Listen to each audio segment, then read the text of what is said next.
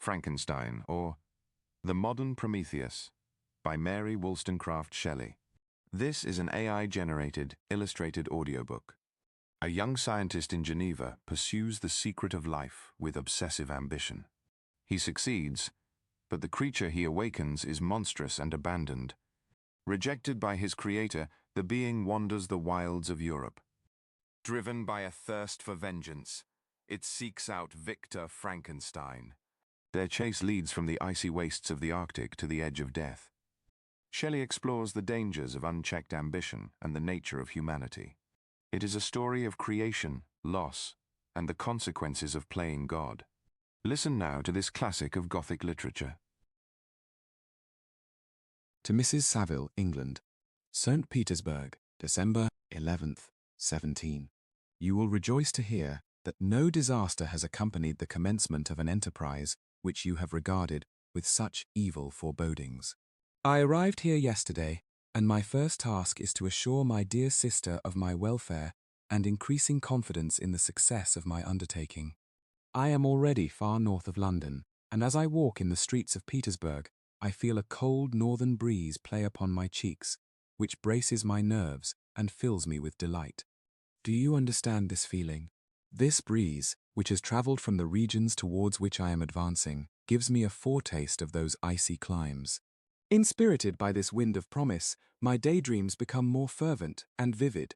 I try in vain to be persuaded that the pole is the seat of frost and desolation. It ever presents itself to my imagination as the region of beauty and delight. There, Margaret, the sun is forever visible, its broad disk just skirting the horizon and diffusing a perpetual splendor. There, for with your leave, my sister, I will put some trust in preceding navigators.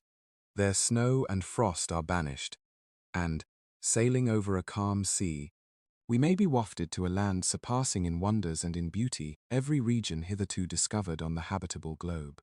Its productions and features may be without example, as the phenomena of the heavenly bodies undoubtedly are in those undiscovered solitudes. What may not be expected in a country of eternal light?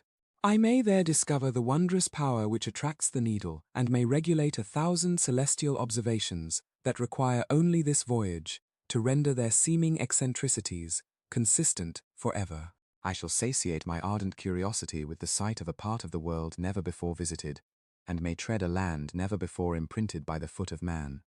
These are my enticements, and they are sufficient to conquer all fear of danger or death, and to induce me to commence this laborious voyage with the joy a child feels when he embarks in a little boat, with his holiday mates, on an expedition of discovery up his native river.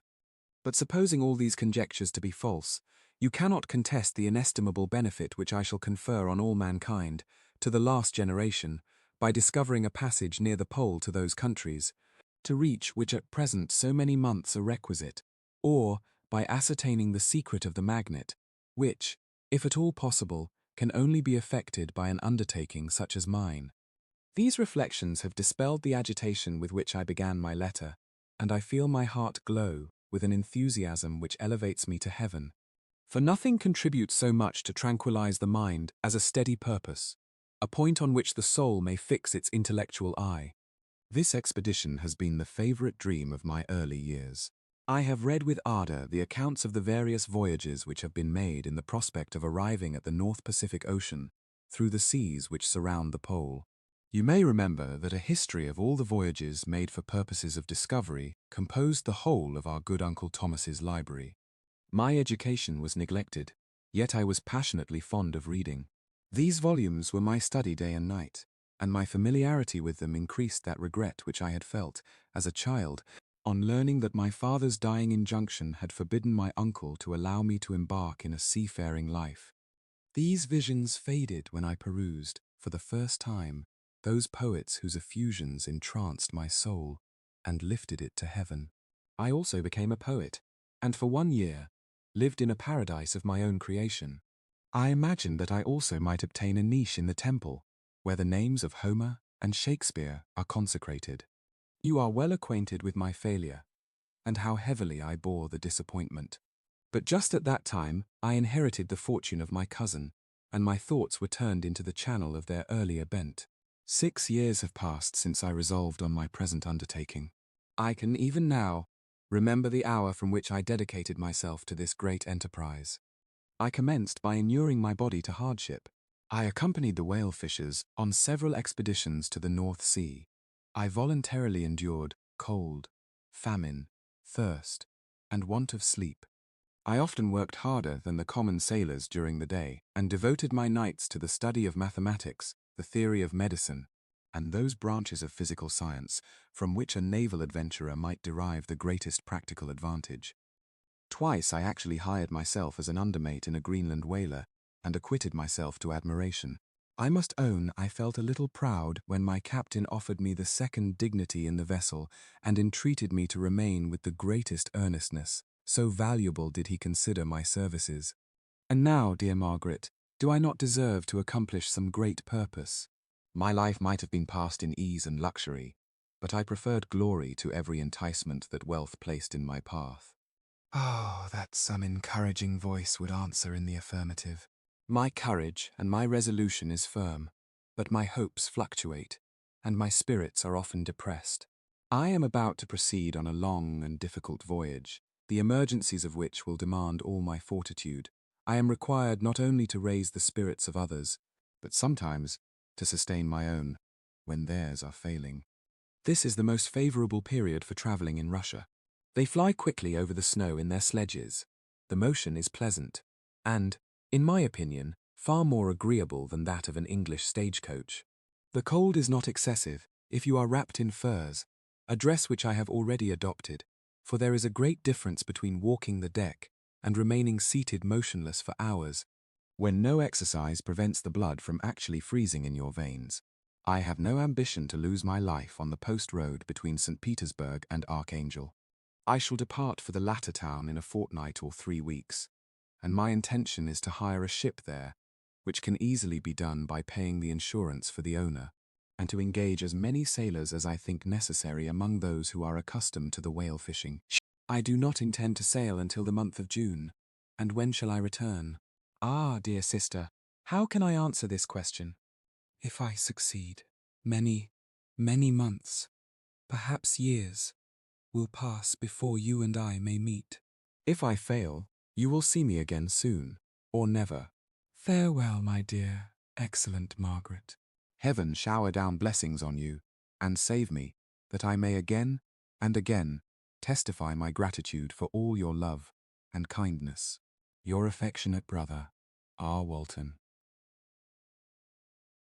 To Mrs. Saville, England, Archangel, 28th of March, 17.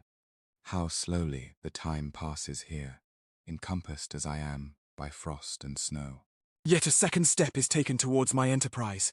I have hired a vessel and am occupied in collecting my sailors. Those whom I have already engaged appear to be men on whom I can depend and are certainly possessed of dauntless courage. But I have one want which I have never yet been able to satisfy, and the absence of the object of which I now feel as a most severe evil. I have no friend, Margaret. When I am glowing with the enthusiasm of success, there will be none to participate my joy. If I am assailed by disappointment, no one will endeavour to sustain me in dejection. I shall commit my thoughts to paper, it is true, but that is a poor medium for the communication of feeling. I desire the company of a man who could sympathize with me, whose eyes would reply to mine. You may deem me romantic, my dear sister, but I bitterly feel the want of a friend. I have no one near me, gentle yet courageous, possessed of a cultivated as well as of a capacious mind, whose tastes are like my own, to approve or amend my plans. How would such a friend repair the faults of your poor brother?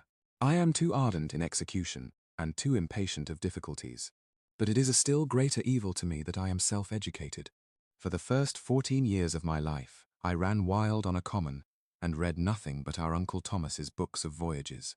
At that age, I became acquainted with the celebrated poets of our own country, but it was only when it had ceased to be in my power to derive its most important benefits from such a conviction, that I perceived the necessity of becoming acquainted with more languages than that of my native country.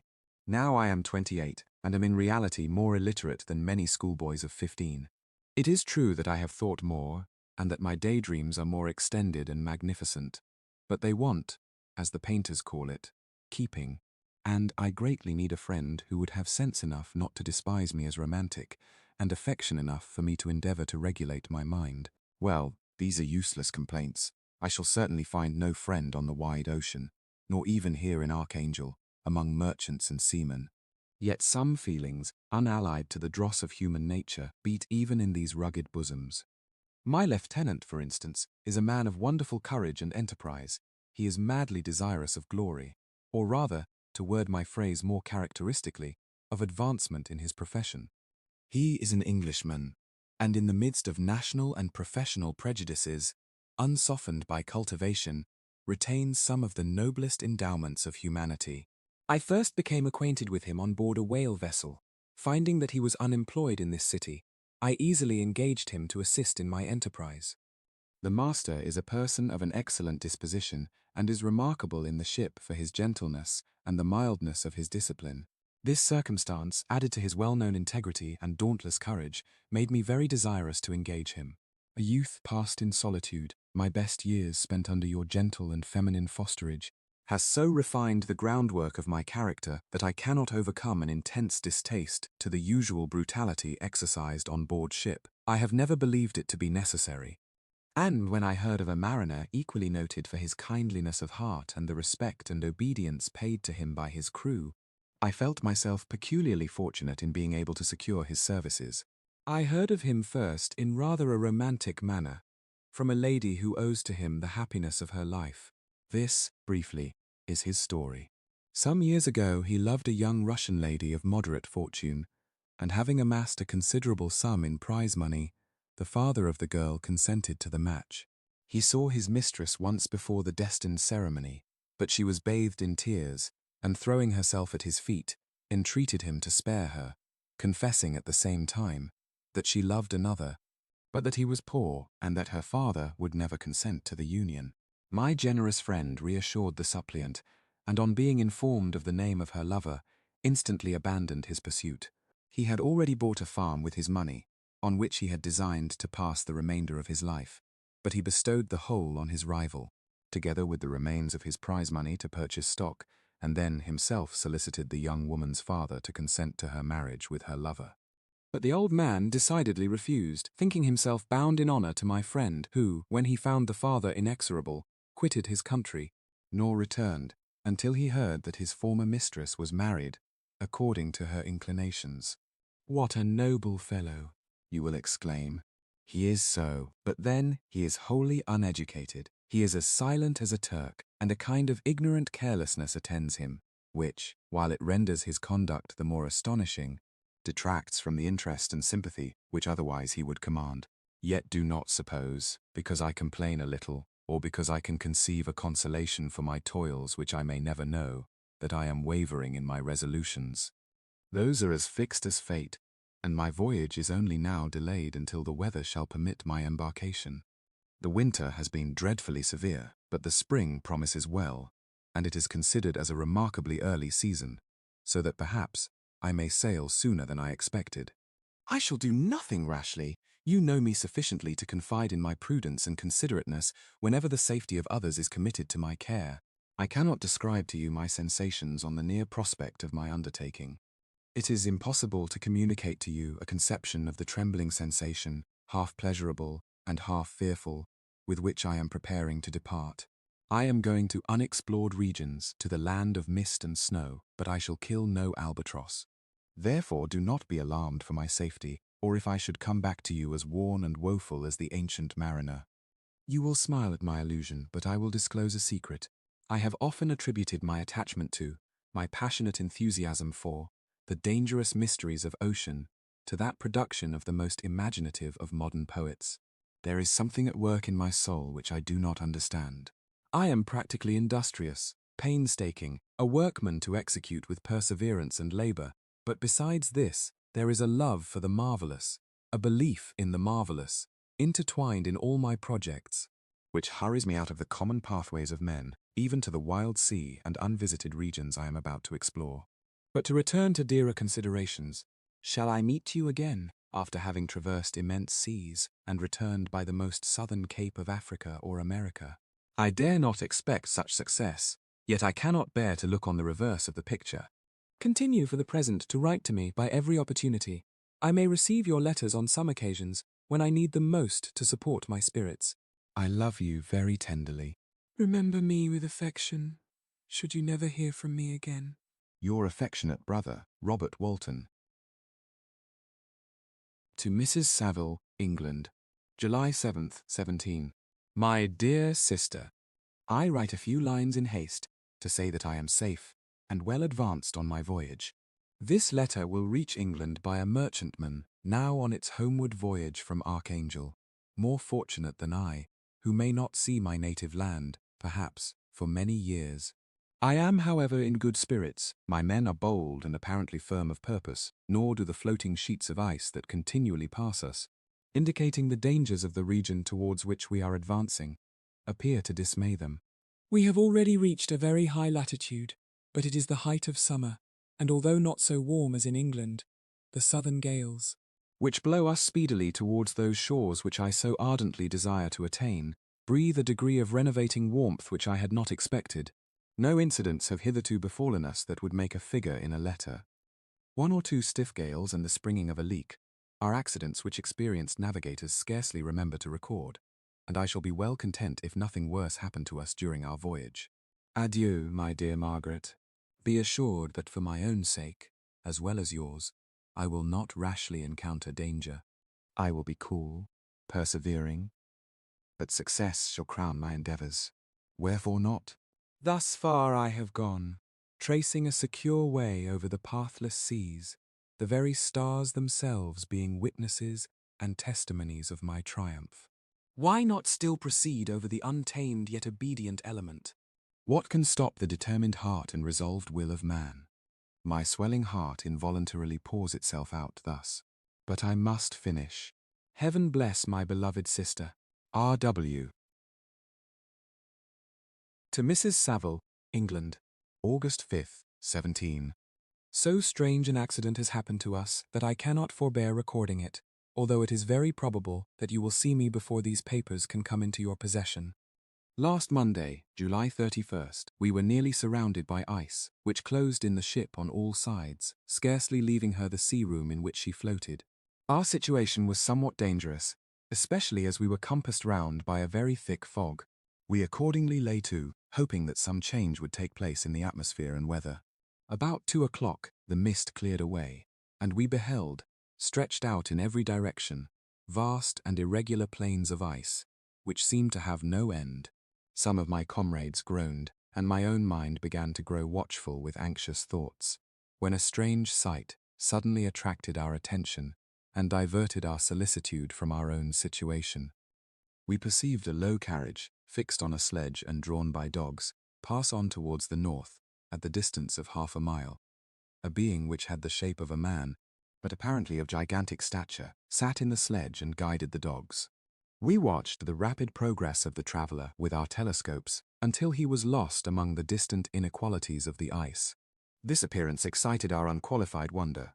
We were, as we believed, many hundred miles from any land, but this apparition seemed to denote that it was not, in reality, so distant as we had supposed.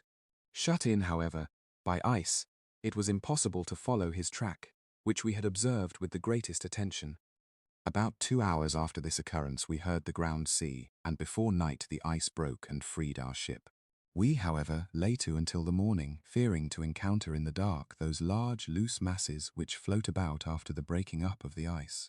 I profited of this time to rest for a few hours. In the morning, however, as soon as it was light, I went upon deck and found all the sailors busy on one side of the vessel, apparently talking to someone in the sea. It was, in fact, a sledge, like that we had seen before, which had drifted towards us in the night, on a large fragment of ice. Only one dog remained alive, but there was a human being within it, whom the sailors were persuading to enter the vessel. He was not, as the other traveller seemed to be, a savage inhabitant of some undiscovered island, but a European. When I appeared on deck, the master said, "Here is our captain," and he will not allow you to perish on the open sea. On perceiving me, the stranger addressed me in English, although with a foreign accent. Before I come on board your vessel, said he, will you have the kindness to inform me whither you are bound?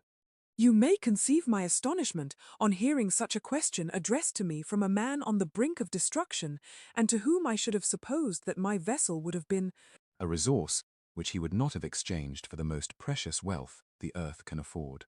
I replied, however, that we were on a voyage of discovery towards the northern pole.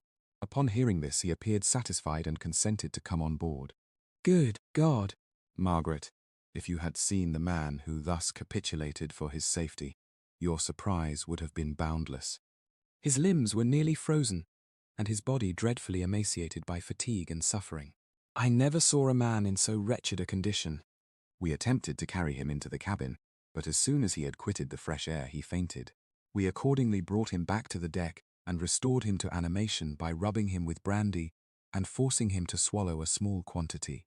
As soon as he showed signs of life, we wrapped him up in blankets and placed him near the chimney of the kitchen stove. By slow degrees he recovered and ate a little soup, which restored him wonderfully. 2 days passed in this manner before he was able to speak, and I often feared that his sufferings had deprived him of understanding. When he had in some measure recovered, I removed him to my own cabin and attended on him as much as my duty would permit. I never saw a more interesting creature. His eyes have generally an expression of wildness and even madness, but there are moments when, if anyone performs an act of kindness towards him, or does him any the most trifling service, his whole countenance is lighted up, as it were, with a beam of benevolence and sweetness that I never saw equalled. But he is generally melancholy and despairing, and sometimes he gnashes his teeth, as if impatient of the weight of woes that oppresses him. When my guest was a little recovered, I had great trouble to keep off the men, who wished to ask him 1,000 questions, but I would not allow him to be tormented by their idle curiosity, in a state of body and mind whose restoration evidently depended upon entire repose. Once, however, the lieutenant asked why he had come so far upon the ice in so strange a vehicle. His countenance instantly assumed an aspect of the deepest gloom, and he replied, "To seek one who fled from me." "And did the man whom you pursued travel in the same fashion?" "Yes." "Then I fancy we have seen him, for the day before we picked you up we saw some dogs drawing a sledge, with a man in it, across the ice." This aroused the stranger's attention, and he asked a multitude of questions concerning the route which the daemon, as he called him, had pursued.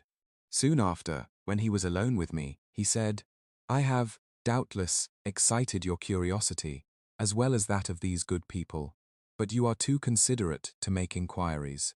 Certainly, it would indeed be very impertinent and inhuman in me to trouble you with any inquisitiveness of mine.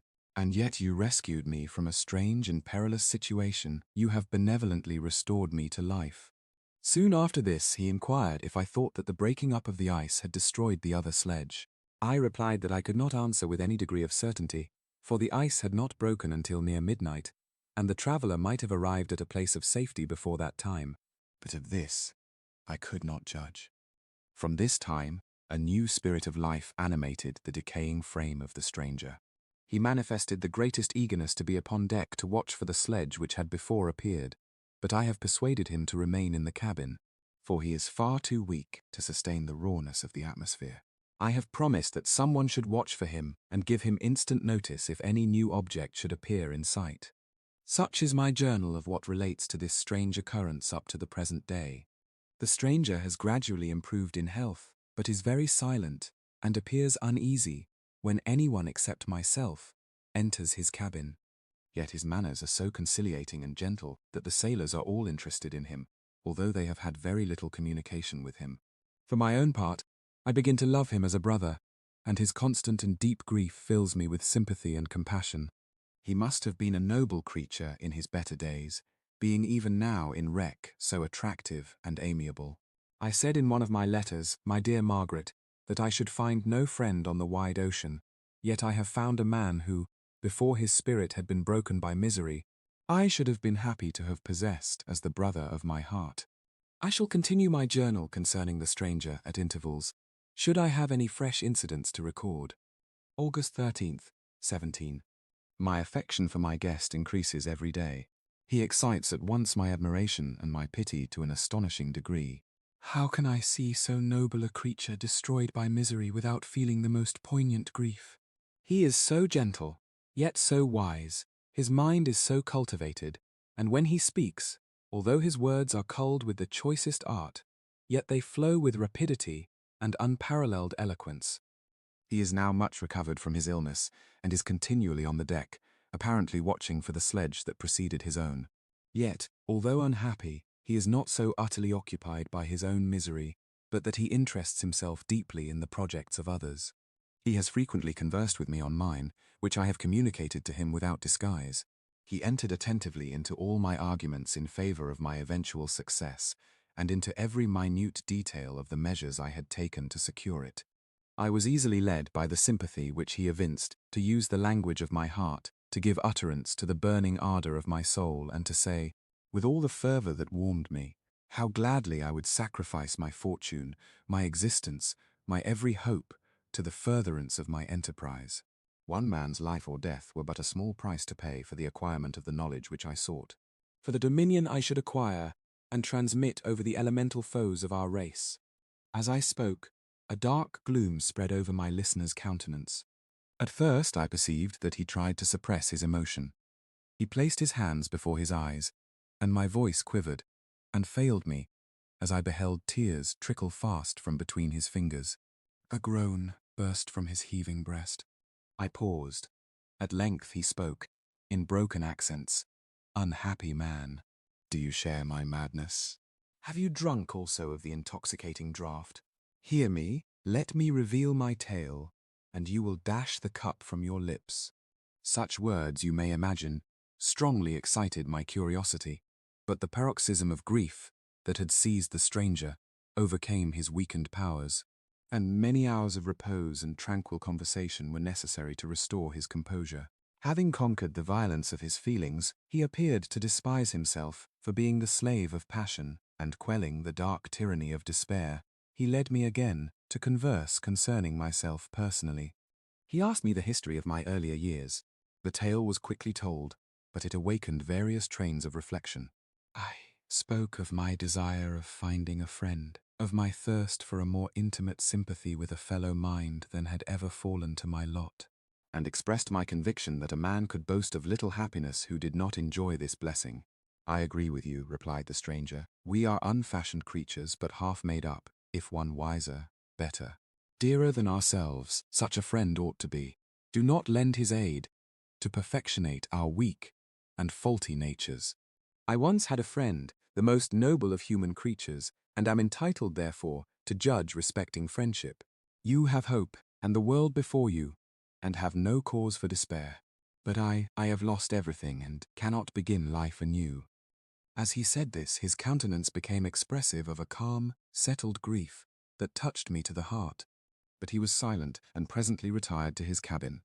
Even broken in spirit as he is, no one can feel more deeply than he does the beauties of nature. The starry sky, the sea, and every sight afforded by these wonderful regions seem still to have the power of elevating his soul from earth. Such a man has a double existence. He may suffer misery and be overwhelmed by disappointments, yet when he has retired into himself, he will be like a celestial spirit that has a halo around him, within whose circle no grief or folly ventures. Will you smile at the enthusiasm I express concerning this divine wanderer? You would not if you saw him. You have been tutored and refined by books and retirement from the world, and you are therefore somewhat fastidious. But this only renders you the more fit to appreciate the extraordinary merits of this wonderful man. Sometimes I have endeavored to discover what quality it is which he possesses that elevates him so immeasurably above any other person I ever knew. I believe it to be an intuitive discernment, a quick but never failing power of judgment, a penetration into the causes of things, unequaled for clearness and precision. Add to this a facility of expression and a voice whose varied intonations are soul-subduing music. August 19th, 17. Yesterday the stranger said to me, "You may easily perceive, Captain Walton, that I have suffered great and unparalleled misfortunes. I had determined at one time that the memory of these evils should die with me, but you have won me to alter my determination. You seek for knowledge and wisdom, as I once did, and I ardently hope that the gratification of your wishes may not be a serpent to sting you, as mine has been. I do not know that the relation of my disasters will be useful to you. Yet, when I reflect that you are pursuing the same course, exposing yourself to the same dangers which have rendered me what I am, I imagine that you may deduce an apt moral from my tale, one that may direct you if you succeed in your undertaking and console you in case of failure. Prepare to hear of occurrences which are usually deemed marvelous.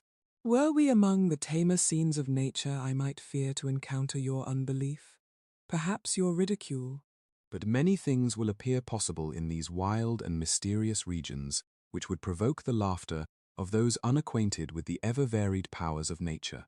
Nor can I doubt but that my tale conveys, in its series, internal evidence of the truth of the events of which it is composed.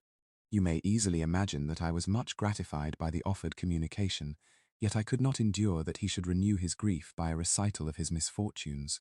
I felt the greatest eagerness to hear the promised narrative, partly from curiosity and partly from a strong desire to ameliorate his fate if it were in my power. I expressed these feelings in my answer. I thank you, he replied, for your sympathy, but it is useless. My fate is nearly fulfilled. I wait but for one event, and then I shall repose in peace. I understand your feeling, continued he, perceiving that I wished to interrupt him, but you are mistaken, my friend. If thus you will allow me to name you, nothing can alter my destiny. Listen to my history, and you will perceive how irrevocably it is determined. He then told me that he would commence his narrative the next day, when I should be at leisure. This promise drew from me the warmest thanks. I have resolved every night, when I am not imperatively occupied by my duties, to record, as nearly as possible in his own words, what he has related during the day. If I should be engaged, I will at least make notes. This manuscript will doubtless afford you the greatest pleasure, but to me, who know him, and who hear it from his own lips, with what interest and sympathy shall I read it in some future day?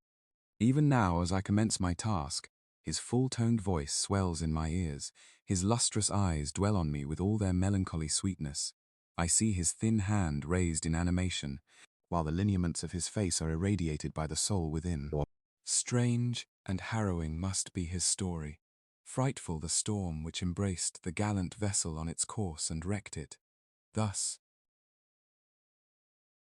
I am by birth a Genoese, and my family is one of the most distinguished of that republic. My ancestors had been for many years councillors and syndics, and my father had filled several public situations with honor and reputation. He was respected by all who knew him for his integrity and indefatigable attention to public business. He passed his younger days perpetually occupied by the affairs of his country. A variety of circumstances had prevented his marrying early, nor was it until the decline of life that he became a husband and the father of a family. As the circumstances of his marriage illustrate his character, I cannot refrain from relating them.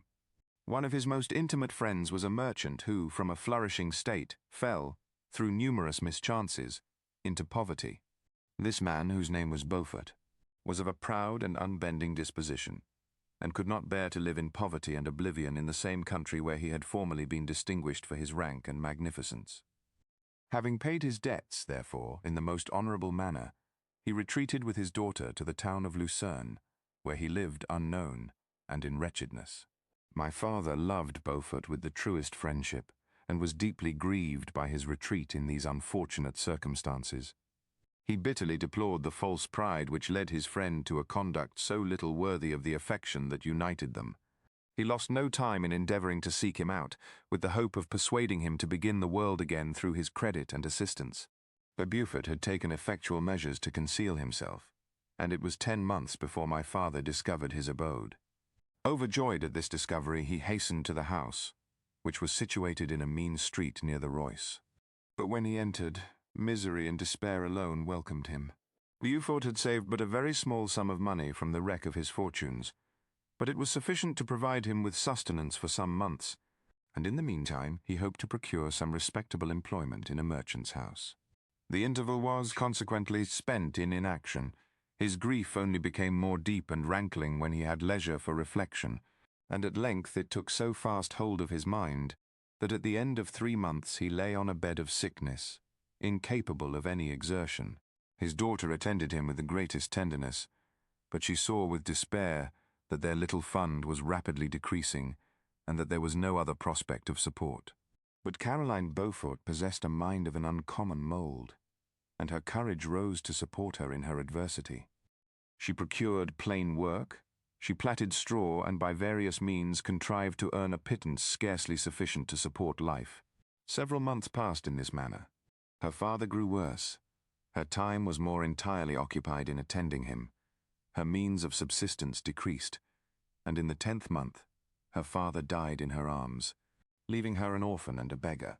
This last blow overcame her, and she knelt by Beaufort's coffin weeping bitterly when my father entered the chamber. He came like a protecting spirit to the poor girl, who committed herself to his care, and after the interment of his friend, he conducted her to Geneva and placed her under the protection of a relation. 2 years after this event, Caroline became his wife. There was a considerable difference between the ages of my parents, but this circumstance seemed to unite them only closer in bonds of devoted affection. There was a sense of justice in my father's upright mind, which rendered it necessary that he should approve highly to love strongly. Perhaps during former years he had suffered from the late-discovered unworthiness of one beloved, and so was disposed to set a greater value on tried worth. There was a show of gratitude and worship in his attachment to my mother, differing wholly from the doting fondness of age, for it was inspired by reverence for her virtues and a desire to be the means of, in some degree, recompensing her for the sorrows she had endured, but which gave inexpressible grace to his behavior to her. Everything was made to yield to her wishes and her convenience. He strove to shelter her, as a fair exotic is sheltered by the gardener, from every rougher wind, and to surround her with all that could tend to excite pleasurable emotion in her soft and benevolent mind. Her health and even the tranquility of her hitherto constant spirit had been shaken by what she had gone through. During the 2 years that had elapsed previous to their marriage, my father had gradually relinquished all his public functions, and immediately after their union they sought the pleasant climate of Italy, and the change of scene and interest attendant on a tour through that land of wonders, as a restorative for her weakened frame. From Italy they visited Germany and France. I, their eldest child, was born at Naples, and as an infant accompanied them in their rambles. I remained for several years their only child. Much as they were attached to each other, they seemed to draw inexhaustible stores of affection from a very mine of love, to bestow them upon me. My mother's tender caresses, and my father's smile of benevolent pleasure while regarding me, are my first recollections. I was their plaything and their idol, and something better, their child, the innocent and helpless creature bestowed on them by heaven, whom to bring up to good, and whose future lot it was in their hands to direct to happiness or misery, according as they fulfilled their duties towards me.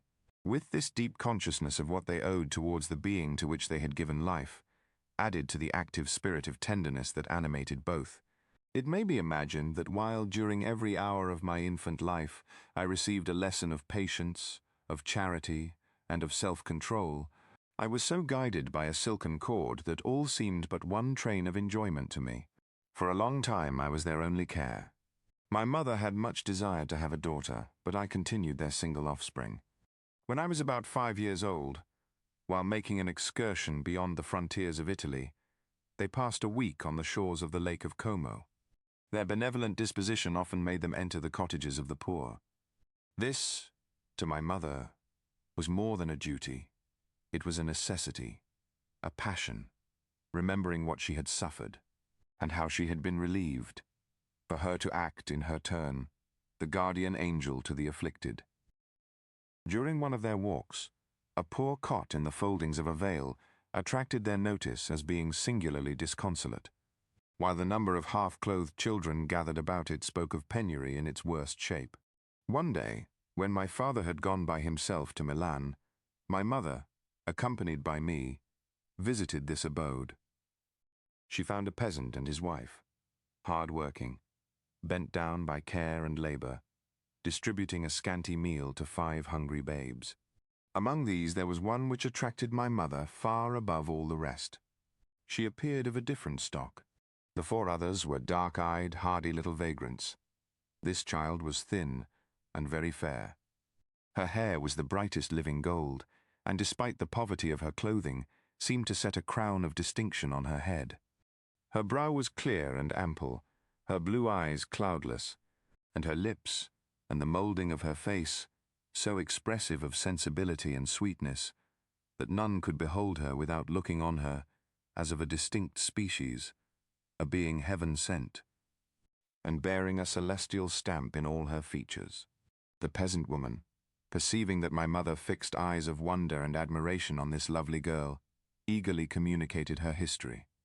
She was not her child, but the daughter of a Milanese nobleman. Her mother was a German, and had died on giving her birth. The infant had been placed with these good people to nurse. They were better off then. They had not been long married, and their eldest child was but just born. The father of their charge was one of those Italians nursed in the memory of the antique glory of Italy, one among the schiavi ogni frementi, who exerted himself to obtain the liberty of his country.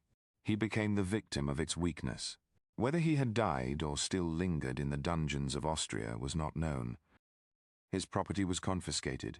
His child became an orphan and a beggar. She continued with her foster parents, and bloomed in their rude abode, fairer than a garden rose among dark-leaved brambles. When my father returned from Milan, he found playing with me in the hall of our villa a child fairer than pictured cherub, a creature who seemed to shed radiance from her looks, and whose form and motions were lighter than the chamois of the hills. The apparition was soon explained. With his permission, my mother prevailed on her rustic guardians to yield their charge to her. They were fond of the sweet orphan. Her presence had seemed a blessing to them, but it would be unfair to her to keep her in poverty and want, when Providence afforded her such powerful protection. They consulted their village priest, and the result was that Elizabeth Lavenza became the inmate of my parents' house, my more than sister, the beautiful and adored companion of all my occupations and my pleasures. Everyone loved Elizabeth.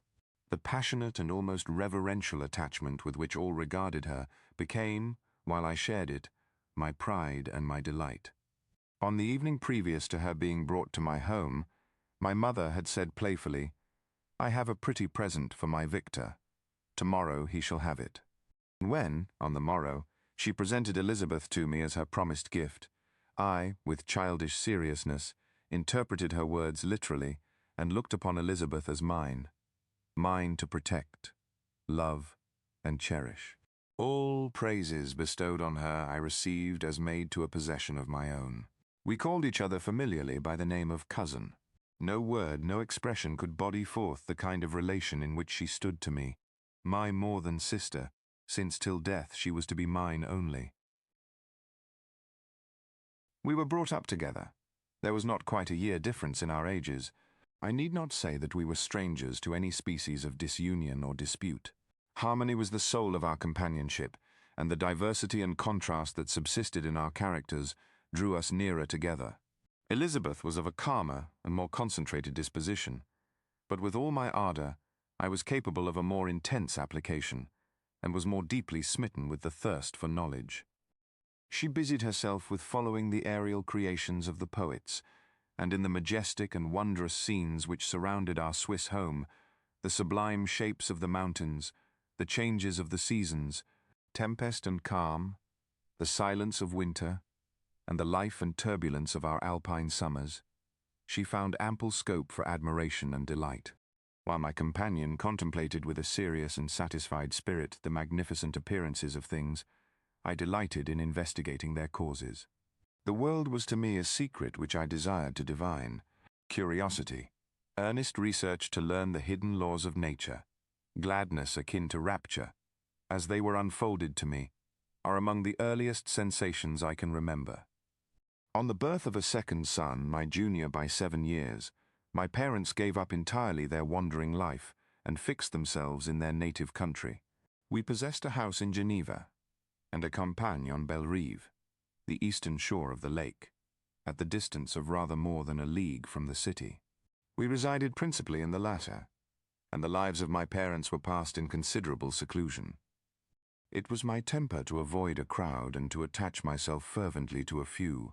I was indifferent, therefore, to my schoolfellows in general, but I united myself in the bonds of the closest friendship to one among them. Henry Clerval was the son of a merchant of Geneva. He was a boy of singular talent and fancy. He loved enterprise, hardship, and even danger for its own sake. He was deeply read in books of chivalry and romance. He composed heroic songs and began to write many a tale of enchantment and knightly adventure. He tried to make us act plays and to enter into masquerades, in which the characters were drawn from the heroes of Roncesvalles, of the Round Table of King Arthur, and the chivalrous train who shed their blood to redeem the Holy Sepulchre from the hands of the infidels. No human being could have passed a happier childhood than myself. My parents were possessed by the very spirit of kindness and indulgence. We felt that they were not the tyrants to rule our lot according to their caprice, but the agents and creators of all the many delights which we enjoyed. When I mingled with other families, I distinctly discerned how peculiarly fortunate my lot was, and gratitude assisted the development of filial love. My temper was sometimes violent, and my passions vehement, but by some law in my temperature, they were turned not towards childish pursuits, but to an eager desire to learn, and not to learn all things indiscriminately.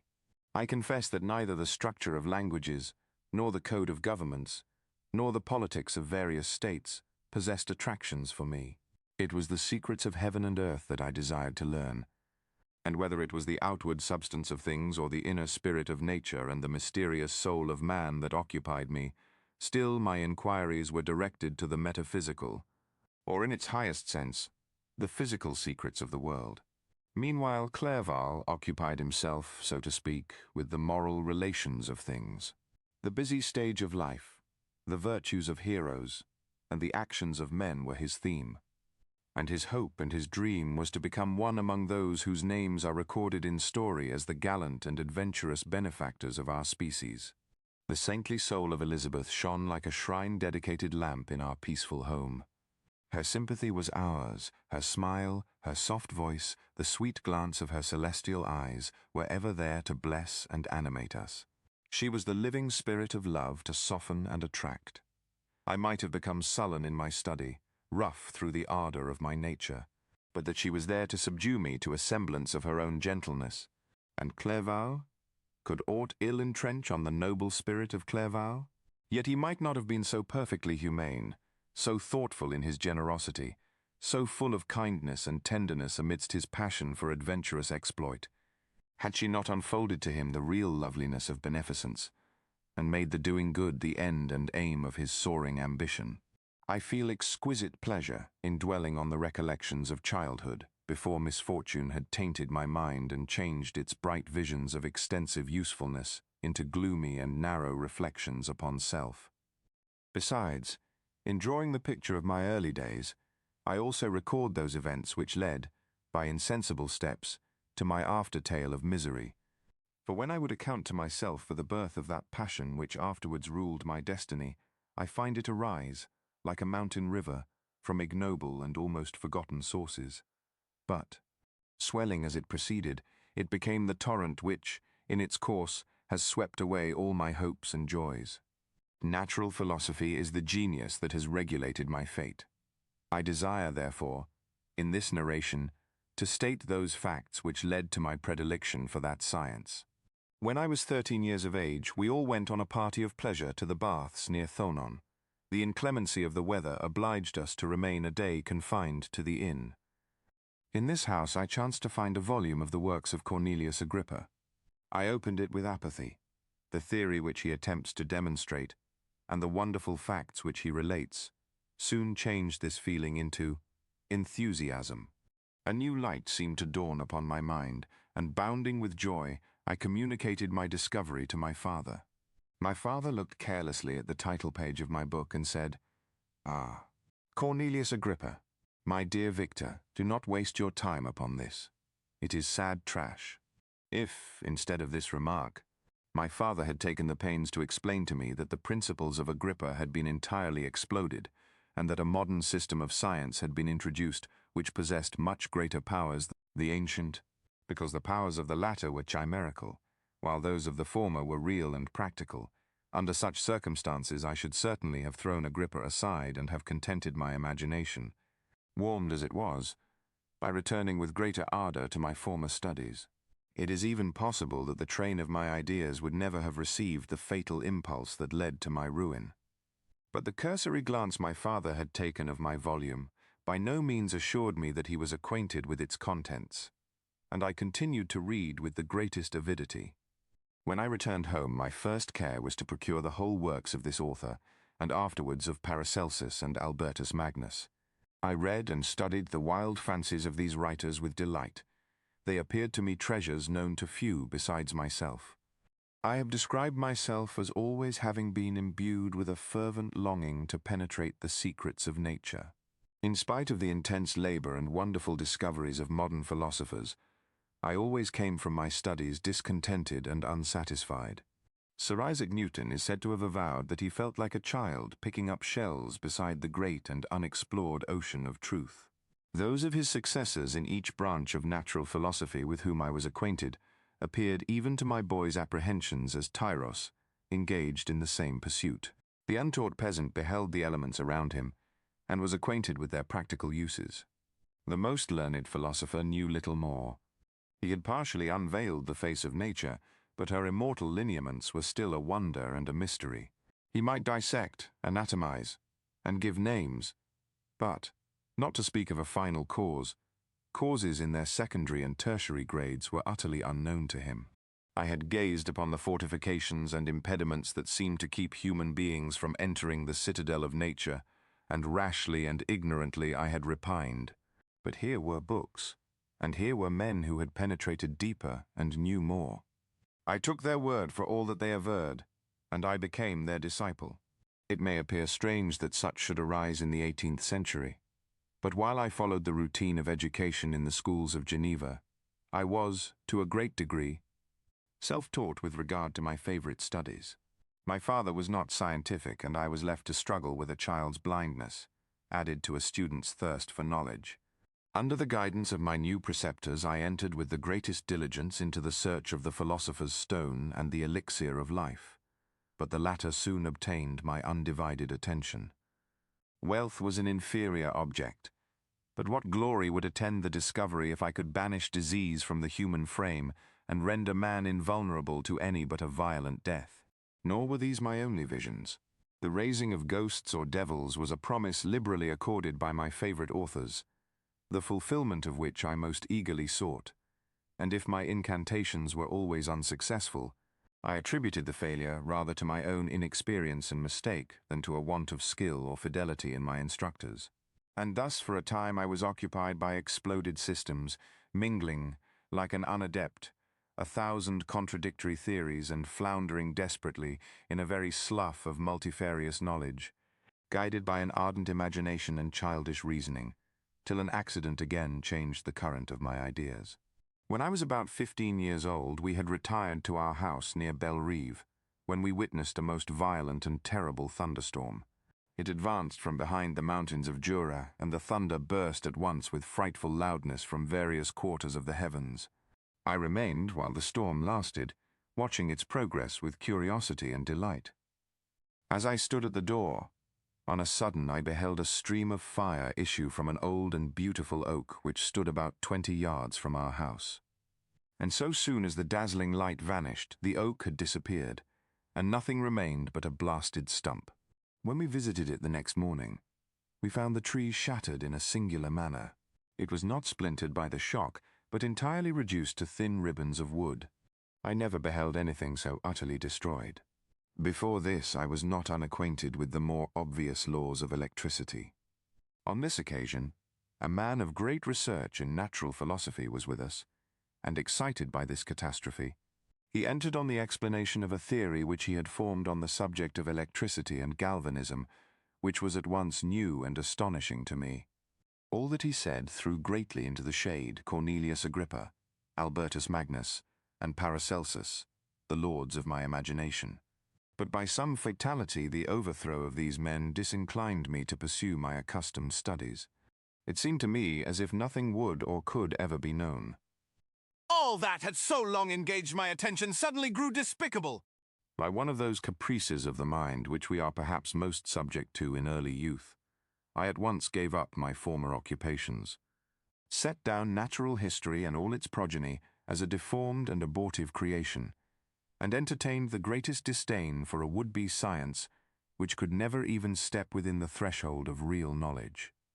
In this mood of mind I betook myself to the mathematics and the branches of study appertaining to that science as being built upon secure foundations, and so worthy of my consideration.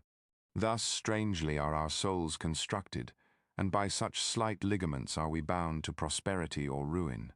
When I look back, it seems to me as if this almost miraculous change of inclination and will was the immediate suggestion of the guardian angel of my life, the last effort made by the spirit of preservation to avert the storm that was even then hanging in the stars and ready to envelop me.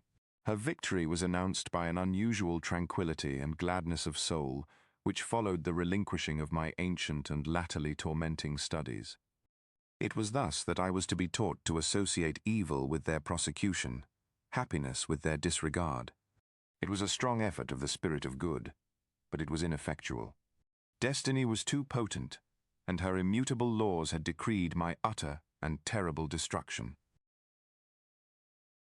When I had attained the age of 17, my parents resolved that I should become a student at the University of Ingolstadt. I had hitherto attended the schools of Geneva, but my father thought it necessary for the completion of my education that I should be made acquainted with other customs than those of my native country. My departure was therefore fixed at an early date, but before the day resolved upon could arrive, the first misfortune of my life occurred, an omen, as it were, of my future misery. Elizabeth had caught the scarlet fever. Her illness was severe, and she was in the greatest danger. During her illness, many arguments had been urged to persuade my mother to refrain from attending upon her. She had at first yielded to our entreaties, but when she heard that the life of her favorite was menaced, she could no longer control her anxiety. She attended her sickbed. Her watchful attentions triumphed over the malignity of the distemper. Elizabeth was saved, but the consequences of this imprudence were fatal to her preserver. On the third day my mother sickened. Her fever was accompanied by the most alarming symptoms, and the looks of her medical attendants prognosticated the worst event. On her deathbed, the fortitude and benignity of this best of women did not desert her. She joined the hands of Elizabeth and myself. "My children," she said, "my firmest hopes of future happiness were placed on the prospect of your union. This expectation will now be the consolation of your father. Elizabeth, my love, you must supply my place to my younger children. Alas, I regret that I am taken from you, and, happy and beloved as I have been, is it not hard to quit you all? But these are not thoughts befitting me. I will endeavor to resign myself cheerfully to death, and will indulge a hope of meeting you in another world." She died calmly, and her countenance expressed affection even in death. I need not describe the feelings of those whose dearest ties are rent by that most irreparable evil, the void that presents itself to the soul, and the despair that is exhibited on the countenance. It is so long before the mind can persuade itself that she whom we saw every day, and whose very existence appeared a part of our own, can have departed forever, that the brightness of a beloved eye can have been extinguished, and the sound of a voice so familiar and dear to the ear can be hushed, never more to be heard. These are the reflections of the first days. But when the lapse of time proves the reality of the evil, then the actual bitterness of grief commences. Yet from whom has not that rude hand rent away some dear connection? And why should I describe a sorrow which all have felt, and must feel? The time at length arrives when grief is rather an indulgence than a necessity, and the smile that plays upon the lips, although it may be deemed a sacrilege, is not banished. My mother was dead, but we had still duties which we ought to perform. We must continue our course with the rest and learn to think ourselves fortunate, whilst one remains whom the spoiler has not seized. My departure for Ingolstadt, which had been deferred by these events, was now again determined upon. I obtained from my father a respite of some weeks. It appeared to me sacrilege so soon to leave the repose, akin to death, of the house of mourning, and to rush into the thick of life. I was new to sorrow, but it did not the less alarm me. I was unwilling to quit the sight of those that remained to me, and above all I desired to see my sweet Elizabeth in some degree consoled. She indeed veiled her grief and strove to act the comforter to us all. She looked steadily on life and assumed its duties with courage and zeal. She devoted herself to those whom she had been taught to call her uncle and cousins. Never was she so enchanting as at this time, when she recalled the sunshine of her smiles and spent them upon us. She forgot even her own regret in her endeavours to make us forget. The day of my departure at length arrived. Clerval spent the last evening with us. He had endeavoured to persuade his father to permit him to accompany me and to become my fellow student, but in vain. His father was a narrow-minded trader and saw idleness and ruin in the aspirations and ambition of his son. Henry deeply felt the misfortune of being debarred from a liberal education. He said little, but when he spoke I read in his kindling eye and in his animated glance a restrained but firm resolve not to be chained to the miserable details of commerce. We sat late. We could not tear ourselves away from each other, nor persuade ourselves to say the word farewell. It was said, and we retired under the pretence of seeking repose, each fancying that the other was deceived. But when at morning's dawn I descended to the carriage which was to convey me away, they were all there. My father again to bless me, Clerval to press my hand once more, my Elizabeth to renew her entreaties that I would write often, and to bestow the last feminine attentions on her playmate and friend. I threw myself into the chaise that was to convey me away, and indulged in the most melancholy reflections. I, who had ever been surrounded by amiable companions, continually engaged in endeavouring to bestow mutual pleasure, I was now alone. In the university whither I was going, I must form my own friends and be my own protector. My life had hitherto been remarkably secluded and domestic, and this had given me invincible repugnance to new countenances. I loved my brothers Elizabeth and Clerval. These were old familiar faces, but I believed myself totally unfitted for the company of strangers. Such were my reflections as I commenced my journey, but as I proceeded, my spirits and hopes rose. I ardently desired the acquisition of knowledge. I had often, when at home, thought it hard to remain during my youth, cooped up in one place, and had longed to enter the world and take my station among other human beings. Now my desires were complied with, and it would, indeed, have been folly to repent. I had sufficient leisure for these and many other reflections during my journey to Ingolstadt, which was long and fatiguing. At length the high white steeple of the town met my eyes. I alighted and was conducted to my solitary apartment to spend the evening as I pleased. The next morning I delivered my letters of introduction and paid a visit to some of the principal professors. Chance, or rather the evil influence, the angel of destruction, which asserted omnipotent sway over me from the moment I turned my reluctant steps from my father's door, led me first to M. Krempe, professor of natural philosophy. He was an uncouth man, but deeply imbued in the secrets of his science. He asked me several questions concerning my progress in the different branches of science appertaining to natural philosophy. I replied carelessly, and partly in contempt, mentioned the names of my alchemists as the principal authors I had studied. The professor stared. "Have you," he said, "really spent your time in studying such nonsense?" I replied in the affirmative. "Every minute," continued M. Krempe, with warmth, "every instant that you have wasted on those books is utterly and entirely lost. You have burdened your memory with exploded systems and useless names. Good God! In what desert land have you lived, where no one was kind enough to inform you that these fancies which you have so greedily imbibed are 1,000 years old and as musty as they are ancient? I little expected, in this enlightened and scientific age, to find a disciple of Albertus Magnus and Paracelsus. My dear sir, you must begin your studies entirely anew." So saying, he stepped aside and wrote down a list of several books treating of natural philosophy which he desired me to procure, and dismissed me after mentioning that in the beginning of the following week he intended to commence a course of lectures upon natural philosophy in its general relations, and that Monsieur Waldman, a fellow professor, would lecture upon chemistry the alternate days that he omitted. I returned home not disappointed, for I have said that I had long considered those authors useless whom the professor reprobated, but I returned not at all the more inclined to recur to these studies in any shape. Krempe was a little squat man with a gruff voice and a repulsive countenance. The teacher, therefore, did not prepossess me in favor of his pursuits.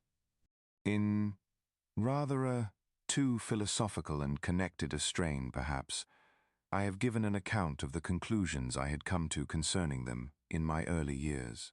As a child, I had not been content with the results promised by the modern professors of natural science, with a confusion of ideas only to be accounted for by my extreme youth and my want of a guide on such matters.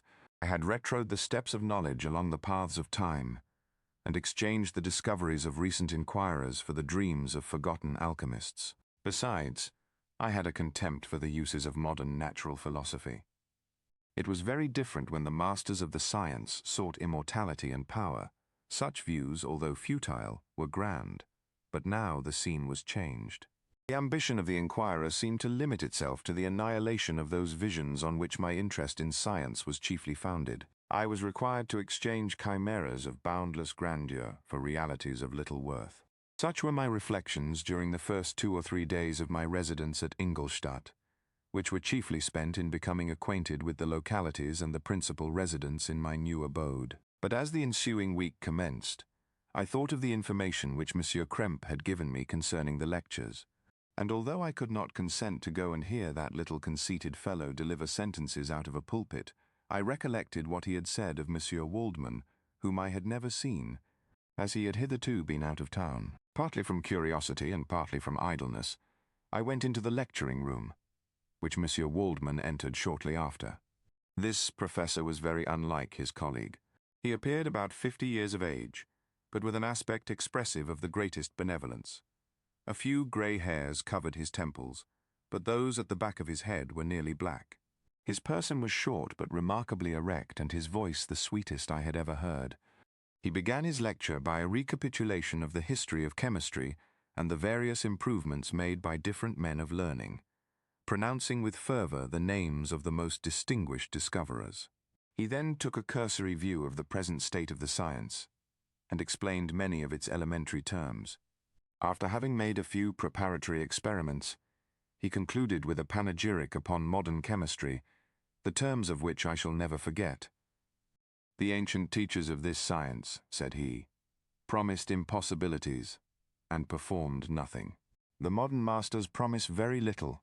They know that metals cannot be transmuted and that the elixir of life is a chimera, but these philosophers, whose hands seem only made to dabble in dirt, and their eyes to pore over the microscope or crucible, have indeed performed miracles.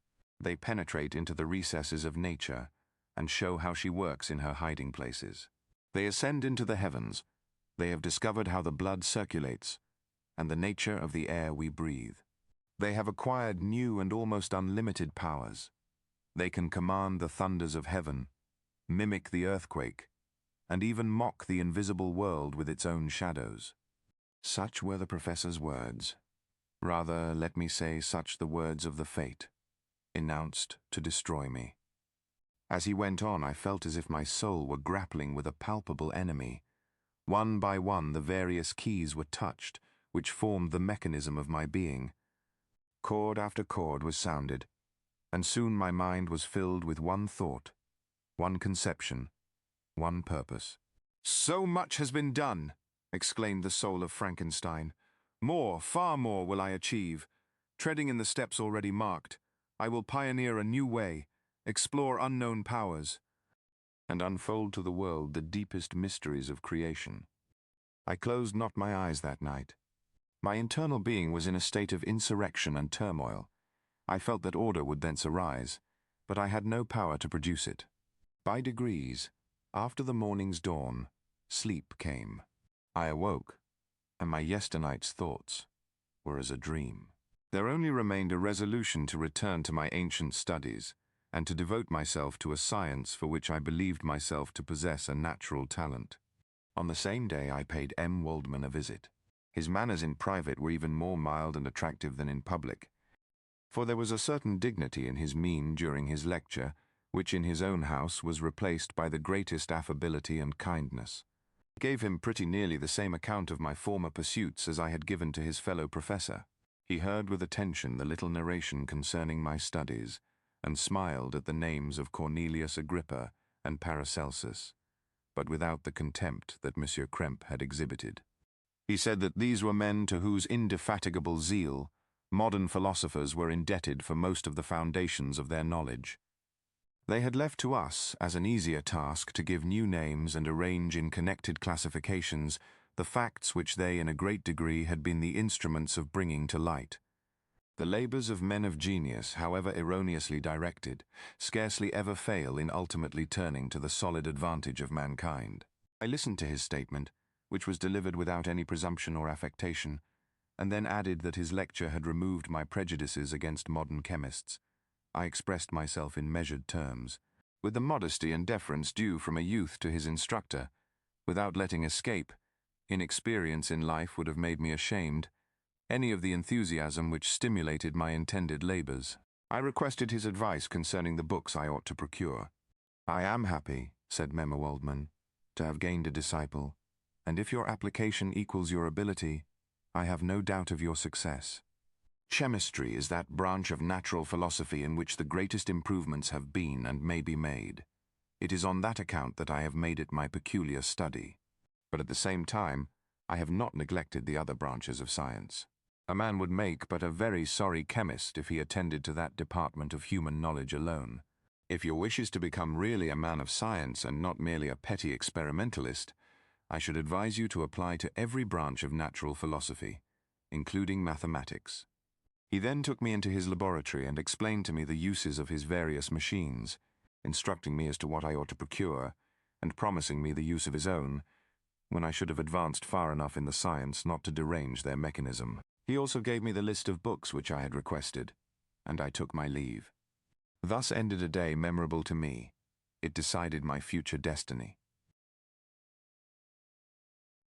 From this day, natural philosophy, and particularly chemistry, in the most comprehensive sense of the term, became nearly my sole occupation.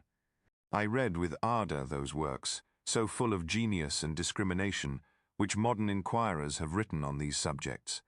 I attended the lectures, and cultivated the acquaintance of the men of science of the university, and I found even in Monsieur Krempe a great deal of sound sense and real information, combined, it is true, with a repulsive physiognomy and manners, but not on that account the less valuable. In M. Waldman I found a true friend. His gentleness was never tinged by dogmatism, and his instructions were given with an air of frankness and good nature that banished every idea of pedantry. In 1,000 ways he smoothed for me the path of knowledge, and made the most abstruse inquiries clear and facile to my apprehension. My application was at first fluctuating and uncertain. It gained strength as I proceeded, and soon became so ardent and eager that the stars often disappeared in the light of morning whilst I was yet engaged in my laboratory. As I applied so closely, it may be easily conceived that my progress was rapid. My ardor was indeed the astonishment of the students, and my proficiency that of the masters. Professor Krempe often asked me, with a sly smile, how Cornelius Agrippa went on, whilst M. Waldman expressed the most heartfelt exultation in my progress. 2 years passed in this manner, during which I paid no visit to Geneva, but was engaged, heart and soul, in the pursuit of some discoveries which I hoped to make. None but those who have experienced them can conceive of the enticements of science. In other studies you go as far as others have gone before you, and there is nothing more to know. But in a scientific pursuit there is continual food for discovery and wonder.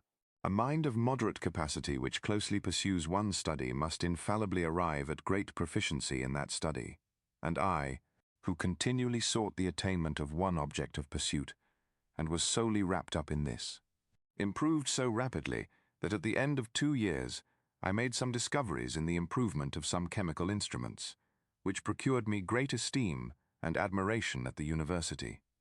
When I had arrived at this point, and had become as well acquainted with the theory and practice of natural philosophy as depended on the lessons of any of the professors at Ingolstadt, my residence there being no longer conducive to my improvements, I thought of returning to my friends and my native town, when an incident happened that protracted my stay. One of the phenomena which had peculiarly attracted my attention was the structure of the human frame, and indeed any animal endued with life. Whence, I often asked myself, did the principle of life proceed? It was a bold question, and one which has ever been considered as a mystery.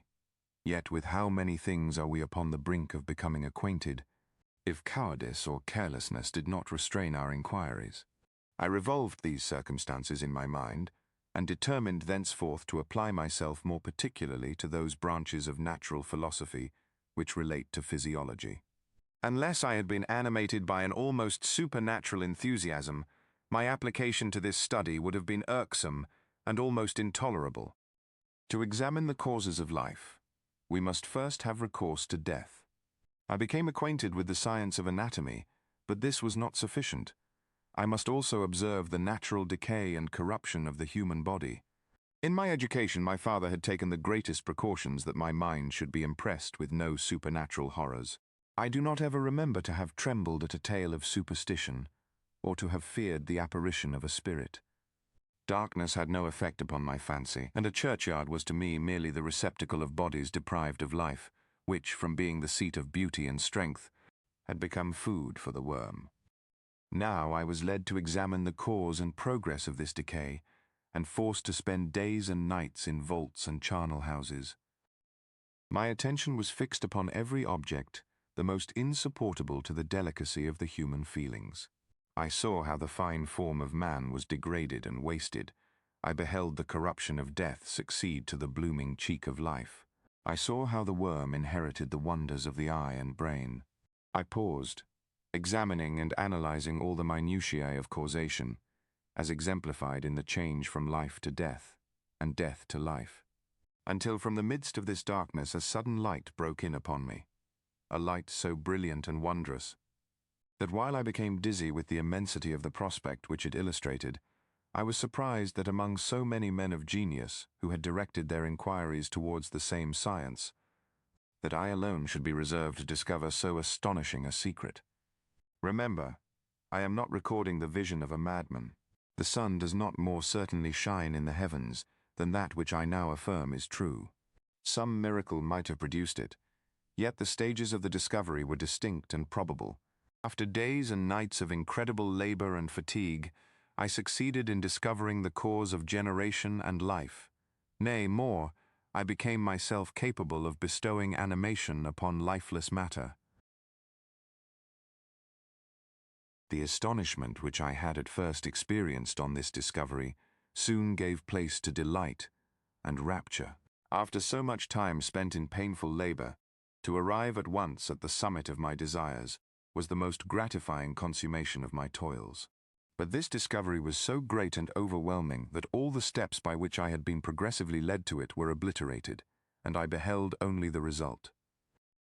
What had been the study and desire of the wisest men since the creation of the world was now within my grasp. Not that, like a magic scene, it all opened upon me at once. The information I had obtained was of a nature rather to direct my endeavors so soon as I should point them towards the object of my search, than to exhibit that object already accomplished.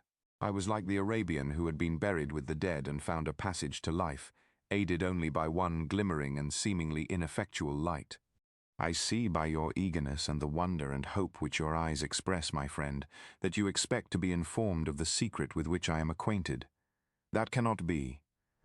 Listen patiently until the end of my story, and you will easily perceive why I am reserved upon that subject. I will not lead you on, unguarded and ardent as I then was, to your destruction and infallible misery. Learn from me, if not by my precepts, at least by my example. How dangerous is the acquirement of knowledge, and how much happier that man is who believes his native town to be the world, than he who aspires to become greater than his nature will allow. When I found so astonishing a power placed within my hands, I hesitated a long time concerning the manner in which I should employ it. Although I possessed the capacity of bestowing animation, yet to prepare a frame for the reception of it, with all its intricacies of fibers, muscles, and veins, still remained a work of inconceivable difficulty and labor. I doubted at first whether I should attempt the creation of a being like myself, or one of simpler organization.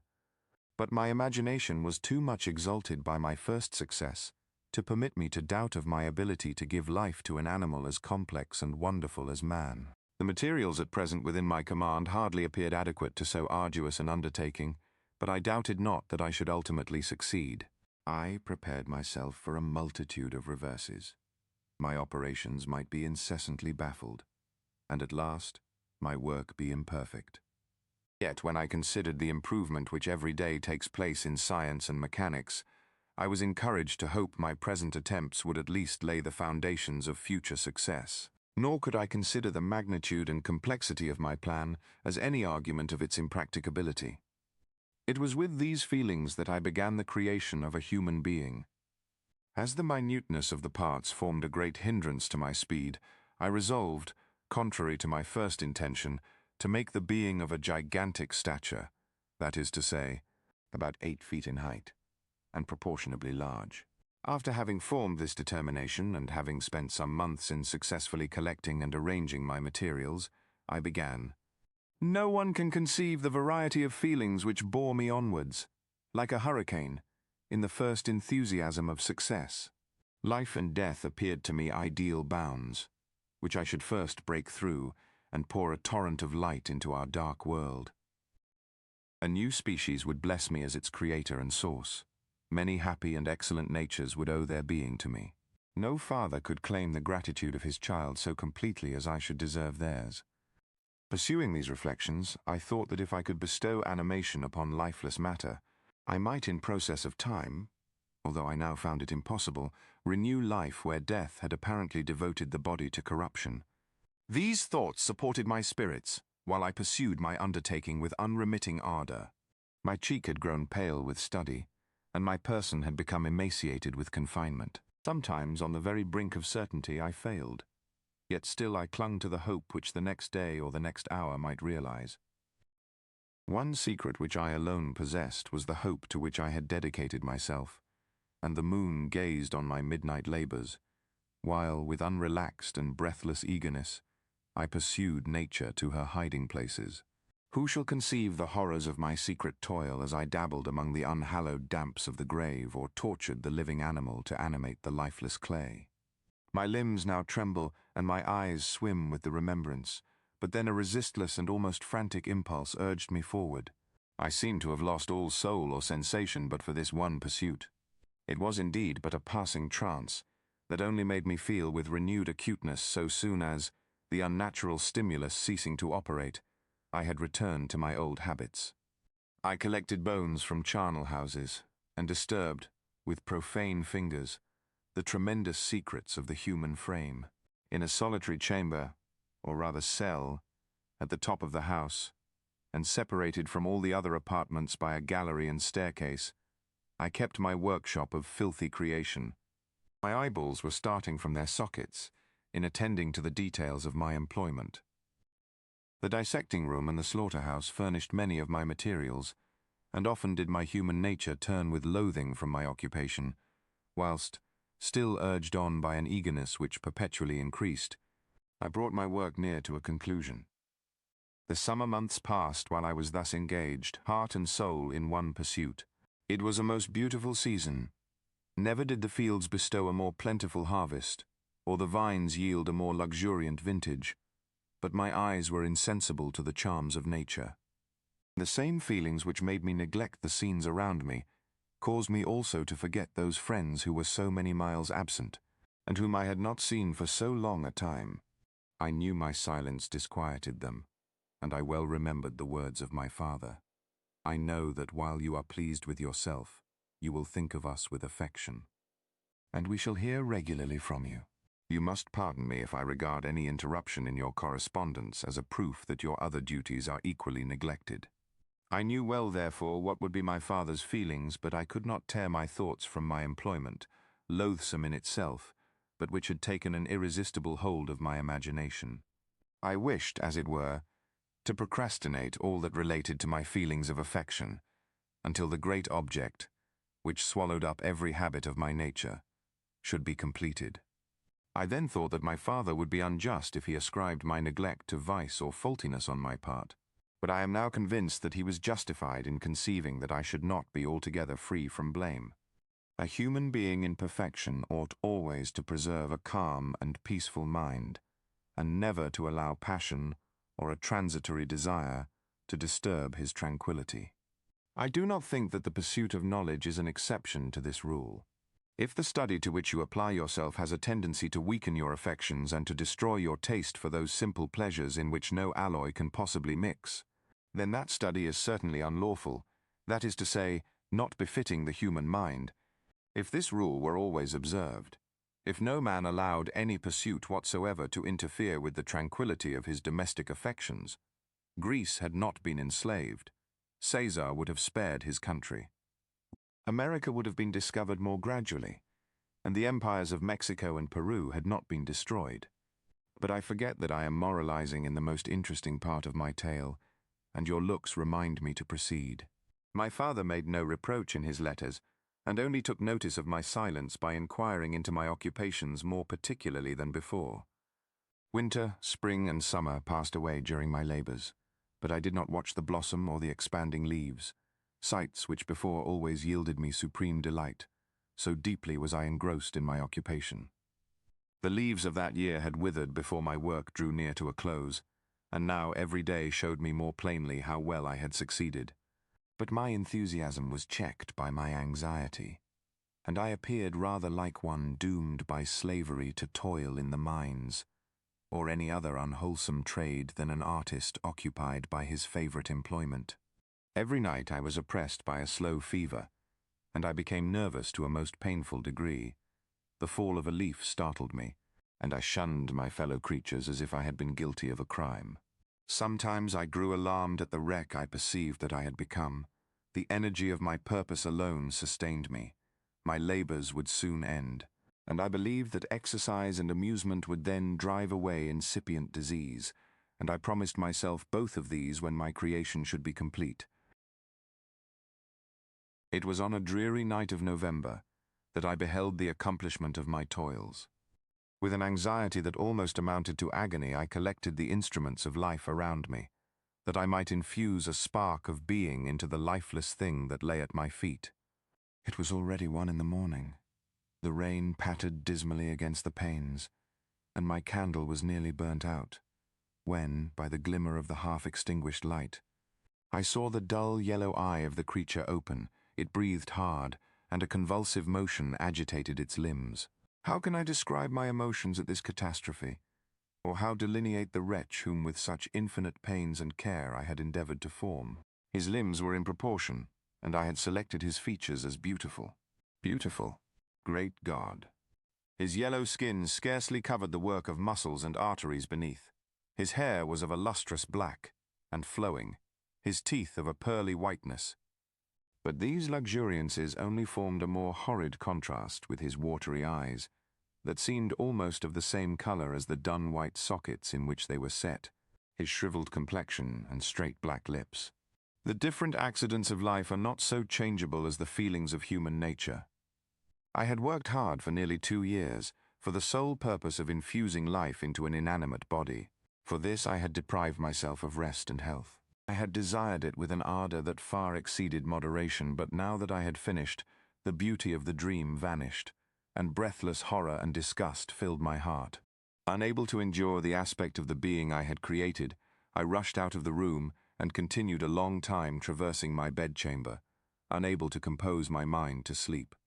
At length lassitude succeeded to the tumult I had before endured, and I threw myself on the bed in my clothes, endeavoring to seek a few moments of forgetfulness.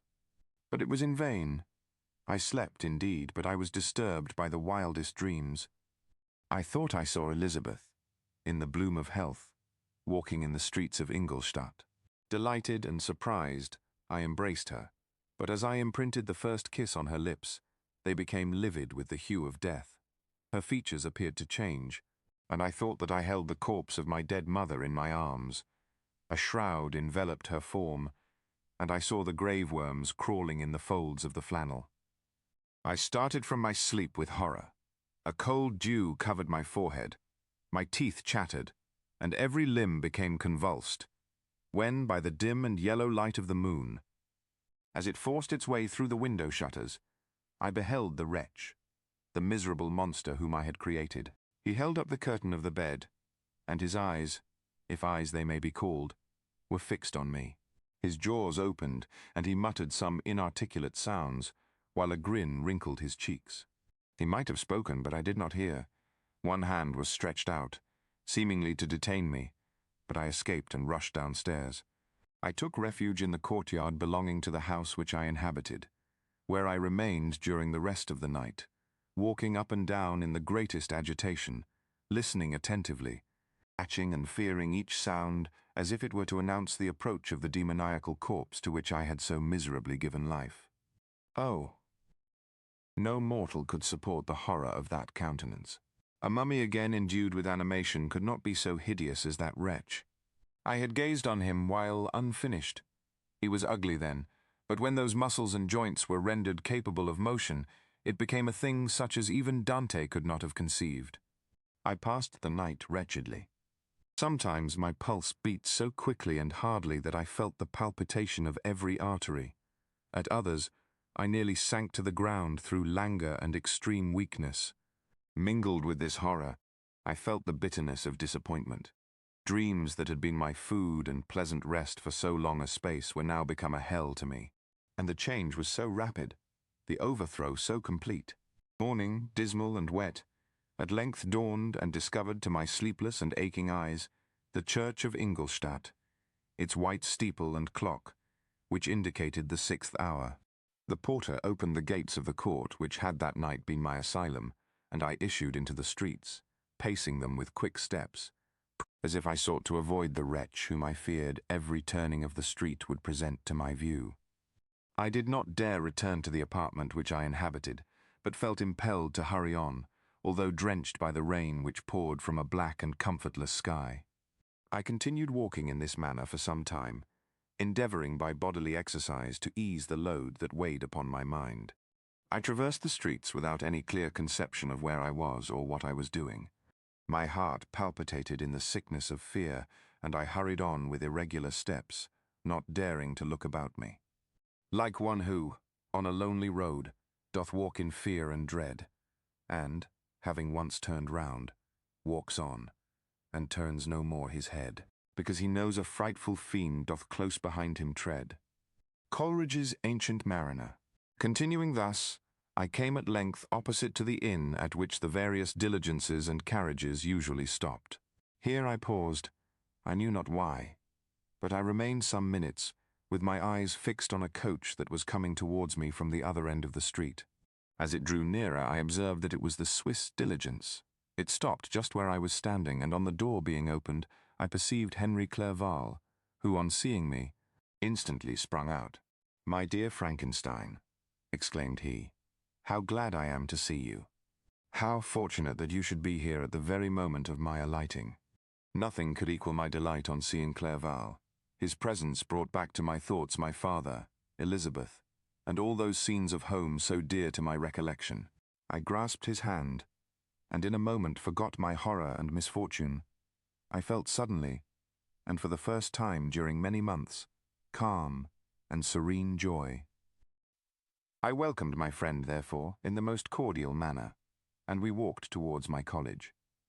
Clerval continued talking for some time about our mutual friends and his own good fortune in being permitted to come to Ingolstadt. "You may easily believe," said he, "how great was the difficulty to persuade my father that all necessary knowledge was not comprised in the noble art of bookkeeping. And, indeed, I believe I left him incredulous to the last, for his constant answer to my unwearied entreaties was the same as that of the Dutch schoolmaster in The Vicar of Wakefield. "I have 10,000 florins a year without Greek. I eat heartily without Greek." But his affection for me at length overcame his dislike of learning, and he has permitted me to undertake a voyage of discovery to the land of knowledge. It gives me the greatest delight to see you. But tell me how you left my father, brothers, and Elizabeth.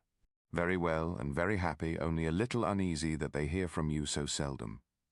By the by, I mean to lecture you a little upon their account myself. But, my dear Frankenstein," continued he, stopping short and gazing full in my face, I did not before remark how very ill you appear, so thin and pale. You look as if you had been watching for several nights. You have guessed right. I have lately been so deeply engaged in one occupation that I have not allowed myself sufficient rest, as you see. But I sincerely hope, that all these employments are now at an end and that I am at length free. I trembled excessively.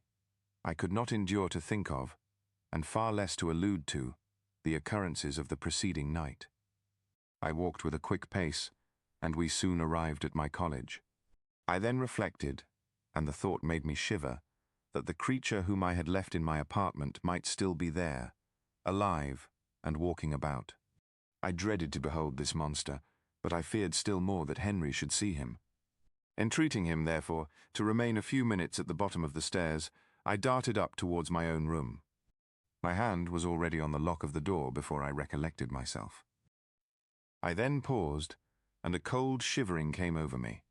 I threw the door forcibly open, as children are accustomed to do when they expect a spectre to stand in waiting for them on the other side.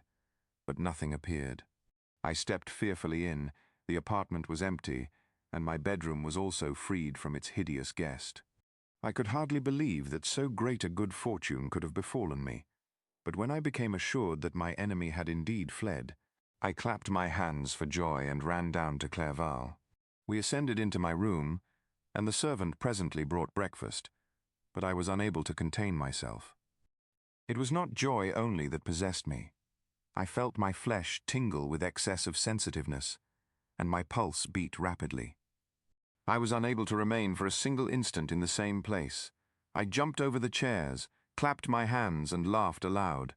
Clerval at first attributed my unusual spirits to joy on his arrival, but when he observed me more attentively, he saw a wildness in my eyes for which he could not account, and my loud, unrestrained, heartless laughter frightened and astonished him.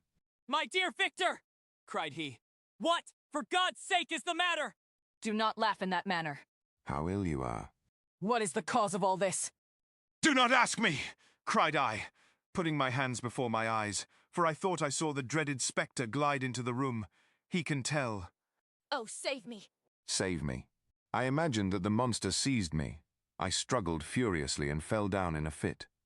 Poor Clerval. What must have been his feelings? A meeting, which he anticipated with such joy, so strangely turned to bitterness. But I was not the witness of his grief, for I was lifeless and did not recover my senses for a long, long time. This was the commencement of a nervous fever which confined me for several months. During all that time, Henry was my only nurse. I afterwards learned that, knowing my father's advanced age and unfitness for so long a journey, and how wretched my sickness would make Elizabeth, he spared them this grief by concealing the extent of my disorder. He knew that I could not have a more kind and attentive nurse than himself, and, firm in the hope he felt of my recovery, he did not doubt that, instead of doing harm, he performed the kindest action that he could towards them. But I was in reality very ill, and surely nothing but the unbounded and unremitting attentions of my friend could have restored me to life. The form of the monster on whom I had bestowed existence was forever before my eyes, and I raved incessantly concerning him. Doubtless my words surprised Henry. He at first believed them to be the wanderings of my disturbed imagination.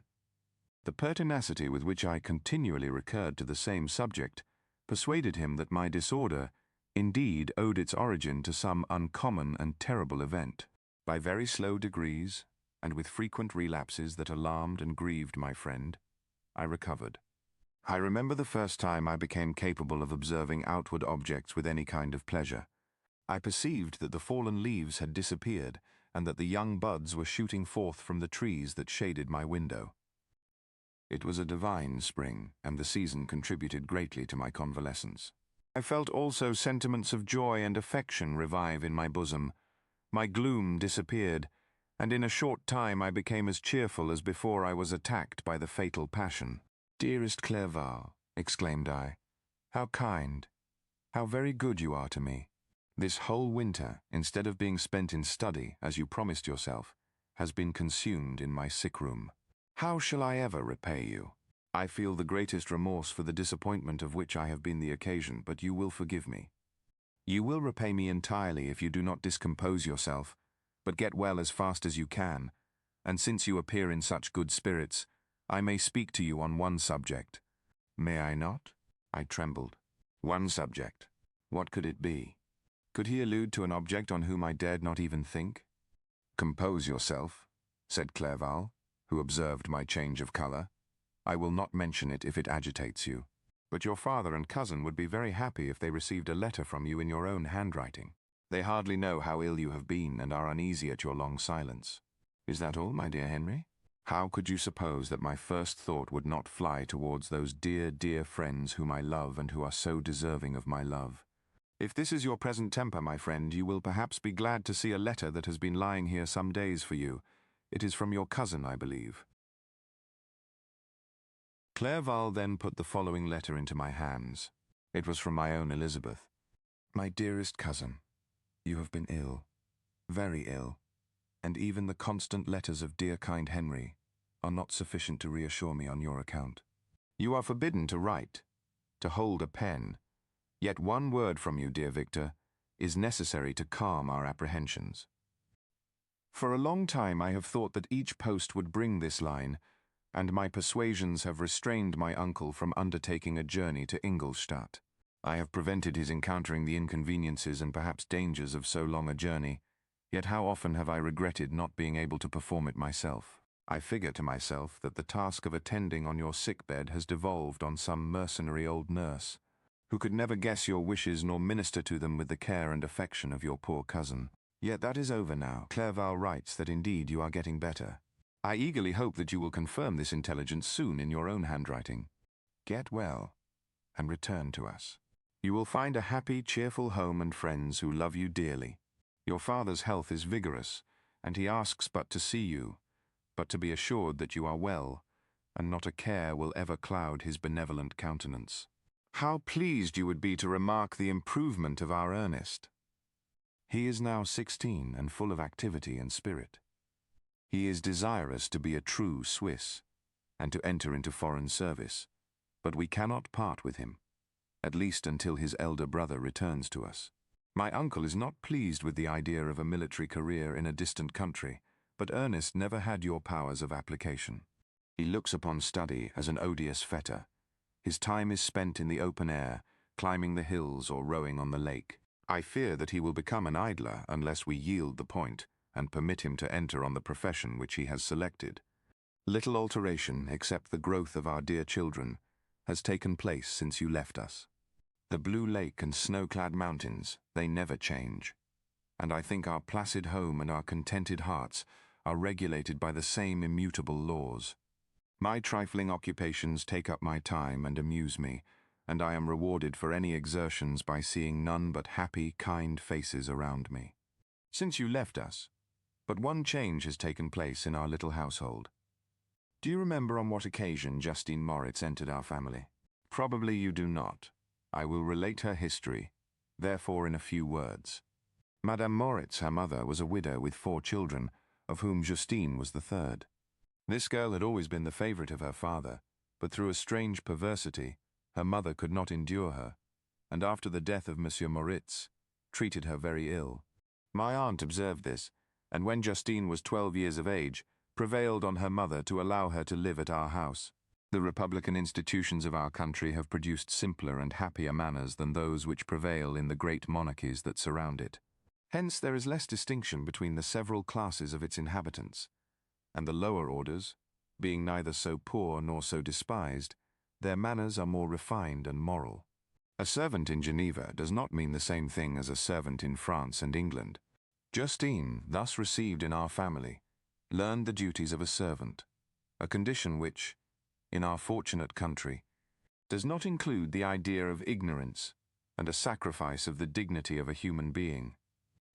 Justine, you may remember, was a great favourite of yours, and I recollect you once remarked that if you were in an ill humour, one glance from Justine could dissipate it. For the same reason that Ariosto gives concerning the beauty of Angelica, she looked so frank-hearted and happy. My aunt conceived a great attachment for her, by which she was induced to give her an education superior to that which she had at first intended. This benefit was fully repaid. Justine was the most grateful little creature in the world. I do not mean that she made any professions I never heard one pass her lips. But you could see by her eyes that she almost adored her protectress. Although her disposition was gay and in many respects inconsiderate, yet she paid the greatest attention to every gesture of my aunt.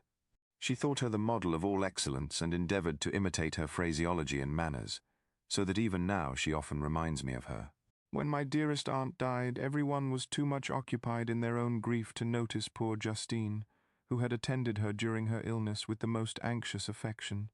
Poor Justine was very ill, but other trials were reserved for her. One by one, her brothers and sister died, and her mother, with the exception of her neglected daughter, was left childless. The conscience of the woman was troubled. She began to think that the deaths of her favorites was a judgment from heaven to chastise her partiality. She was a Roman Catholic, and I believe her confessor confirmed the idea which she had conceived. Accordingly, a few months after your departure for Ingolstadt, Justine was called home by her repentant mother. Poor girl. She wept when she quitted our house. She was much altered since the death of my aunt. Grief had given softness and a winning mildness to her manners, which had before been remarkable for vivacity. Nor was her residence at her mother's house of a nature to restore her gaiety. The poor woman was very vacillating in her repentance. She sometimes begged Justine to forgive her unkindness, but much oftener accused her of having caused the deaths of her brothers and sister. Perpetual fretting at length threw Madame Moritz into a decline, which at first increased her irritability, but she is now at peace forever. She died on the first approach of cold weather, at the beginning of this last winter. Justine has just returned to us, and I assure you I love her tenderly. She is very clever and gentle, and extremely pretty. As I mentioned before, her mien and her expression continually remind me of my dear aunt. I must say also a few words to you, my dear cousin, of little darling William. I wish you could see him. He is very tall of his age, with sweet laughing blue eyes, dark eyelashes, and curling hair. When he smiles, 2 little dimples appear on each cheek, which are rosy with health. He has already had 1 or 2 little wives, but Louisa Biron is his favorite, a pretty little girl of 5 years of age. Now, dear Victor, I dare say you wish to be indulged in a little gossip concerning the good people of Geneva. The pretty Miss Mansfield has already received the congratulatory visits on her approaching marriage with a young Englishman, John Melbourne, Esq. Her ugly sister Manon married M. Duvillard, the rich banker, last autumn. Your favorite schoolfellow, Louis Manoir, has suffered several misfortunes since the departure of Clerval from Geneva. But he has already recovered his spirits, and is reported to be on the point of marrying a lively, pretty Frenchwoman, Madame Tavernier. She is a widow, and much older than Manoir, but she is very much admired, and a favorite with everybody. I have written myself into better spirits, dear cousin, but my anxiety returns upon me as I conclude. Write, dearest Victor. 1 line, 1 word, will be a blessing to us. 10,000 thanks to Henry for his kindness, his affection, and his many letters. We are sincerely grateful. Adieu. My cousin, take care of yourself, and I entreat you, write Elizabeth Lavenza. Geneva, March 18th, 17. Dear, dear Elizabeth, I exclaimed, when I had read her letter. I will write instantly, and relieve them from the anxiety they must feel. I wrote, and this exertion greatly fatigued me, but my convalescence had commenced, and proceeded regularly. In another fortnight I was able to leave my chamber. One of my first duties on my recovery was to introduce Clerval to the several professors of the university. In doing this, I underwent a kind of rough usage, ill befitting the wounds that my mind had sustained ever since the fatal night, the end of my labors, and the beginning of my misfortunes. I had conceived a violent antipathy even to the name of natural philosophy. When I was otherwise quite restored to health, the sight of a chemical instrument would renew all the agony of my nervous symptoms. Henry saw this, and had removed all my apparatus from my view. He had also changed my apartment, for he perceived that I had acquired a dislike for the room which had previously been my laboratory. But these cares of Clerval were made of no avail when I visited the professors. Waldman inflicted torture when he praised, with kindness and warmth, the astonishing progress I had made in the sciences. He soon perceived that I disliked the subject, but not guessing the real cause, he attributed my feelings to modesty and changed the subject from my improvement to the science itself, with a desire, as I evidently saw, of drawing me out. What could I do? He meant to please, and he tormented me. I felt as if he had placed carefully, one by one, in my view, those instruments which were to be afterwards used in putting me to a slow and cruel death. I writhed under his words, yet dared not exhibit the pain I felt. Clerval, whose eyes and feelings were always quick in discerning the sensations of others, declined the subject, alleging, in excuse, his total ignorance, and the conversation took a more general turn. I thanked my friend from my heart, but I did not speak. I saw plainly that he was surprised, but he never attempted to draw my secret from me, and although I loved him with a mixture of affection and reverence that knew no bounds, yet I could never persuade myself to confide in him that event which was so often present to my recollection, but which I feared the detail to another would only impress more deeply. Krempe was not equally docile, and in my condition at that time, of almost insupportable sensitiveness, his harsh, blunt encomiums gave me even more pain than the benevolent approbation of Monsieur Waldman. "Dean the fellow!" cried he. "Why, Monsieur Clerval, I assure you he has outstripped us all."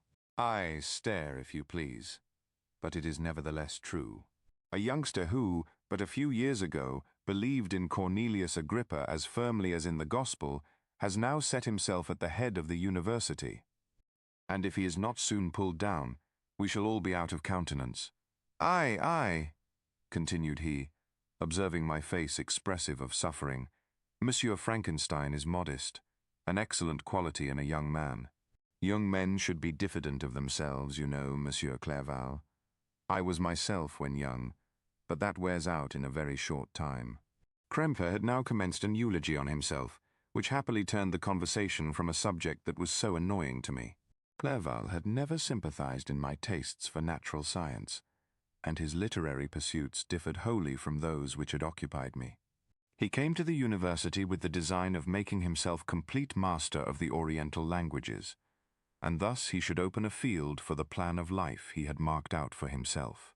Resolved to pursue no inglorious career, he turned his eyes toward the East, as affording scope for his spirit of enterprise. The Persian, Arabic, and Sanskrit languages engaged his attention, and I was easily induced to enter on the same studies.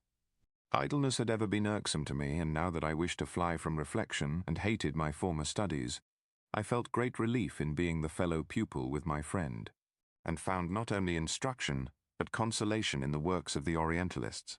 I did not, like him, attempt a critical knowledge of their dialects, for I did not contemplate making any other use of them than temporary amusement. I read merely to understand their meaning, and they well repaid my labors. Their melancholy is soothing, and their joy elevating, to a degree I never experienced in studying the authors of any other country.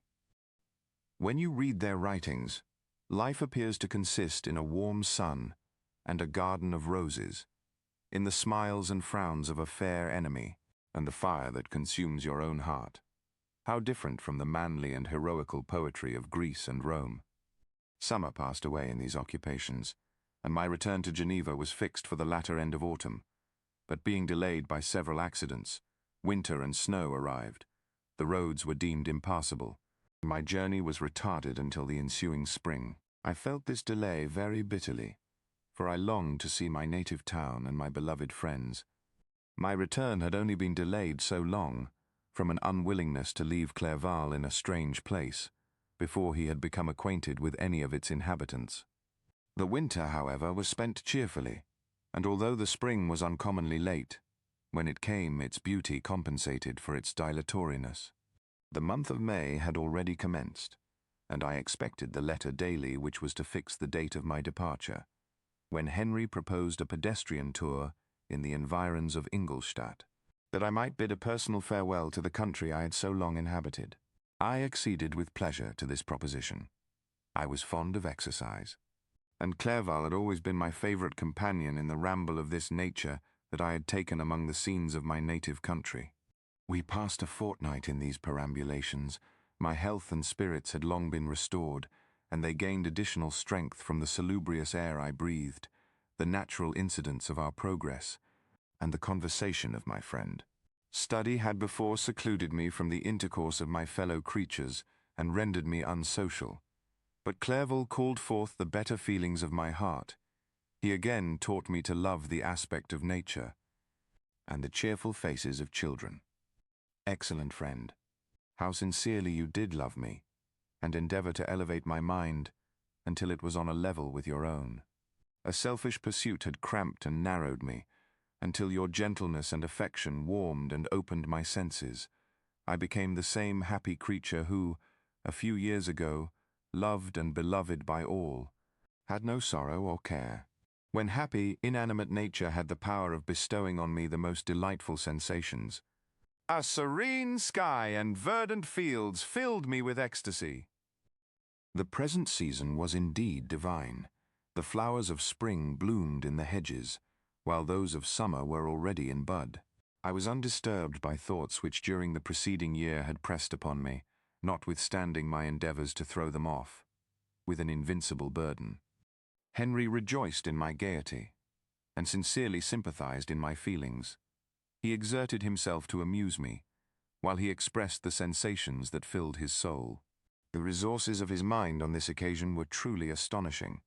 His conversation was full of imagination, and very often, in imitation of the Persian and Arabic writers, he invented tales of wonderful fancy and passion. At other times he repeated my favorite poems, or drew me out into arguments, which he supported with great ingenuity. We returned to our college on a Sunday afternoon. The peasants were dancing, and everyone we met appeared gay and happy. My own spirits were high, and I bounded along with feelings of unbridled joy and hilarity.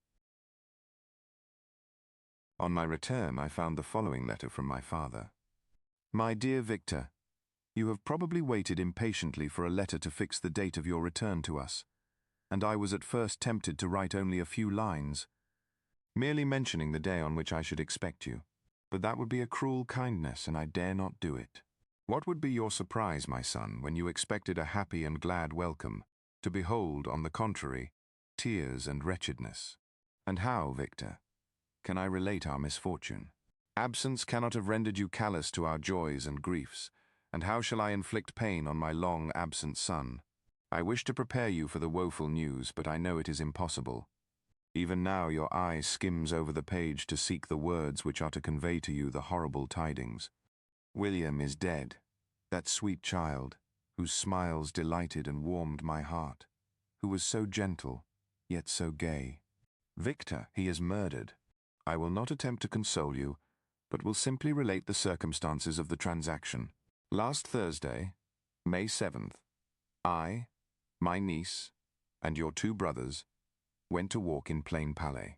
The evening was warm and serene, and we prolonged our walk farther than usual. It was already dusk before we thought of returning, and then we discovered that William and Ernest, who had gone on before, were not to be found. We accordingly rested on a seat until they should return. Presently Ernest came and inquired if we had seen his brother. He said that he had been playing with him, that William had run away to hide himself, and that he vainly sought for him, and afterwards waited for a long time, but that he did not return. This account rather alarmed us, and we continued to search for him until night fell, when Elizabeth conjectured that he might have returned to the house. He was not there. We returned again with torches, for I could not rest, when I thought that my sweet boy had lost himself, and was exposed to all the damps and dews of night. Elizabeth also suffered extreme anguish.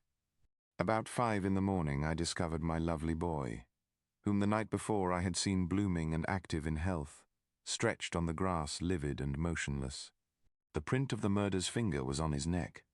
He was conveyed home, and the anguish that was visible in my countenance betrayed the secret to Elizabeth. She was very earnest to see the corpse. At first I attempted to prevent her, but she persisted, and entering the room where it lay, hastily examined the neck of the victim, and clasping her hands exclaimed, "O God, I have murdered my darling child." She fainted, and was restored with extreme difficulty. When she again lived, it was only to weep and sigh. She told me that same evening William had teased her to let him wear a very valuable miniature that she possessed of your mother. This picture is gone, and was doubtless the temptation which urged the murderer to the deed. We have no trace of him at present, although our exertions to discover him are unremitted, but they will not restore my beloved William. Come, dearest Victor, you alone can console Elizabeth. She weeps continually, and accuses herself unjustly as the cause of his death. Her words pierce my heart. We are all unhappy, but will not that be an additional motive for you, my son, to return and be our comforter? Your dear mother. Alas, Victor, I now say, thank God she did not live to witness the cruel, miserable death of her youngest darling. come, Victor, not brooding thoughts of vengeance against the assassin, but with feelings of peace and gentleness. That will heal, instead of festering, the wounds of our minds. Enter the house of mourning, my friend, but with kindness and affection for those who love you, and not with hatred for your enemies. Your affectionate and afflicted father, Alphonse Frankenstein. Geneva, May 12th, 17... Clerval, who had watched my countenance as I read this letter, was surprised to observe the despair that succeeded the joy I at first expressed on receiving news from my friends. I threw the letter on the table and covered my face with my hands. "My dear Frankenstein," exclaimed Henry, when he perceived me weep with bitterness. "My dear friend." I motioned him to take up the letter, while I walked up and down the room in the extremest agitation. Tears also gushed from the eyes of Clerval as he read the account of my misfortune. "I can offer you no consolation, my friend," said he. "Your disaster. What do you intend to do?" "To go instantly to Geneva. Come with me, Henry, to order the horses." During our walk, Clerval endeavored to say a few words of consolation. "Poor William," said he, "dear lovely child, he now sleeps with his angel mother. Who that had seen him bright and joyous in his young beauty, but must weep over his untimely loss, to die so miserably, to feel the murderer's grasp. How much more a murdered that could destroy radiant innocence. Poor little fellow. One only consolation have we. His friends mourn and weep, but he is at rest. The pang is over. His sufferings are at an end forever. A sod covers his gentle form, and he knows no pain. He can no longer be a subject for pity. We must reserve that for his miserable survivors." Clerval spoke thus as we hurried through the streets. The words impressed themselves on my mind, and I remembered them afterwards in solitude. But now, as soon as the horses arrived, I hurried into a cabriolet, and bade farewell to my friend. My journey was very melancholy. At first I wished to hurry on, for I longed to console and sympathize with my loved and sorrowing friends, but when I drew near my native town, I slackened my progress. I could hardly sustain the multitude of feelings that crowded into my mind. I passed through scenes familiar to my youth, but which I had not seen for nearly 6 years. How altered everything might be during that time. One sudden and desolating change had taken place, but 1,000 little circumstances might have by degrees worked other alterations, which, although they were done more tranquilly, might not be the less decisive. Fear overcame me. I dared no advance, dreading 1,000 nameless evils that made me tremble, although I was unable to define them. I remained 2 days at Lausanne in this painful state of mind. I contemplated the lake. The waters were placid, all around was calm, and the snowy mountains, the palaces of nature, were not changed. By degrees the calm and heavenly scene restored me, and I continued my journey towards Geneva. The road ran by the side of the lake, which became narrower as I approached my native town. I discovered more distinctly the black sides of Jura and the bright summit of Mont Blanc. I wept like a child. Dear mountains, my own beautiful lake, how do you welcome your wanderer? Your summits are clear. The sky and lake are blue and placid. Is this to prognosticate peace, or to mock at my unhappiness? I fear, my friend, that I shall render myself tedious by dwelling on these preliminary circumstances, but they were days of comparative happiness, and I think of them with pleasure. My country, my beloved country, who but a native can tell the delight I took in again, beholding thy streams, thy mountains, and more than all, thy lovely lake. Yet, As I drew nearer home, grief and fear again overcame me. Night also closed around, and when I could hardly see the dark mountains, I felt still more gloomily. The picture appeared a vast and dim scene of evil, and I foresaw obscurely that I was destined to become the most wretched of human beings. Alas! I prophesied truly, and failed only in one single circumstance, that in all the misery I imagined and dreaded, I did not conceive the 100th part of the anguish I was destined to endure. It was completely dark when I arrived in the environs of Geneva. The gates of the town were already shut, and I was obliged to pass the night at Secheron, a village at the distance of half a league from the city. The sky was serene, and, as I was unable to rest, I resolved to visit the spot where my poor William had been murdered. As I could not pass through the town, I was obliged to cross the lake in a boat to arrive at Plain Palais. During this short voyage, I saw the lightning playing on the summit of Mont Blanc in the most beautiful figures. The storm appeared to approach rapidly, and, on landing, I ascended a low hill, that I might observe its progress. It advanced, the heavens were clouded, and I soon felt the rain coming slowly in large drops, but its violence quickly increased. I quitted my seat and walked on, although the darkness and storm increased every minute, and the thunder burst with a terrific crash over my head. It was echoed from Salève, the Jura, and the Alps of Savoy. Vivid flashes of lightning dazzled my eyes, illuminating the lake, making it appear like a vast sheet of fire. Then for an instant everything seemed of a pitchy darkness, until the eye recovered itself from the preceding flash. The storm, as is often the case in Switzerland, appeared at once in various parts of the heavens. The most violent storm hung exactly north of the town, over the part of the lake which lies between the promontory of Bellerive and the village of Coppet.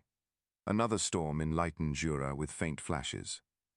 And another darkened and sometimes disclosed the Mole, a peaked mountain to the east of the lake. While I watched the tempest, so beautiful yet terrific, I wandered on with a hasty step.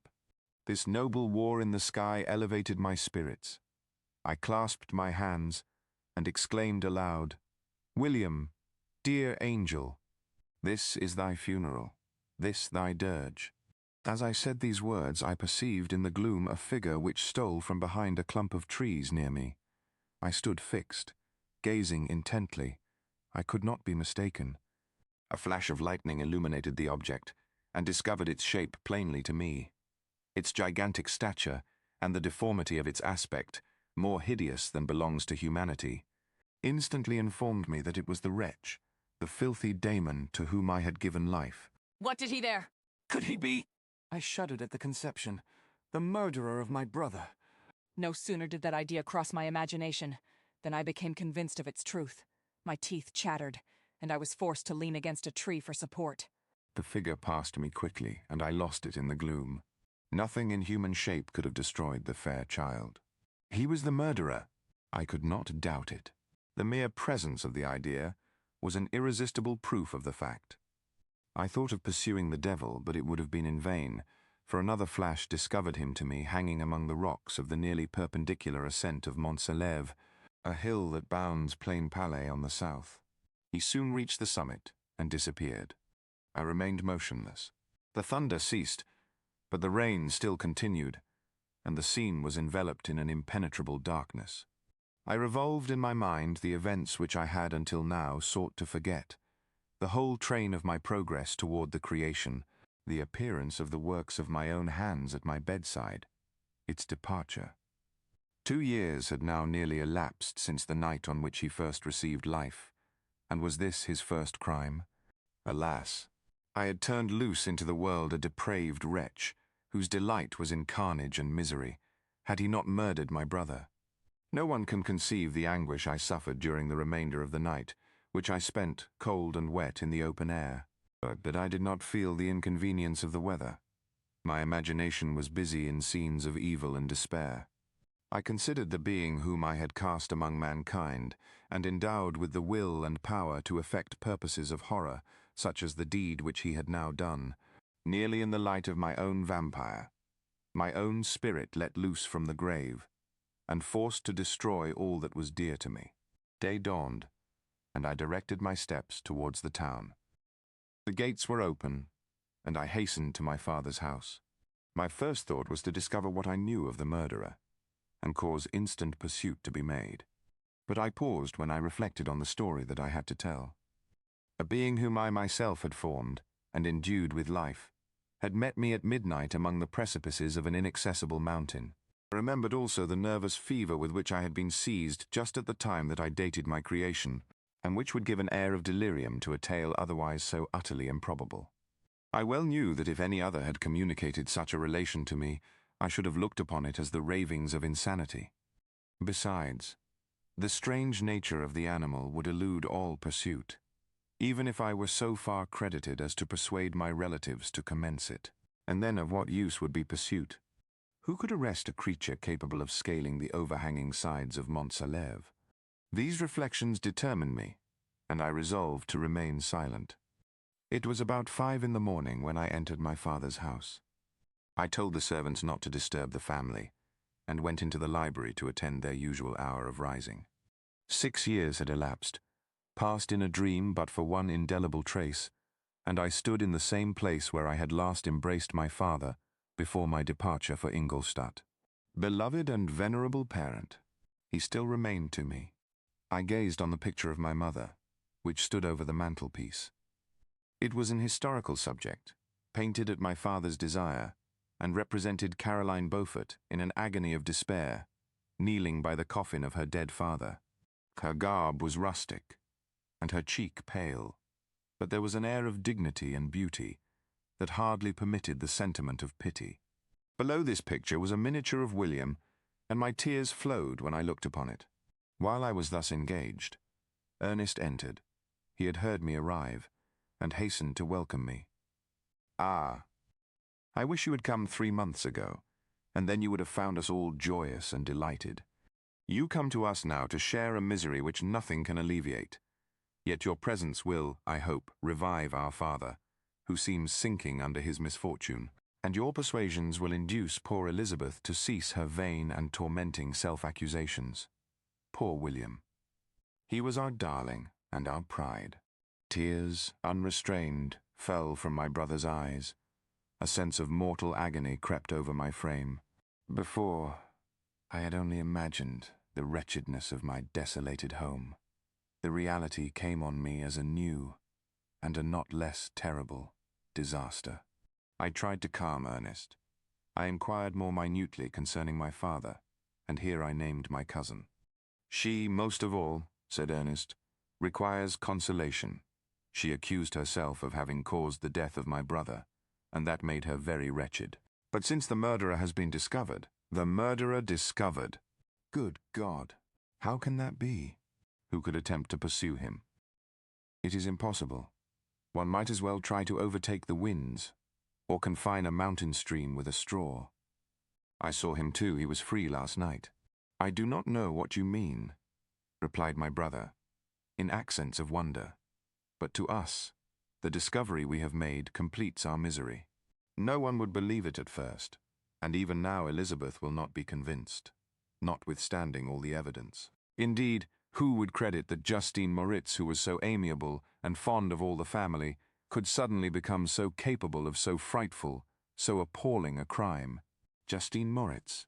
Poor, poor girl, is she the accused? But it is wrongfully. Everyone knows that. No one believes it, surely, Ernest. No one did at first, but several circumstances came out that have almost forced conviction upon us, and her own behavior has been so confused as to add to the evidence of facts a weight that, I fear, leaves no hope for doubt. But she will be tried today, and you will then hear all." He then related that, the morning on which the murder of poor William had been discovered, Justine had been taken ill and confined to her bed for several days. During this interval, one of the servants, happening to examine the apparel she had worn on the night of the murder, had discovered in her pocket the picture of my mother, which had been judged to be the temptation of the murderer. The servant instantly showed it to one of the others, who, without saying a word to any of the family, went to a magistrate, and upon their deposition, Justine was apprehended. On being charged with the fact, the poor girl confirmed the suspicion in a great measure by her extreme confusion of manner. This was a strange tale, but it did not shake my faith, and I replied earnestly, "You are all mistaken. I know the murderer. Justine, poor, good Justine, is innocent." At that instant my father entered. I saw unhappiness deeply impressed on his countenance, but he endeavored to welcome me cheerfully, and after we had exchanged our mournful greeting, would have introduced some other topic than that of our disaster, had not Ernest exclaimed, "Good God, Papa, Victor says that he knows who was the murderer of poor William." "We do also, unfortunately," replied my father, "for indeed I had rather have been forever ignorant than have discovered so much depravity and ungratitude in one I valued so highly. My dear father, you are mistaken. Justine is innocent. If she is, God forbid that she should suffer as guilty. She is to be tried today, and I sincerely hope, that she will be acquitted." This speech calmed me.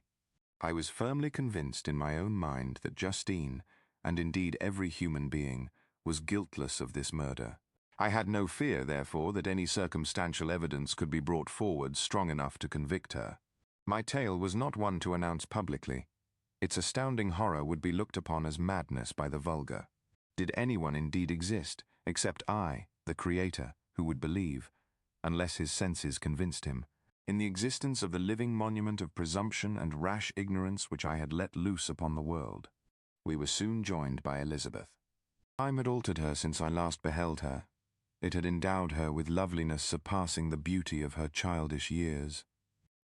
There was the same candor, the same vivacity, but it was allied to an expression more full of sensibility and intellect. She welcomed me with the greatest affection. "Your arrival, my dear cousin," said she, "fills me with hope. You perhaps will find some means to justify my poor guiltless Justine. Alas, who is safe, if she be convicted of crime? I rely on her innocence as certainly as I do upon my own." "Our misfortune is doubly hard to us. We have not only lost that lovely darling boy, but this poor girl, whom I sincerely love, is to be torn away by even a worse fate. If she is condemned, I never shall know joy more." "But she will not, I am sure she will not. And then I shall be happy again, even after the sad death of my little William." "She is innocent, my Elizabeth," said I, "and that shall be proved. Fear nothing, but let your spirits be cheered by the assurance of her acquittal." How kind and generous you are! Everyone else believes in her guilt, and that made me wretched, for I knew that it was impossible, and to see everyone else prejudiced in so deadly a manner rendered me hopeless and despairing. She wept. "Dearest niece," said my father, "dry your tears. If she is, as you believe, innocent, rely on the justice of our laws, and the activity with which I shall prevent the slightest shadow of partiality. If she is, as you believe, innocent, rely on the justice of our laws, and the activity with which I shall prevent the slightest shadow of partiality." We passed a few sad hours until 11 o'clock, when the trial was to commence. My father and the rest of the family being obliged to attend as witnesses, I accompanied them to the court. During the whole of this wretched mockery of justice I suffered living torture. It was to be decided whether the result of my curiosity and lawless devices would cause the death of two of my fellow beings, one a smiling babe full of innocence and joy, the other far more dreadfully murdered, with every aggravation of infamy that could make the murder memorable in horror. Justine also was a girl of merit, and possessed qualities which promised to render her life happy. Now all was to be obliterated in an ignominious grave, and I the cause. 1,000 times rather would I have confessed myself guilty of the crime ascribed to Justine, but I was absent when it was committed, and such a declaration would have been considered as the ravings of a madman, and would not have exculpated her who suffered through me. The appearance of Justine was calm.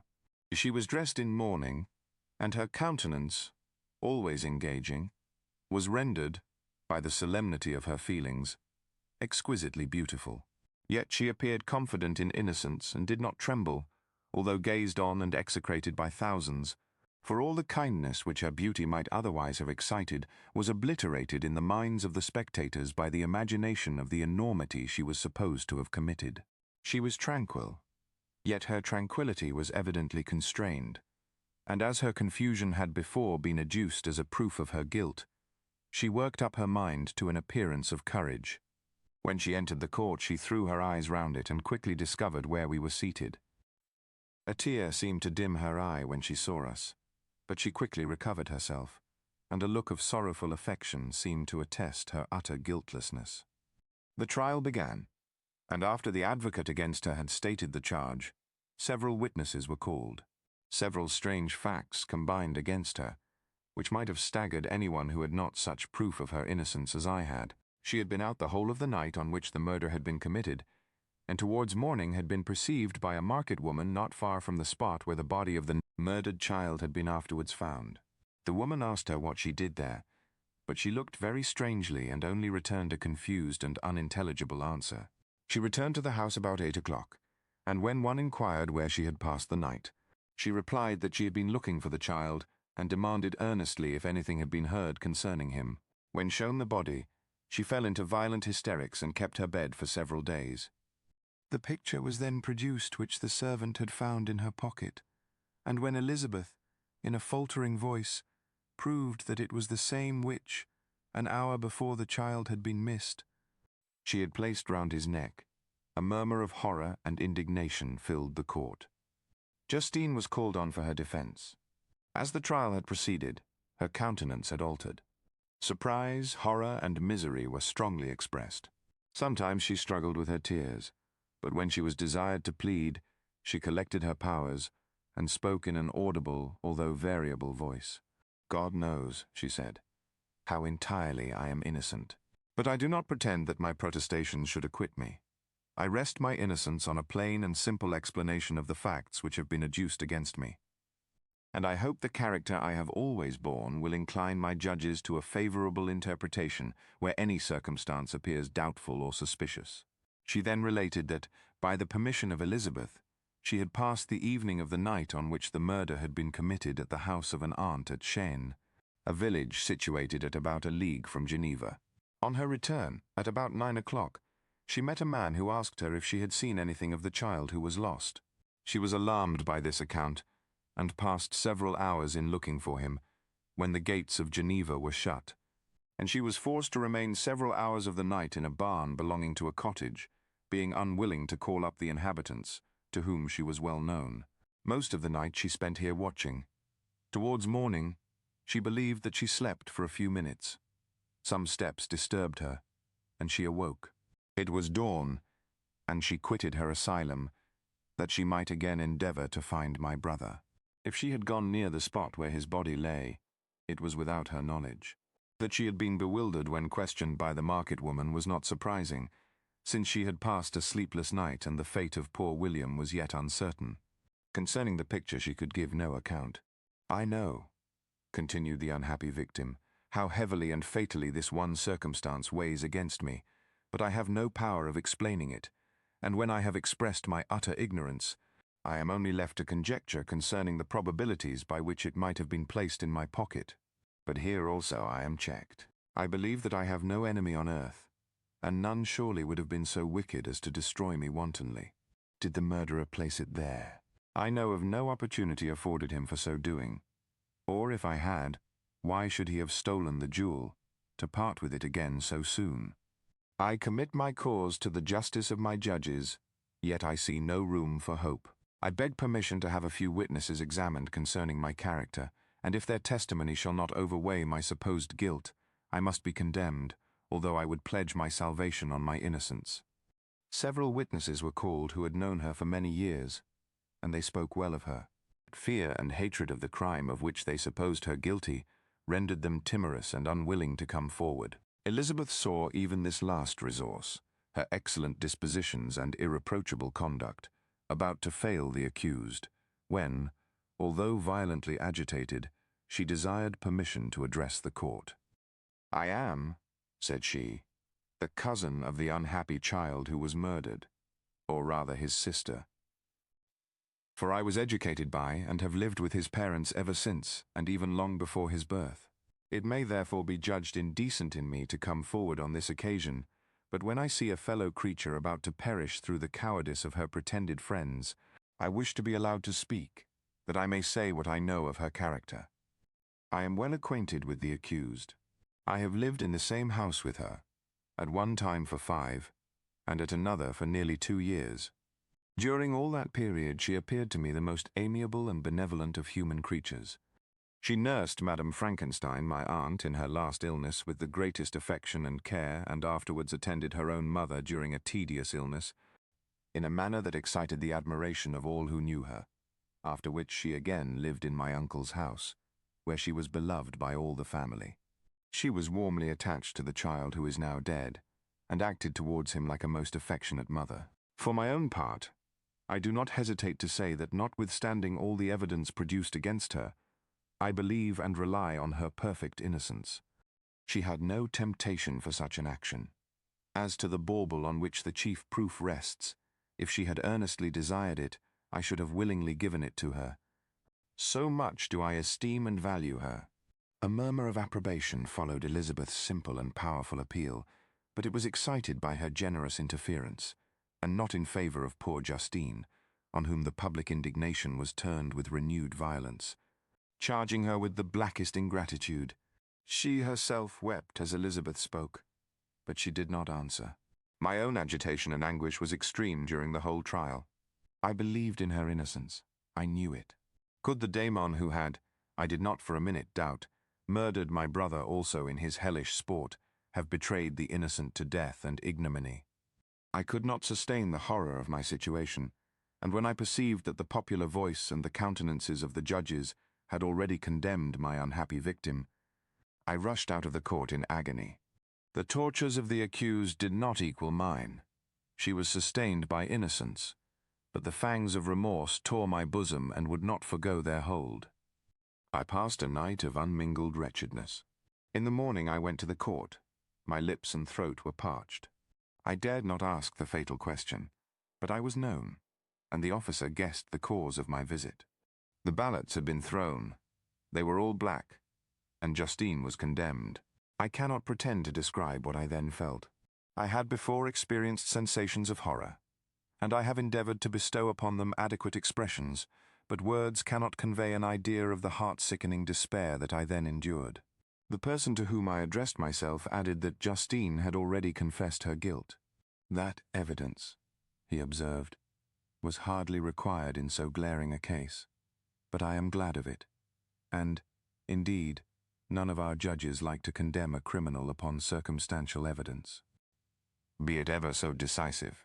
This was strange and unexpected intelligence. What could it mean? Had my eyes deceived me? And was I really as mad as the whole world would believe me to be if I disclosed the object of my suspicions? I hastened to return home, and Elizabeth eagerly demanded the result.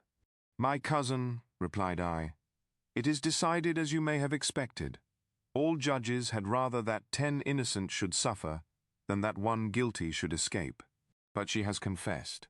This was a dire blow to poor Elizabeth, who had relied with firmness upon Justine's innocence. "Alas," said she, "how shall I ever again believe in human goodness?" Justine, whom I loved and esteemed as my sister, how could she put on those smiles of innocence only to betray? Her mild eyes seemed incapable of any severity or guile, and yet she has committed a murder. Soon after we heard that the poor victim had expressed a desire to see my cousin. My father wished her not to go, but said that he left it to her own judgment and feelings to decide. "Yes," said Elizabeth, "I will go, although she is guilty, and you, Victor, shall accompany me. I cannot go alone." The idea of this visit was torture to me, yet I could not refuse. We entered the gloomy prison chamber, and beheld Justine sitting on some straw at the farther end. Her hands were manacled, and her head rested on her knees. She rose on seeing us enter, and when we were left alone with her, she threw herself at the feet of Elizabeth, weeping bitterly. "My cousin wept also. Oh, Justine," said she, "why did you rob me of my last consolation? I relied on your innocence, and although I was then very wretched, I was not so miserable as I am now. And do you also believe that I am so very, very wicked? Do you also join with my enemies to crush me, to condemn me as a murderer?" Her voice was suffocated with sobs. "Rise, my poor girl," said Elizabeth. "Why do you kneel, if you are innocent?" I am not one of your enemies. I believed you guiltless, notwithstanding every evidence, until I heard that you had yourself declared your guilt. That report, you say, is false. And be assured, dear Justine, that nothing can shake my confidence in you for a moment, but your own confession. I did confess, but I confessed a lie. I confessed that I might obtain absolution, but now that falsehood lies heavier at my heart than all my other sins. The God of heaven forgive me. Ever since I was condemned, my confessor has besieged me. He threatened and menaced, until I almost began to think that I was the monster that he said I was. He threatened excommunication and hellfire in my last moments if I continued obdurate. Dear lady, I had none to support me. All looked on me as a wretch doomed to ignominy and perdition. What could I do? In an evil hour I subscribed to a lie, and now only am I truly miserable. She paused, weeping, and then continued, I thought with horror, my sweet lady, that you should believe your Justine, whom your blessed aunt had so highly honoured, and whom you loved, was a creature capable of a crime which none but the devil himself could have perpetrated. Dear William, dearest blessed child, I soon shall see you again in heaven, where we shall all be happy, and that consoles me, going as I am to suffer ignominy and death. Oh, Justine, forgive me for having for one moment distrusted you. Why did you confess? But do not mourn, dear girl. Do not fear. I will proclaim, I will prove your innocence. I will melt the stony hearts of your enemies by my tears and prayers. You shall not die. You, my playfellow, my companion, my sister, perish on the scaffold. No, no, I never could survive so horrible a misfortune.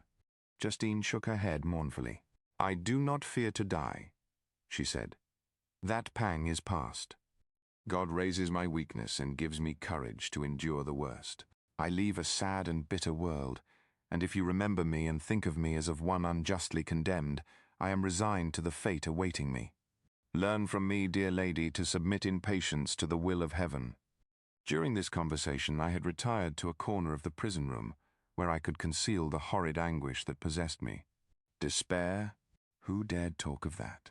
The poor victim, who on the morrow was to pass the awful boundary between life and death, felt not, as I did, such deep and bitter agony. I gnashed my teeth and ground them together, uttering a groan that came from my inmost soul. Justine started. When she saw who it was, she approached me and said, Dear sir, you are very kind to visit me. You, I hope, do not believe that I am guilty. I could not answer. No, Justine, said Elizabeth. He is more convinced of your innocence than I was, for even when he heard that you had confessed, he did not credit it. I truly thank him. In these last moments I feel the sincerest gratitude towards those who think of me with kindness. How sweet is the affection of others to such a wretch as I am. It removes more than half my misfortune, and I feel as if I could die in peace now that my innocence is acknowledged by you, dear lady, and your cousin. Thus the poor sufferer tried to comfort others and herself.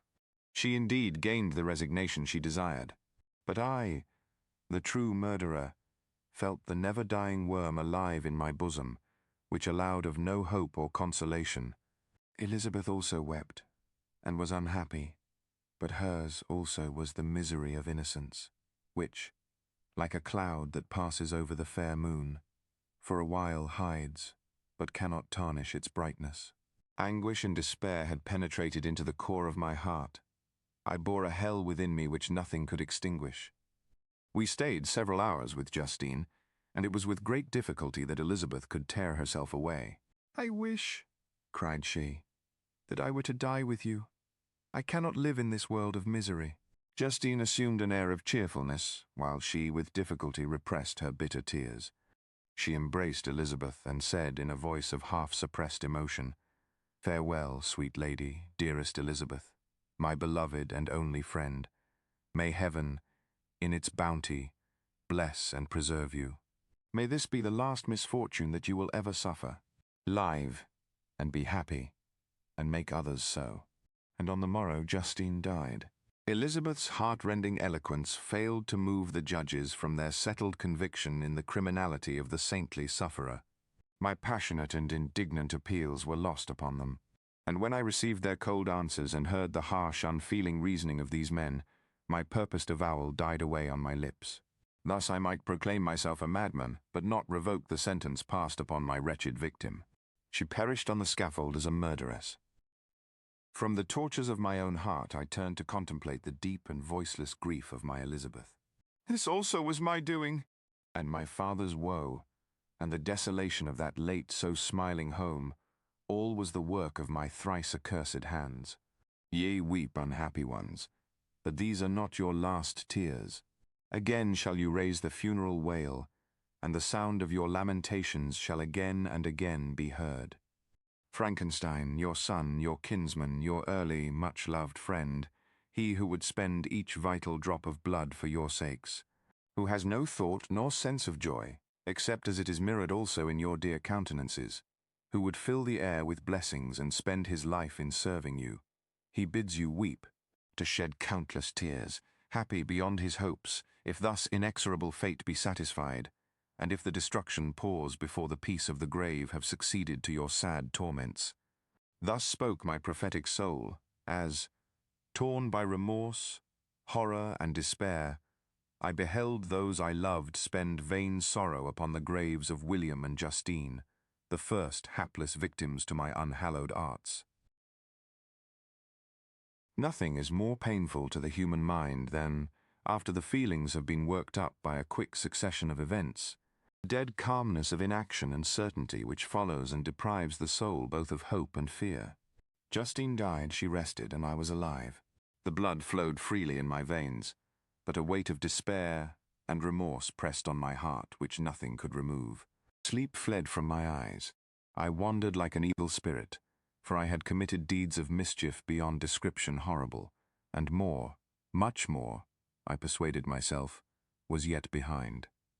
Yet my heart overflowed with kindness and the love of virtue. I had begun life with benevolent intentions, and thirsted for the moment when I should put them in practice, and make myself useful to my fellow beings. Now all was blasted.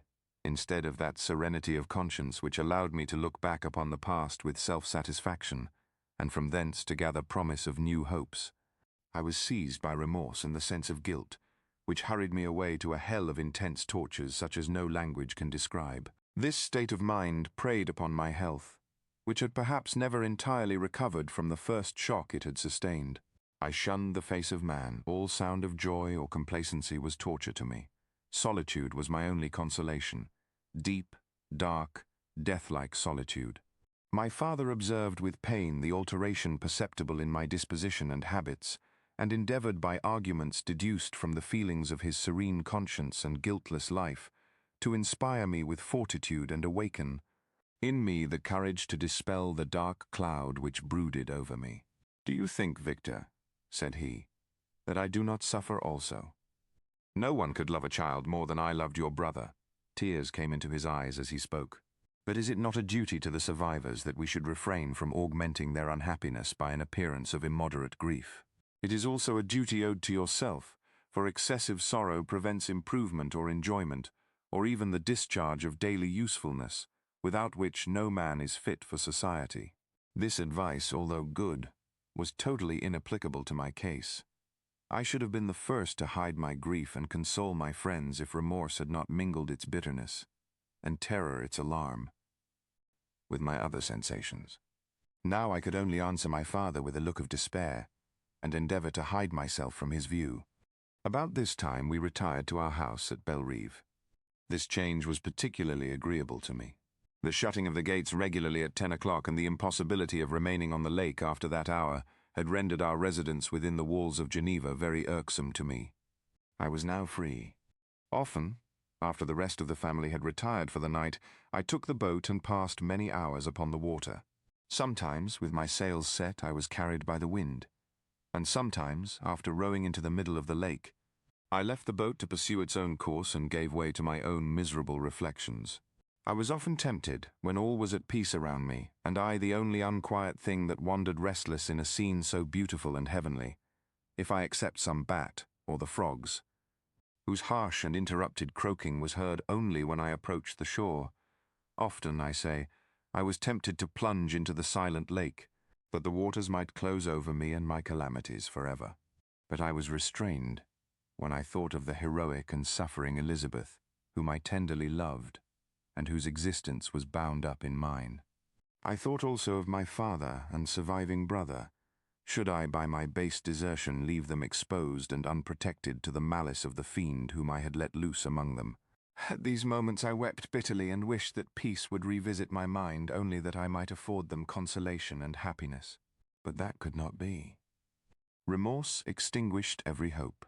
I had been the author of unalterable evils, and I lived in daily fear lest the monster whom I had created should perpetrate some new wickedness. I had an obscure feeling that all was not over, and that he would still commit some signal crime, which by its enormity should almost efface the recollection of the past. There was always scope for fear so long as anything I loved remained behind. My abhorrence of this fiend cannot be conceived. When I thought of him, I gnashed my teeth. My eyes became inflamed, and I ardently wished to extinguish that life which I had so thoughtlessly bestowed. When I reflected on his crimes and malice, my hatred and revenge burst all bounds of moderation. I would have made a pilgrimage to the highest peak of the Andes, could I, when there, have precipitated him to their base.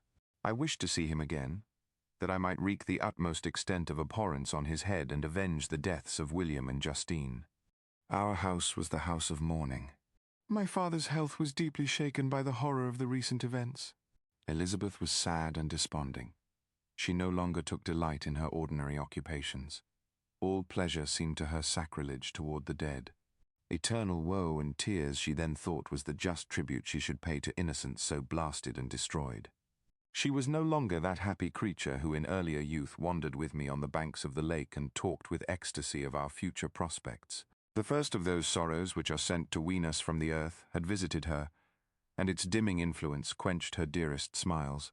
When I reflect, my dear cousin, said she, on the miserable death of Justine Moritz, I no longer see the world and its works as they before appeared to me. Before, I looked upon the accounts of vice and injustice that I read in books or heard from others as tales of ancient days or imaginary evils. At least they were remote and more familiar to reason than to the imagination. But now misery has come home, and men appear to me as monsters thirsting for each other's blood. Yet I am certainly unjust. Everybody believed that poor girl to be guilty, and if she could have committed the crime for which she suffered, assuredly she would have been the most depraved of human creatures.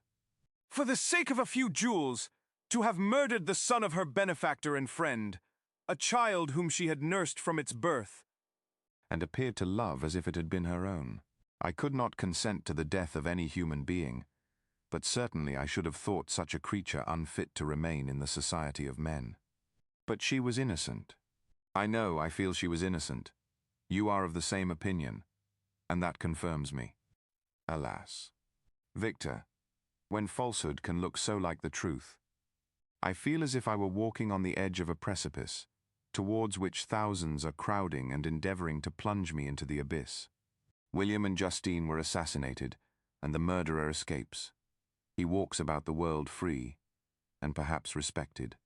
But even if I were condemned to suffer on the scaffold for the same crimes, I would not change places with such a wretch. I listened to this discourse with the extremest agony. I, not in deed, but in effect, was the true murderer. Elizabeth read my anguish in my countenance, and kindly taking my hand, said, "My dearest friend, you must calm yourself. These events have affected me, God knows how deeply, but I am not so wretched as you are. There is an expression of despair and sometimes of revenge in your countenance that makes me tremble. Dear Victor, banish these dark passions.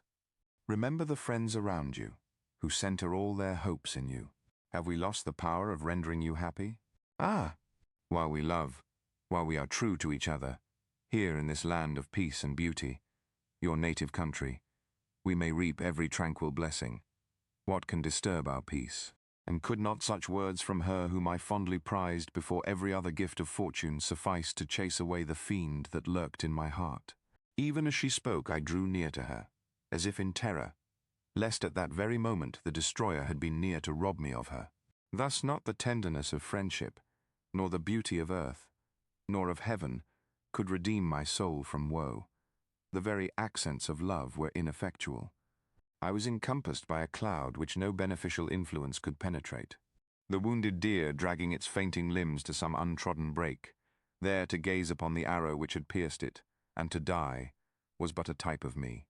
Sometimes I could cope with the sullen despair that overwhelmed me, but sometimes the whirlwind passions of my soul drove me to seek, by bodily exercise and by change of place, some relief from my intolerable sensations. It was during an access of this kind that I suddenly left my home, and bending my steps towards the near alpine valleys, sought in the magnificence, the eternity of such scenes, to forget myself and my ephemeral, because human, sorrows. My wanderings were directed towards the valley of Chamonix. I had visited it frequently during my boyhood. 6 years had passed since then. I was a wreck, but naught had changed in those savage and enduring scenes. I performed the first part of my journey on horseback. I afterwards hired a mule, as the more sure-footed and least liable to receive injury on these rugged roads. The weather was fine. It was about the middle of the month of August, nearly 2 months after the death of Justine, that miserable epoch from which I dated all my woe. The weight upon my spirit was sensibly lightened as I plunged yet deeper in the ravine of Arve. The immense mountains and precipices that overhung me on every side, the sound of the river raging among the rocks, and the dashing of the waterfalls around spoke of a power mighty as omnipotence, and I ceased to fear or to bend before any being less almighty than that which had created and ruled the elements, here displayed in their most terrific guise. Still, as I ascended higher, the valley assumed a more magnificent and astonishing character. Ruined castles hanging on the precipices of piny mountains, the impetuous Arve, and cottages every here and there peeping forth from among the trees, formed a scene of singular beauty. But it was augmented and rendered sublime by the mighty Alps, whose white and shining pyramids and domes towered above all, as belonging to another earth, the habitations of another race of beings. I passed the bridge of Pélissier, where the ravine, which the river forms, opened before me, and I began to ascend the mountain that overhangs it. Soon after, I entered the valley of Chamonix. This valley is more wonderful and sublime, but not so beautiful and picturesque as that of Servox, through which I had just passed. The high and snowy mountains were its immediate boundaries, but I saw no more ruined castles and fertile fields. Immense glaciers approached the road. I heard the rumbling thunder of the falling avalanche, and marked the smoke of its passage. Mont Blanc, the supreme and magnificent Mont Blanc, raised itself from the surrounding aiguilles, and its tremendous dome overlooked the valley. A tingling, long-lost sense of pleasure often came across me during this journey. Some turn in the road, some new object suddenly perceived and recognized, reminded me of days gone by, and were associated with the light-hearted gaiety of boyhood. The very winds whispered in soothing accents, and maternal nature bade me weep no more. Then again the kindly influence ceased to act. I found myself fettered again to grief, and indulging in all the misery of reflection. Then I spurred on my animal, striving so to forget the world, my fears, and more than all, myself, or, in a more desperate fashion, I alighted and threw myself on the grass, weighed down by horror and despair. At length I arrived at the village of Chamonix. Exhaustion succeeded to the extreme fatigue both of body and of mind which I had endured. For a short space of time I remained at the window watching the pallid lightnings that played above Mont Blanc, and listening to the rushing of the Arve, which pursued its noisy way beneath. The same lulling sounds acted as a lullaby to my too keen sensations. When I placed my head upon my pillow, sleep crept over me. I felt it as it came and blessed the giver of oblivion. I spent the following day roaming through the valley. I stood beside the sources of the Arveyron, which take their rise in a glacier, that with slow pace is advancing down from the summit of the hills to barricade the valley. The abrupt sides of vast mountains were before me, The icy wall of the glacier overhung me. A few shattered pines were scattered around, and the solemn silence of this glorious presence chamber of imperial nature was broken only by the brawling waves or the fall of some vast fragment, the thunder sound of the avalanche or the cracking, reverberated along the mountains, of the accumulated ice, which, through the silent working of immutable laws, was ever and anon rent and torn, as if it had been but a plaything in their hands. These sublime and magnificent scenes afforded me the greatest consolation that I was capable of receiving. They elevated me from all littleness of feeling, and although they did not remove my grief, they subdued and tranquilized it. In some degree, also, they diverted my mind from the thoughts over which it had brooded for the last month. I retired to rest at night, my slumbers, as it were, waited on and ministered to by the assemblance of grand shapes which I had contemplated during the day. They congregated round me, the unstained snowy mountain top, the glittering pinnacle, the pine woods and ragged bare ravine, the eagle, soaring amidst the clouds. They all gathered round me and bade me be at peace. Where had they fled when the next morning I awoke? All of soul-inspiriting fled with sleep, and dark melancholy clouded every thought. The rain was pouring in torrents, and thick mists hid the summits of the mountains, so that I even saw not the faces of those mighty friends. Still I would penetrate their misty veil and seek them in their cloudy retreats. What were rain and storm to me? My mule was brought to the door, and I resolved to ascend to the summit of Montanvert. I remembered the effect that the view of the tremendous and ever-moving glacier had produced upon my mind when I first saw it. It had then filled me with a sublime ecstasy that gave wings to the soul and allowed it to soar from the obscure world to light and joy.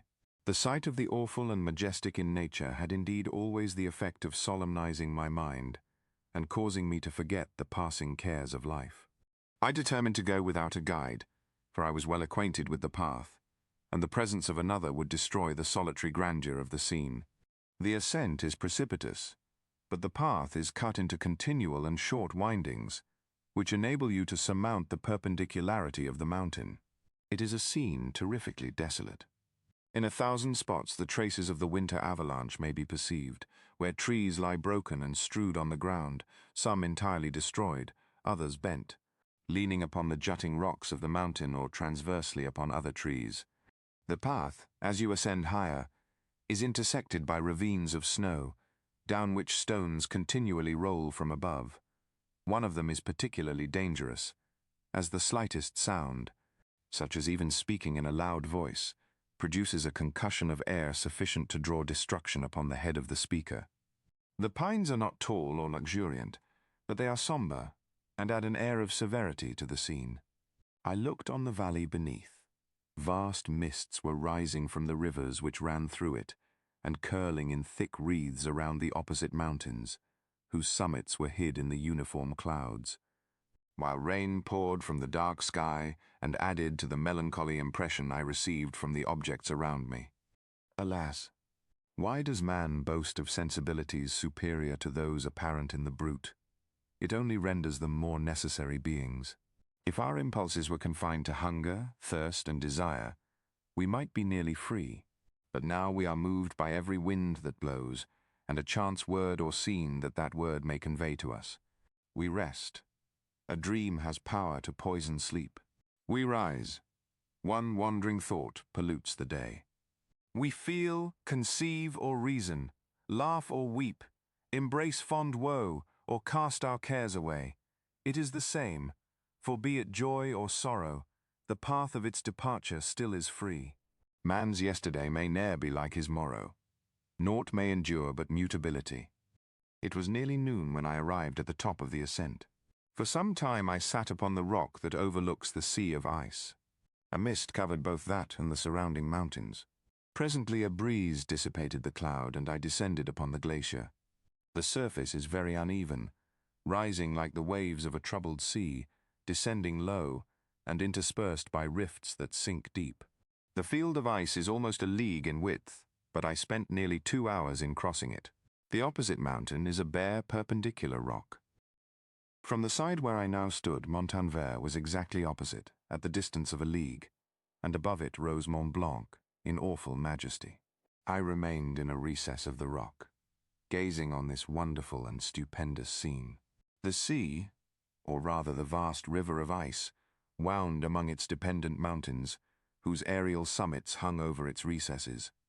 Their icy and glittering peaks shone in the sunlight over the clouds. My heart, which was before sorrowful, now swelled with something like joy. I exclaimed, "Wandering spirits, if indeed ye wander, and do not rest in your narrow beds, allow me this faint happiness. Or take me as your companion away from the joys of life." As I said this, I suddenly beheld the figure of a man, at some distance, advancing towards me with superhuman speed. He bounded over the crevices in the ice, among which I had walked with caution. His stature, also, as he approached, seemed to exceed that of man. I was troubled. A mist came over my eyes, and I felt a faintness seize me, but I was quickly restored by the cold gale of the mountains. I perceived, as the shape came nearer, sight tremendous, and abhorred, that it was the wretch whom I had created. I trembled with rage and horror, resolving to wait his approach and then close with him in mortal combat. He approached. His countenance bespoke bitter anguish, combined with disdain and malignity, while its unearthly ugliness rendered it almost too horrible for human eyes. But I scarcely observed this. Rage and hatred had at first deprived me of utterance, and I recovered only to overwhelm him with words expressive of furious detestation and contempt. "Devil!" I exclaimed. "Do you dare approach me?" "And do not you fear the fierce vengeance of my arm wreaked on your miserable head? Begone, vile insect! Or rather, stay, that I may trample you to dust. And oh, that I could, with the extinction of your miserable existence, restore those victims whom you have so diabolically murdered." "I expected this reception," said the daemon. "All men hate the wretched. How, then, must I be hated, who am miserable beyond all living things?" "Yet you, my creator, detest and spurn me, thy creature, to whom thou art bound by ties only dissoluble by the annihilation of one of us." "You purpose to kill me." "How dare you sport thus with life? Do your duty towards me, and I will do mine towards you and the rest of mankind." "If you will comply with my conditions, I will leave them and you at peace. But if you refuse, I will glut the maw of death." "Until it be satiated with the blood of your remaining friends." "Abhorred monster!" "Fiend that thou art, the tortures of hell are too mild a vengeance for thy crimes. Wretched devil, you reproach me with your creation. Come on, then, that I may extinguish the spark which I so negligently bestowed." My rage was without bounds. I sprang on him, impelled by all the feelings which can arm one being against the existence of another. He easily eluded me and said, "Be calm. I entreat you to hear me before you give vent to your hatred on my devoted head. Have I not suffered enough that you seek to increase my misery? Life, although it may only be an accumulation of anguish, is dear to me, and I will defend it. Remember, thou hast made me more powerful than thyself. My height is superior to thine, my joints more supple. But I will not be tempted to set myself in opposition to thee. I am thy creature, and I will be even mild and docile to my natural lord and king, if thou wilt also perform thy part, the which thou owest me. O Frankenstein, be not equitable to every other, and trample upon me alone, to whom thy justice and even thy clemency and affection is most due. Remember that I am thy creature. I ought to be thy Adam, but I am rather the fallen angel, whom thou drivest from joy for no misdeed. Everywhere I see bliss, from which I alone am irrevocably excluded. I was benevolent and good. Misery made me a fiend. Make me happy, and I shall again be virtuous." "Begone!" "I will not hear you. There can be no community between you and me. We are enemies. Begone, or let us try our strength in a fight, in which one must fall. How can I move thee? Will no entreaties cause thee to turn a favorable eye upon thy creature, who implores thy goodness and compassion? Believe me, Frankenstein, I was benevolent. My soul glowed with love and humanity. But am I not alone, miserably alone? You, my creator, abhor me. What hope can I gather from your fellow creatures who owe me nothing? They spurn and hate me. The desert mountains and dreary glaciers are my refuge. I have wandered here many days. The caves of ice, which I only do not fear, are a dwelling to me, and the only one which man does not grudge. These bleak skies I hail, for they are kinder to me than your fellow beings. If the multitude of mankind knew of my existence, they would do as you do, and arm themselves for my destruction. Shall I not then hate them who abhor me? I will keep no terms with my enemies. I am miserable, and they shall share my wretchedness. Yet it is in your power to recompense me, and deliver them from an evil which it only remains for you to make so great, that not only you and your family, but thousands of others, shall be swallowed up in the whirlwinds of its rage. Let your compassion be moved, and do not disdain me. Listen to my tale. When you have heard that, abandon or commiserate me, as you shall judge that I deserve. But hear me. The guilty are allowed by human laws, bloody as they are, to speak in their own defense before they are condemned. Listen to me, Frankenstein. You accuse me of murder, and yet you would, with a satisfied conscience, destroy your own creature. Oh, praise the eternal justice of man. Yet I ask you not to spare me. Listen to me, and then, if you can, and if you will, destroy the work of your hands. Why do you call to my remembrance? I rejoined. Circumstances of which I shudder to reflect, that I have been the miserable origin and author. Cursed be the day, abhorred devil, in which you first saw light. Cursed, although I curse myself, be the hands that formed you. You have made me wretched beyond expression. You have left me no power to consider whether I am just to you or not. Begone! Relieve me from the sight of your detested form. Thus I relieve thee, my creator, he said, and placed his hated hands before my eyes, which I flung from me with violence.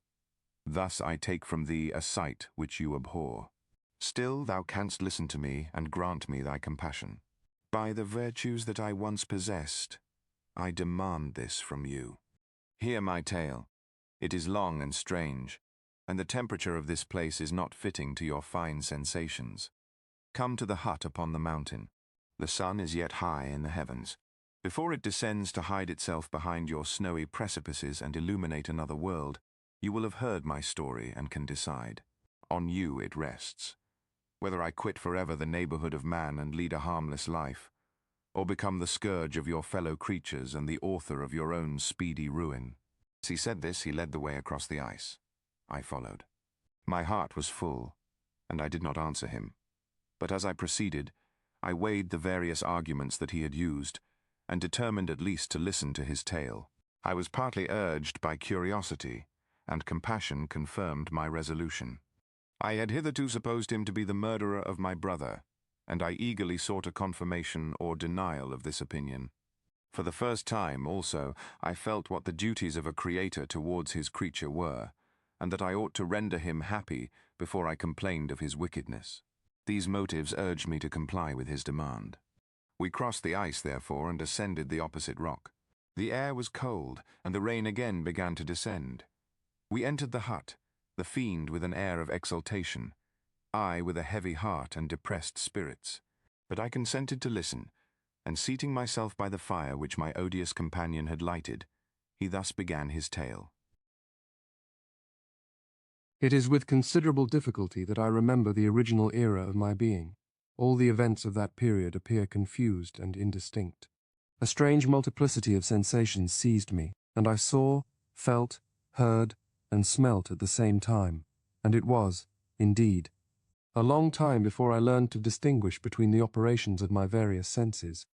By degrees, I remember, a stronger light pressed upon my nerves, so that I was obliged to shut my eyes. Darkness then came over me and troubled me, but hardly had I felt this when, by opening my eyes, as I now suppose, the light poured in upon me again. I walked and, I believe, descended, but I presently found a great alteration in my sensations. Before, dark and opaque bodies had surrounded me, impervious to my touch or sight, but I now found that I could wander on at liberty, with no obstacles which I could not either surmount or avoid. The light became more and more oppressive to me, and the heat wearying me as I walked, I sought a place where I could receive shade. This was the forest near Ingolstadt, and here I lay by the side of a brook, resting from my fatigue, until I felt tormented by hunger and thirst. This roused me from my nearly dormant state, and I ate some berries which I found hanging on the trees or lying on the ground. I slaked my thirst at the brook, and then, lying down, was overcome by sleep. It was dark when I awoke. I felt cold also, and half frightened, as it were, instinctively, finding myself so desolate. Before I had quitted your apartment, on a sensation of cold, I had covered myself with some clothes, but these were insufficient to secure me from the dews of night. I was a poor, helpless, miserable wretch. I knew, and could distinguish, nothing, but feeling pain invade me on all sides. I sat down and wept. Soon a gentle light stole over the heavens and gave me a sensation of pleasure. I started up and beheld a radiant form rise from among the trees. The moon. I gazed with a kind of wonder. It moved slowly, but it enlightened my path, and I again went out in search of berries. I was still cold when under one of the trees I found a huge cloak, with which I covered myself, and sat down upon the ground. No distinct ideas occupied my mind, all was confused. I felt light and hunger and thirst and darkness. Innumerable sounds rang in my ears, and on all sides various scents saluted me. The only object that I could distinguish was the bright moon, and I fixed my eyes on that with pleasure. Several changes of day and night passed, and the orb of night had greatly lessened when I began to distinguish my sensations from each other. I gradually saw plainly the clear stream that supplied me with drink, and the trees that shaded me with their foliage. I was delighted when I first discovered that a pleasant sound, which often saluted my ears, proceeded from the throats of the little winged animals who had often intercepted the light from my eyes. I began also to observe, with greater accuracy, the forms that surrounded me, and to perceive the boundaries of the radiant roof of light which canopied me. Sometimes I tried to imitate the pleasant songs of the birds, but was unable. Sometimes I wished to express my sensations in my own mode, but the uncouth and inarticulate sounds which broke from me frightened me into silence again. The moon had disappeared from the night, and again, with a lessened form, showed itself, while I still remained in the forest. My sensations had by this time become distinct, and my mind received every day additional ideas. My eyes became accustomed to the light, and to perceive objects in their right forms. I distinguished the insect from the herb, and by degrees, one herb from another. I found that the sparrow uttered none but harsh notes, whilst those of the blackbird and thrush were sweet and enticing. One day, when I was oppressed by cold, I found a fire which had been left by some wandering beggars, and was overcome with delight at the warmth I experienced from it. In my joy I thrust my hand into the live embers, but quickly drew it out again with a cry of pain. How strange, I thought, that the same cause should produce such opposite effects. I examined the materials of the fire, and to my joy found it to be composed of wood. I quickly collected some branches, but they were wet and would not burn. I was pained at this, and sat still, watching the operation of the fire. The wet wood which I had placed near the heat dried, and itself became inflamed.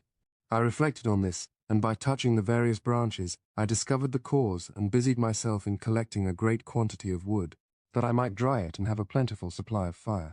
When night came on and brought sleep with it, I was in the greatest fear lest my fire should be extinguished. I covered it carefully with dry wood and leaves, and placed wet branches upon it, and then, spreading my cloak, I lay on the ground and sank into sleep. It was morning when I awoke, and my first care was to visit the fire. I uncovered it, and a gentle breeze quickly fanned it into a flame. I observed this also, and contrived a fan of branches, which roused the embers when they were nearly extinguished. When night came again, I found, with pleasure, that the fire gave light as well as heat, and that the discovery of this element was useful to me in my food.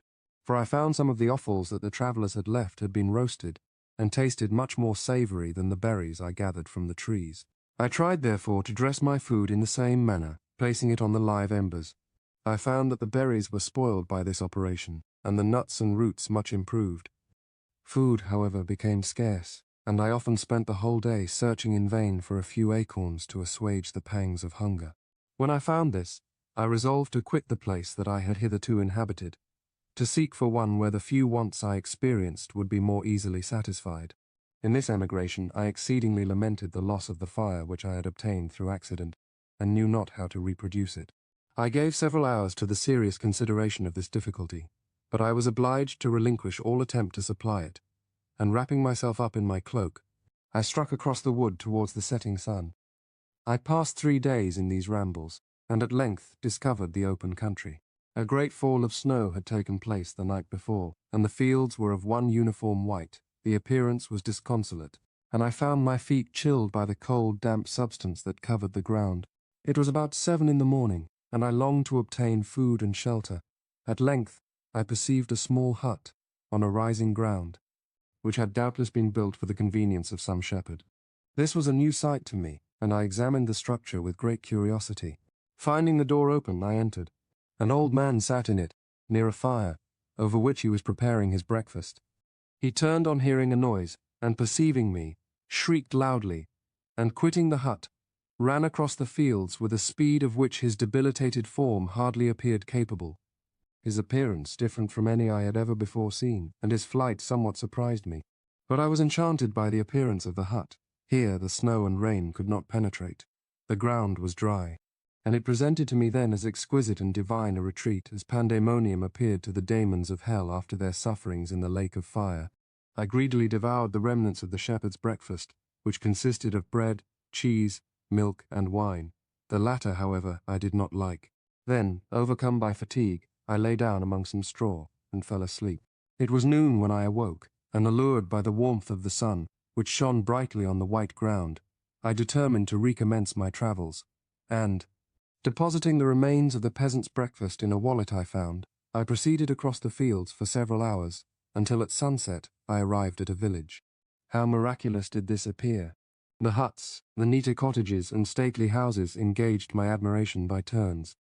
The vegetables in the gardens, the milk and cheese that I saw placed at the windows of some of the cottages, allured my appetite. One of the best of these I entered, but I had hardly placed my foot within the door before the children shrieked, and one of the women fainted. The whole village was roused, some fled, some attacked me, until grievously bruised by stones and many other kinds of missile weapons. I escaped to the open country and fearfully took refuge in a low hovel, quite bare, and making a wretched appearance after the palaces I had beheld in the village. This hovel, however, joined a cottage of a neat and pleasant appearance, but after my late, dearly bought experience, I dared not enter it. My place of refuge was constructed of wood, but so low that I could with difficulty sit upright in it. No wood, however, was placed on the earth, which formed the floor, but it was dry, and although the wind entered it by innumerable chinks, I found it an agreeable asylum from the snow and rain. Here then I retreated and lay down, happy to have found a shelter, however miserable, from the inclemency of the season, and still more from the barbarity of man. As soon as morning dawned, I crept from my kennel, that I might view the adjacent cottage and discover if I could remain in the habitation I had found. It was situated against the back of the cottage, and surrounded on the sides, which were exposed by a pigsty and a clear pool of water. One part was open, and by that I had crept in, but now I covered every crevice by which I might be perceived with stones and wood, yet in such a manner that I might move them on occasion to pass out. All the light I enjoyed came through the sty, and that was sufficient for me. Having thus arranged my dwelling and carpeted it with clean straw, I retired, for I saw the figure of a man at a distance, and I remembered too well my treatment the night before to trust myself in his power. I had first, however, provided for my sustenance for that day by a loaf of coarse bread, which I purloined, and a cup with which I could drink more conveniently than from my hand of the pure water which flowed by my retreat. The floor was a little raised, so that it was kept perfectly dry, and by its vicinity to the chimney of the cottage it was tolerably warm. Being thus provided, I resolved to reside in this hovel until something should occur which might alter my determination. It was indeed a paradise compared to the bleak forest, my former residence, the rain-dropping branches, and dank earth. I ate my breakfast with pleasure, and was about to remove a plank to procure myself a little water, when I heard a step, and looking through a small chink, I beheld a young creature, with a pail on her head, passing before my hovel. The girl was young and of gentle demeanour, unlike what I have since found cottagers and farmhouse servants to be. Yet she was meanly dressed, a coarse blue petticoat and a linen jacket being her only garb. Her fair hair was plaited, but not adorned. She looked patient, yet sad. I lost sight of her, and in about a quarter of an hour she returned bearing the pail, which was now partly filled with milk. As she walked along, seemingly incommoded by the burden, a young man met her, whose countenance expressed a deeper despondence. Uttering a few sounds with an air of melancholy, he took the pail from her head and bore it to the cottage himself. She followed, and they disappeared. Presently I saw the young man again, with some tools in his hand, cross the field behind the cottage, and the girl was also busied, sometimes in the house, and sometimes in the yard. On examining my dwelling, I found that one of the windows of the cottage had formerly occupied a part of it, but the panes had been filled up with wood. In one of these was a small and almost imperceptible chink, through which the eye could just penetrate. Through this crevice a small room was visible, whitewashed and clean, but very bare of furniture. In one corner, near a small fire, sat an old man, leaning his head on his hands in a disconsolate attitude. The young girl was occupied in arranging the cottage, but presently she took something out of a drawer, which employed her hands, and she sat down beside the old man, who, taking up an instrument, began to play and to produce sounds sweeter than the voice of the thrush or the nightingale. It was a lovely sight, even to me, poor wretch who had never beheld aught beautiful before. The silver hair and benevolent countenance of the aged cottager won my reverence, while the gentle manners of the girl enticed my love. He played a sweet, mournful air which I perceived drew tears from the eyes of his amiable companion, of which the old man took no notice, until she sobbed audibly. He then pronounced a few sounds, and the fair creature, leaving her work, knelt at his feet. He raised her and smiled with such kindness and affection that I felt sensations of a peculiar and overpowering nature. They were a mixture of pain and pleasure, such as I had never before experienced, either from hunger or cold, warmth or food, and I withdrew from the window, unable to bear these emotions. Soon after this the young man returned, bearing on his shoulders a load of wood. The girl met him at the door, helped to relieve him of his burden, and taking some of the fuel into the cottage, placed it on the fire. Then she and the youth went apart into a nook of the cottage, and he showed her a large loaf and a piece of cheese. She seemed pleased, and went into the garden for some roots and plants, which she placed in water, and then upon the fire. She afterwards continued her work, whilst the young man went into the garden, and appeared busily employed in digging and pulling up roots. After he'd been employed thus about an hour, the young woman joined him, and they entered the cottage together. The old man had, in the meantime, been pensive, but on the appearance of his companions, he assumed a more cheerful air, and they sat down to eat. The meal was quickly dispatched. The young woman was again occupied in arranging the cottage. The old man walked before the cottage in the sun for a few minutes, leaning on the arm of the youth. Nothing could exceed in beauty the contrast between these two excellent creatures. One was old, with silver hairs and a countenance beaming with benevolence and love. The younger was slight and graceful in his figure, and his features were moulded with the finest symmetry. Yet his eyes and attitude expressed the utmost sadness and despondency. The old man returned to the cottage, and the youth, with tools different from those he had used in the morning, directed his steps across the fields. Night quickly shut in, but to my extreme wonder, I found that the cottagers had a means of prolonging light by the use of tapers, and was delighted to find that the setting of the sun did not put an end to the pleasure I experienced in watching my human neighbours. In the evening, the young girl and her companion were employed in various occupations which I did not understand, and the old man again took up the instrument which produced the divine sounds that had enchanted me in the morning.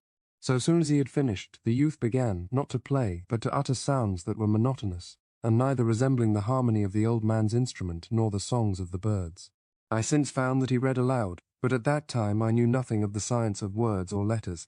The family, after having been thus occupied for a short time, extinguished their lights and retired, as I conjectured, to rest. I lay on my straw, but I could not sleep. I thought of the occurrences of the day. What chiefly struck me was the gentle manners of these people, and I longed to join them, but dared not. I remembered too well the treatment I had suffered the night before from the barbarous villagers, and resolved, whatever course of conduct I might hereafter think it right to pursue, that for the present I would remain quietly in my hovel, watching and endeavouring to discover the motives which influenced their actions. The cottagers arose the next morning before the sun. The young woman arranged the cottage and prepared the food, and the youth departed after the first meal. This day was passed in the same routine as that which preceded it. The young man was constantly employed out of doors, and the girl in various laborious occupations within. The old man, whom I soon perceived to be blind, employed his leisure hours on his instrument or in contemplation. Nothing could exceed the love and respect which the younger cottagers exhibited towards their venerable companion. They performed towards him every little office of affection and duty with gentleness, and he rewarded them by his benevolent smiles. They were not entirely happy. The young man and his companion often went apart and appeared to weep. I saw no cause for their unhappiness, but I was deeply affected by it. If such lovely creatures were miserable, it was less strange that I, an imperfect and solitary being, should be wretched. Yet why were these gentle beings unhappy? They possessed a delightful house, for such it was in my eyes, and every luxury. They had a fire to warm them when chill and delicious viands when hungry. They were dressed in excellent clothes. And still more, they enjoyed one another's company and speech, interchanging each day looks of affection and kindness. What did their tears imply? Did they really express pain? I was at first unable to solve these questions, but perpetual attention and time explained to me many appearances which were at first enigmatic. A considerable period elapsed before I discovered one of the causes of the uneasiness of this amiable family.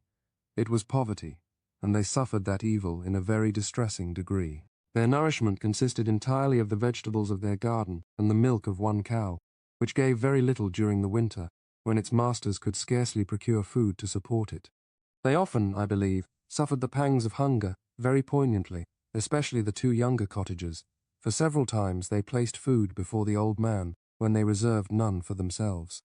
This trait of kindness moved me sensibly.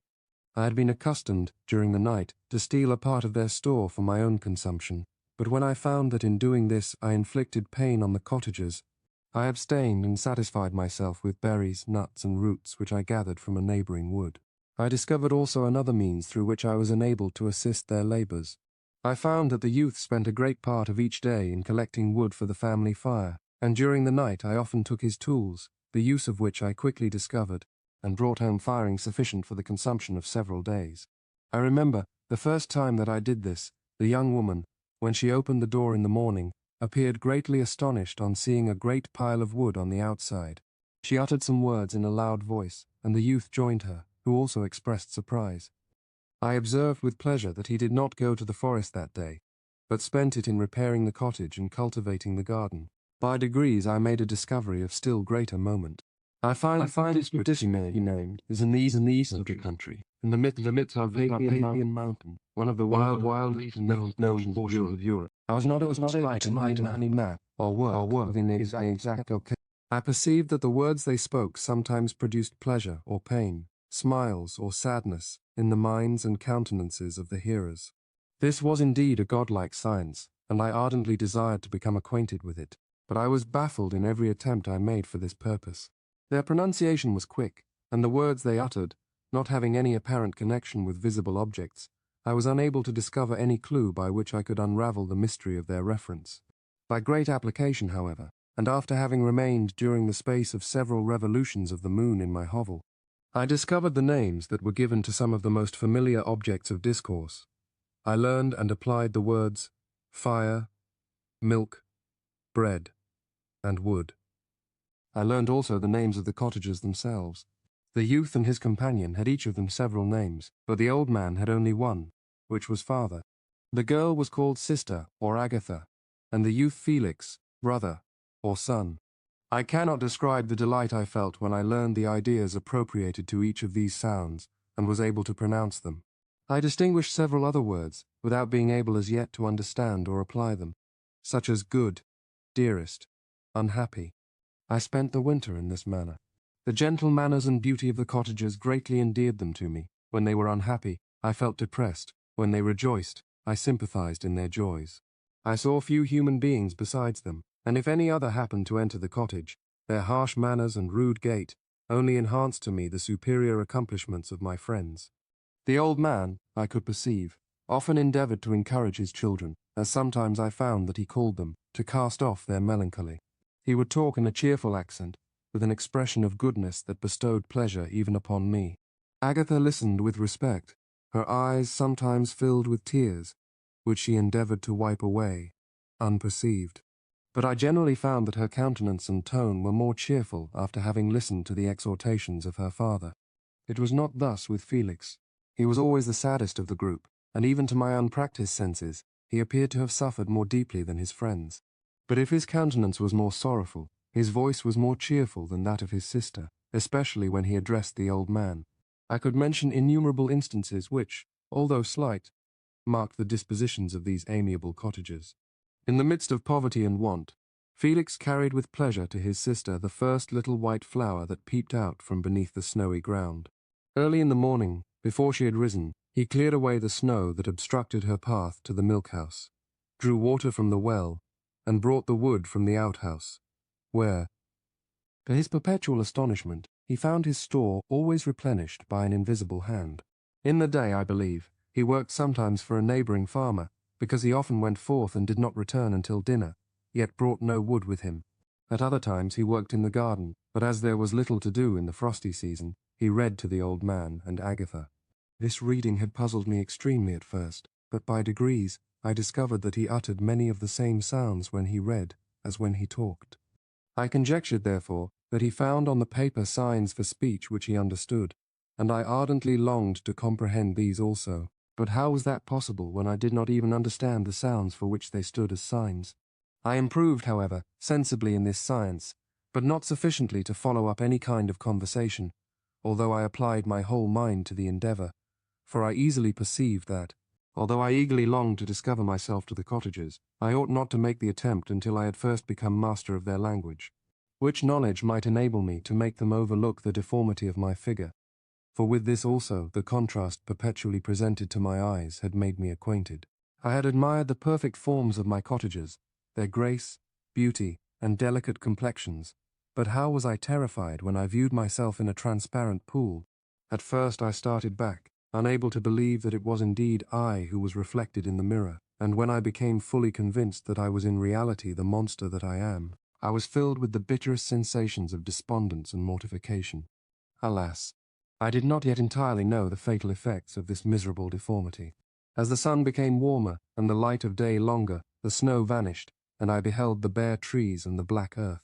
From this time Felix was more employed, and the heart-moving indications of impending famine disappeared. Their food, as I afterwards found, was coarse, but it was wholesome, and they procured a sufficiency of it. Several new kinds of plants sprang up in the garden, which they dressed, and these signs of comfort increased daily as the season advanced. The old man, leaning on his son, walked each day at noon, when it did not rain, as I found it was called when the heavens poured forth its waters. This frequently took place, but a high wind quickly dried the earth, and the season became far more pleasant than it had been. My mode of life in my hovel was uniform. During the morning I attended the motions of the cottagers, and when they were dispersed in various occupations, I slept. The remainder of the day was spent in observing my friends. When they had retired to rest, if there was any moon or the night was starlight, I went into the woods and collected my own food and fuel for the cottage. When I returned, as often as it was necessary, I cleared their path from the snow and performed those offices that I had seen done by Felix. I afterwards found that these labours, performed by an invisible hand, greatly astonished them, and once or twice I heard them, on these occasions, utter the words, "Good spirit," "wonderful," but I did not then understand the signification of these terms. My thoughts now became more active, and I longed to discover the motives and feelings of these lovely creatures. I was inquisitive to know why Felix appeared so miserable, and Agatha so sad. I thought, foolish wretch, that it might be in my power to restore happiness to these deserving people. When I slept or was absent, the forms of the venerable blind father, the gentle Agatha, and the excellent Felix flitted before me. I looked upon them as superior beings who would be the arbiters of my future destiny. I formed in my imagination 1,000 pictures of presenting myself to them, and their reception of me. I imagined that they would be disgusted, until, by my gentle demeanour and conciliating words, I should first win their favour, and afterwards their love. These thoughts exhilarated me, and led me to apply with fresh ardour to the acquiring the art of language. My organs were indeed harsh, but supple, and although my voice was very unlike the soft music of their tones, yet I pronounced such words as I understood with tolerable ease. It was as the ass and the lapdog, yet surely the gentle ass, whose intentions were affectionate, although his manners were rude, deserved better treatment than blows and execration. The pleasant showers and genial warmth of spring greatly altered the aspect of the earth. Men who before this change seemed to have been hid in caves dispersed themselves, and were employed in various arts of cultivation. The birds sang in more cheerful notes, and the leaves began to bud forth on the trees. Happy, happy earth, fit habitation for gods, which, so short a time before, was bleak, damp, and unwholesome. My spirits were elevated by the enchanting appearance of nature. The past was blotted from my memory. The present was tranquil, and the future gilded by bright rays of hope and anticipations of joy. I now hasten to the more moving part of my story. I shall relate events that impressed me with feelings which, from what I had been, have made me what I am. Spring advanced rapidly. The weather became fine, and the skies cloudless. It surprised me that what before was desert and gloomy should now bloom with the most beautiful flowers and verdure. My senses were gratified and refreshed by 1,000 scents of delight and 1,000 sights of beauty. It was on one of these days, when my cottagers periodically rested from labor, the old man played on his guitar, and the children listened to him, that I observed the countenance of Felix was melancholy beyond expression. He sighed frequently, and once his father paused in his music, and I conjectured by his manner that he inquired the cause of his son's sorrow. Felix replied in a cheerful accent, and the old man was recommencing his music when someone tapped at the door. It was a lady on horseback, accompanied by a countryman as a guide. The lady was dressed in a dark suit and covered with a thick black veil. Agatha asked a question, to which the stranger only replied by pronouncing, in a sweet accent, the name of Felix. Her voice was musical, but unlike that of either of my friends. On hearing this word, Felix came up hastily to the lady, who, when she saw him, threw up her veil, and I beheld a countenance of angelic beauty and expression. Her hair of a shining raven black, and curiously braided. Her eyes were dark, but gentle, although animated. Her features of a regular proportion, and her complexion wondrously fair, each cheek tinged with a lovely pink. Felix seemed ravished with delight when he saw her. Every trait of sorrow vanished from his face, and it instantly expressed a degree of ecstatic joy, of which I could hardly have believed it capable. His eyes sparkled, as his cheek flushed with pleasure, and at that moment I thought him as beautiful as the stranger. She appeared affected by different feelings. Wiping a few tears from her lovely eyes, she held out her hand to Felix, who kissed it rapturously and called her, as well as I could distinguish, his sweet Arabian. She did not appear to understand him, but smiled. He assisted her to dismount, and dismissing her guide, conducted her into the cottage. Some conversation took place between him and his father, and the young stranger knelt at the old man's feet, and would have kissed his hand, but he raised her and embraced her affectionately. I soon perceived that although the stranger uttered articulate sounds, and appeared to have a language of her own, she was neither understood by, nor herself understood the cottagers. They made many signs which I did not comprehend, but I saw that her presence diffused gladness through the cottage, dispelling their sorrow as the sun dissipates the morning mists. Felix seemed peculiarly happy, and with smiles of delight welcomed his Arabian. Agatha, the ever-gentle Agatha, kissed the hands of the lovely stranger, and pointing to her brother, made signs which appeared to me to mean that he had been sorrowful until she came. Some hours passed thus, while they, by their countenances, expressed joy, the cause of which I did not comprehend. Presently I found, by the frequent recurrence of some sound which the stranger repeated after them, that she was endeavouring to learn their language, and the idea instantly occurred to me that I should make use of the same instructions to the same end. The stranger learned about 20 words at the first lesson. Most of them, indeed, were those which I had before understood, but I profited by the others. As night came on, Agatha and the Arabian retired early. When they separated, Felix kissed the hand of the stranger and said, "Good night, sweet Safie." He sat up much longer, conversing with his father, and by the frequent repetition of her name, I conjectured that their lovely guest was the subject of their conversation. I ardently desired to understand them, and bent every faculty towards that purpose, but found it utterly impossible. The next morning, Felix went out to his work, and after the usual occupations of Agatha were finished, the Arabian sat at the feet of the old man, and taking his guitar, played some airs so entrancingly beautiful that they at once drew tears of sorrow and delight from my eyes. She sang, and her voice flowed in a rich cadence, swelling or dying away like a nightingale of the woods. When she had finished, she gave the guitar to Agatha, who at first declined it. She played a simple air, and her voice accompanied it in sweet accents, but unlike the wondrous strain of the stranger. The old man appeared enraptured and said some words which Agatha endeavoured to explain to Safie, and by which he appeared to wish to express that she bestowed on him the greatest delight by her music. The days now passed as peaceably as before, with the sole alteration that joy had taken place of sadness in the countenances of my friends. Saifi was always gay and happy. She and I improved rapidly in the knowledge of language, so that in 2 months I began to comprehend most of the words uttered by my protectors. In the meanwhile also the black ground was covered with herbage, and the green banks interspersed with innumerable flowers, sweet to the scent and the eyes, stars of pale radiance among the moonlight woods. The sun became warmer, the nights clear and balmy, and my nocturnal rambles were an extreme pleasure to me, although they were considerably shortened by the late setting and early rising of the sun. For I never ventured abroad during daylight, fearful of meeting with the same treatment I had formerly endured in the first village which I entered. My days were spent in close attention, that I might more speedily master the language, and I may boast that I improved more rapidly than the Arabian, who understood very little and conversed in broken accents, whilst I comprehended and could imitate almost every word that was spoken. While I improved in speech, I also learned the science of letters, as it was taught to the stranger, and this opened before me a wide field for wonder and delight. The book from which Felix instructed Saifi was Volney's Ruins of Empires. I should not have understood the purport of this book had not Felix, in reading it, given very minute explanations. He had chosen this work, he said, because the declamatory style was framed in imitation of the Eastern authors. Through this work I obtained a cursory knowledge of history and a view of the several empires at present existing in the world. It gave me an insight into the manners, governments, and religions of the different nations of the earth. I heard of the slothful Asiatics, of the stupendous genius and mental activity of the Grecians, of the wars and wonderful virtue of the early Romans, of their subsequent degenerating, of the decline of that mighty empire, levels of chivalry, Christianity, and kings.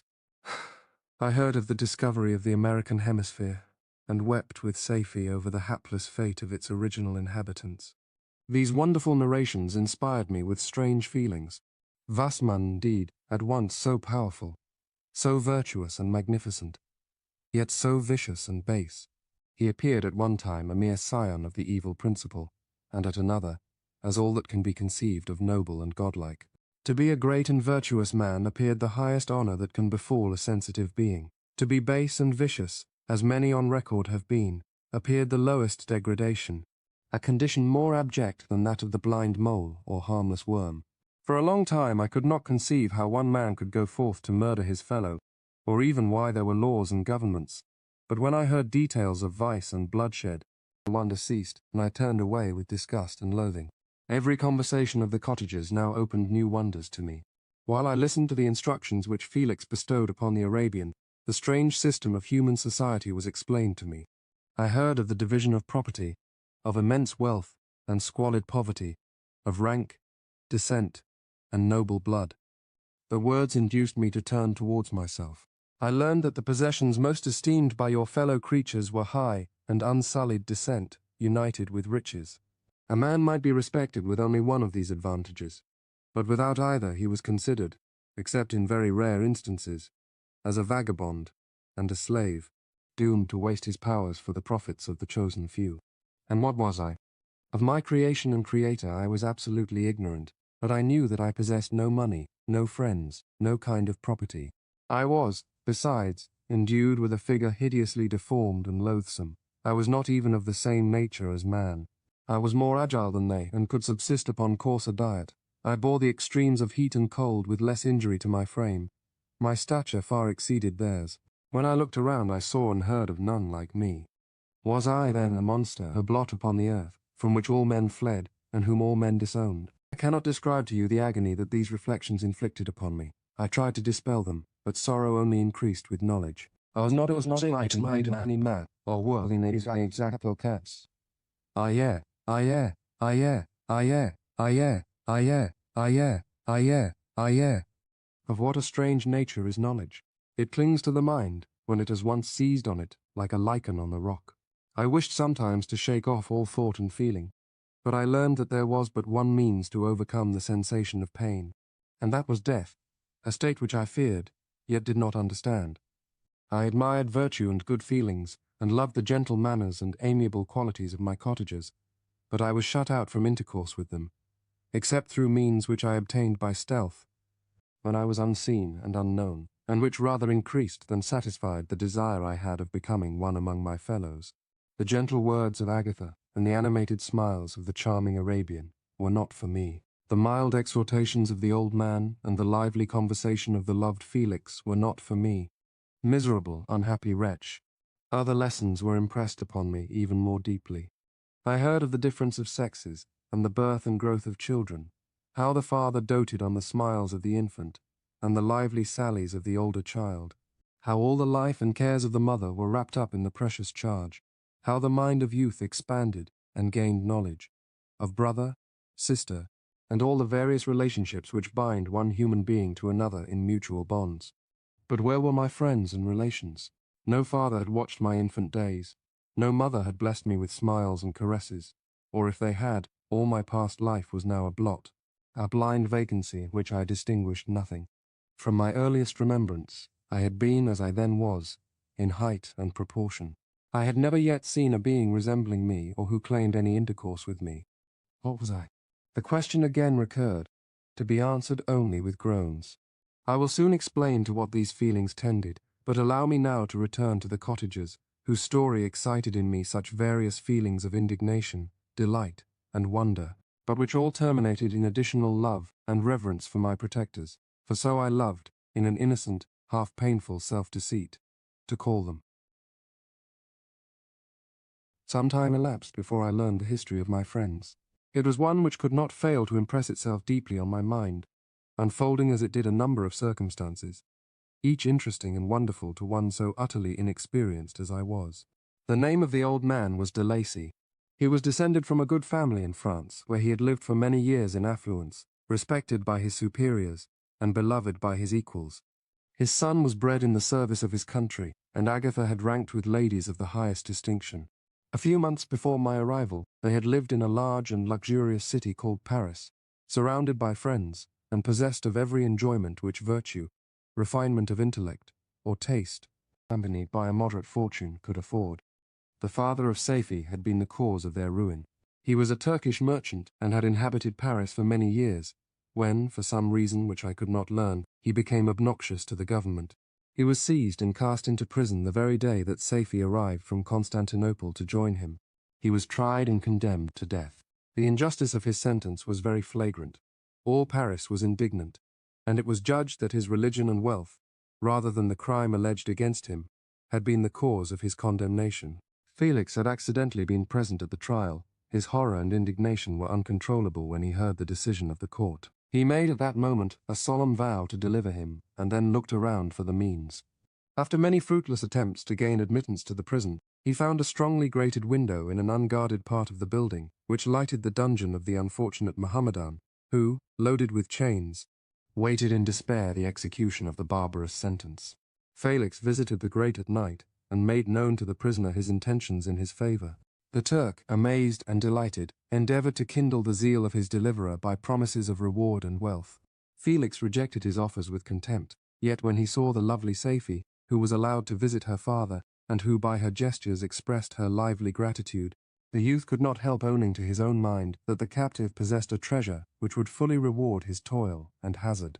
The Turk quickly perceived the impression that his daughter had made on the heart of Felix, and endeavored to secure him more entirely in his interests by the promise of her hand in marriage soon as he should be conveyed to a place of safety. Felix was too delicate to accept this offer, yet he looked forward to the probability of the event as to the consummation of his happiness. During the ensuing days, while the preparations were going forward for the escape of the merchant, the zeal of Felix was warmed by several letters that he received from this lovely girl, who found means to express her thoughts in the language of her lover by the aid of an old man, a servant of her father who understood French. She thanked him in the most ardent terms for his intended services towards her parent, and at the same time she gently deplored her own fate. I have copies of these letters, for I found means, during my residence in the hovel, to procure the implements of writing. Before I depart I will give them to you. They will prove the truth of my tale. But at present, as the sun is already far declined, I shall only have time to repeat the substance of them to you. Safie related that her mother was a Christian Arab, seized and made a slave by the Turks. Recommended by her beauty, she had won the heart of the father of Saifi, who married her. The young girl spoke in high and enthusiastic terms of her mother, who, born in freedom, spurned the bondage to which she was now reduced. She instructed her daughter in the tenets of her religion, and taught her to aspire to higher powers of intellect and an independence of spirit forbidden to the female followers of Muhammad. This lady died, but her lessons were indelibly impressed on the mind of Saifi, who sickened at the prospect of again returning to Asia and being immured within the walls of a harem, allowed only to occupy herself with infantile amusements, ill-suited to the temper of her soul, now accustomed to grand ideas and a noble emulation for virtue. The prospect of marrying a Christian and remaining in a country where women were allowed to take a rank in society was enchanting to her. The day for the execution of the Turk was fixed, but on the night previous to it, he quitted his prison, and before morning was distant many leagues from Paris. Felix had procured passports in the name of his father, sister, and himself. He had previously communicated his plan to the former, who aided the deceit by quitting his house, under the pretence of a journey, and concealed himself, with his daughter, in an obscure part of Paris. Felix conducted the fugitives through France to Lyons, and across Mont-Cenis to Leghorn, where the merchant had decided to wait a favourable opportunity of passing into some part of the Turkish dominions. Saifi resolved to remain with her father until the moment of his departure, before which time the Turk renewed his promise that she should be united to his deliverer, and Felix remained with them in expectation of that event, and in the meantime he enjoyed the society of the Arabian, who exhibited towards him the simplest and tenderest affection. They conversed with one another through the means of an interpreter, and sometimes with the interpretation of looks, and Saifi sang to him the divine airs of her native country. The Turk allowed this intimacy to take place, and encouraged the hopes of the youthful lovers, while in his heart he had formed far other plans. He loathed the idea that his daughter should be united to a Christian, but he feared the resentment of Felix if he should appear lukewarm, for he knew that he was still in the power of his deliverer if he should choose to betray him to the Italian state which they inhabited. He revolved 1,000 plans by which he should be enabled to prolong the deceit until it might be no longer necessary, and secretly to take his daughter with him when he departed. His plans were facilitated by the news which arrived from Paris. The government of France were greatly enraged at the escape of their victim, and spared no pains to detect and punish his deliverer. The plot of Felix was quickly discovered, and de Lacy and Agatha were thrown into prison.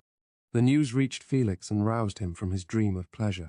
His blind and aged father and his gentle sister lay in a noisome dungeon, while he enjoyed the free air and the society of her whom he loved. This idea was torture to him. He quickly arranged with the Turk that if the latter should find a favourable opportunity for escape before Felix could return to Italy, Saifi should remain as a boarder at a convent at Leghorn, and then, quitting the lovely Arabian, he hastened to Paris and delivered himself up to the vengeance of the law, hoping to free de Lacy and Agatha by this proceeding. He did not succeed. They remained confined for 5 months before the trial took place, the result of which deprived them of their fortune and condemned them to a perpetual exile from their native country. They found a miserable asylum in the cottage in Germany, where I discovered them. Felix soon learned that the treacherous Turk, for whom he and his family endured such unheard-of oppression, on discovering that his deliverer was thus reduced to poverty and ruin, became a traitor to good feeling and honour, and had quitted Italy with his daughter, insultingly sending Felix a pittance of money to aid him, as he said, in some plan of future maintenance. Such were the events that preyed on the heart of Felix and rendered him, when I first saw him, the most miserable of his family. He could have endured poverty, and while this distress had been the meed of his virtue, he gloried in it. But the ingratitude of the Turk and the loss of his beloved Saifi were misfortunes more bitter and irreparable. The arrival of the Arabian now infused new life into his soul. When the news reached Leghorn that Felix was deprived of his wealth and rank, the merchant commanded his daughter to think no more of her lover, but to prepare to return to her native country. The generous nature of Saifi was outraged by this command. She attempted to expostulate with her father, but he left her angrily, reiterating his tyrannical mandate. A few days after, the Turk entered his daughter's apartment and told her hastily that he had reason to believe that his residence at Leghorn had been divulged, and that he should speedily be delivered up to the French. He had consequently hired a vessel to convey him to Constantinople, for which city he should sail in a few hours. He intended to leave his daughter under the care of a confidential servant, to follow at her leisure with the greater part of his property, which had not yet arrived at Leghorn. When alone, Safie resolved in her own mind the plan of conduct that it would become her to pursue in this emergency. Her residence in Turkey was abhorrent to her. Her religion and her feelings were alike averse to it. By some papers of her father which fell into her hands, she heard of the exile of her lover and learnt the name of the spot where he then resided. She hesitated some time, but at length she formed her determination. Taking with her some jewels that belonged to her and a sum of money, she quitted Italy with an attendant, a native of Leghorn, but who understood the common language of Turkey, and departed for Germany. She arrived in safety at a town about 20 leagues from the cottage of de Lacy, when her attendant fell dangerously ill. Safie nursed her with the most devoted affection, but the poor girl died, and the Arabian was left alone, unacquainted with the language of the country, and utterly ignorant of the customs of the world. She fell, however, into good hands. The Italian had mentioned the name of the spot for which they were bound, and after her death the woman of the house in which they had lived took care that Safie should arrive in safety at the cottage of her lover. Such was the history of my beloved cottages. It impressed me deeply. I learned, from the views of social life which it developed, to admire their virtues and to deprecate the vices of mankind. As yet, I looked upon crime as a distant evil. Benevolence and generosity were ever present before me, inciting within me a desire to become an actor in the busy scene where so many admirable qualities were called forth and displayed. But in giving an account of the progress of my intellect, I must not omit a circumstance which occurred in the beginning of the month of August of the same year. One night during my accustomed visit to the neighbouring wood, where I collected my own food and brought home firing for my protectors, I found on the ground a leathern portmanteau containing several articles of dress and some books. I eagerly seized the prize and returned with it to my hovel. Fortunately, the books were written in the language, the elements of which I had acquired at the cottage. They consisted of Paradise Lost, a volume of Plutarch's Lives, and the Sorrows of Werther. The possession of these treasures gave me extreme delight. I now continually studied and exercised my mind upon these histories, whilst my friends were employed in their ordinary occupations. I can hardly describe to you the effect of these books. They produced in me an infinity of new images and feelings that sometimes raised me to ecstasy, but more frequently sunk me into the lowest dejection. In the Sorrows of Werther, besides the interest of its simple and affecting story, so many opinions are canvassed, and so many lights thrown upon what had hitherto been to me obscure subjects, that I found in it a never-ending source of speculation and astonishment. The gentle and domestic manners it described, combined with lofty sentiments and feelings, which had for their object something out of self, and abweit sin, abweit drain, abweit sin, abweit drain, abweit drain, abweit drain, abweit drain. But I thought Werther himself a more divine being than I had ever beheld or imagined. His character contained no pretension, but it sank deep. The disquisitions upon death and suicide were calculated to fill me with wonder. I did not pretend to enter into the merits of the case, yet I inclined towards the opinions of the hero, whose extinction I wept, without precisely understanding it. As I read, however, I applied much personally to my own feelings and condition. I found myself similar, yet, at the same time strangely unlike to the beings concerning whom I read, and to whose conversation I was a listener. In a guide, I sympathized with and partly understood them, but I was unformed in mind. I was dependent on none, and related to none. The path of my departure was free, and there was none to lament my annihilation. My person was hideous, and my stature gigantic. What did this mean? Who was I? What was I? Whence did I come? What was my destination? These questions continually recurred, but I was unable to solve them. The volume of Plutarch's Lives which I possessed contained the histories of the first founders of the ancient republics. This book had a far different effect upon me from the Sorrows of Werther.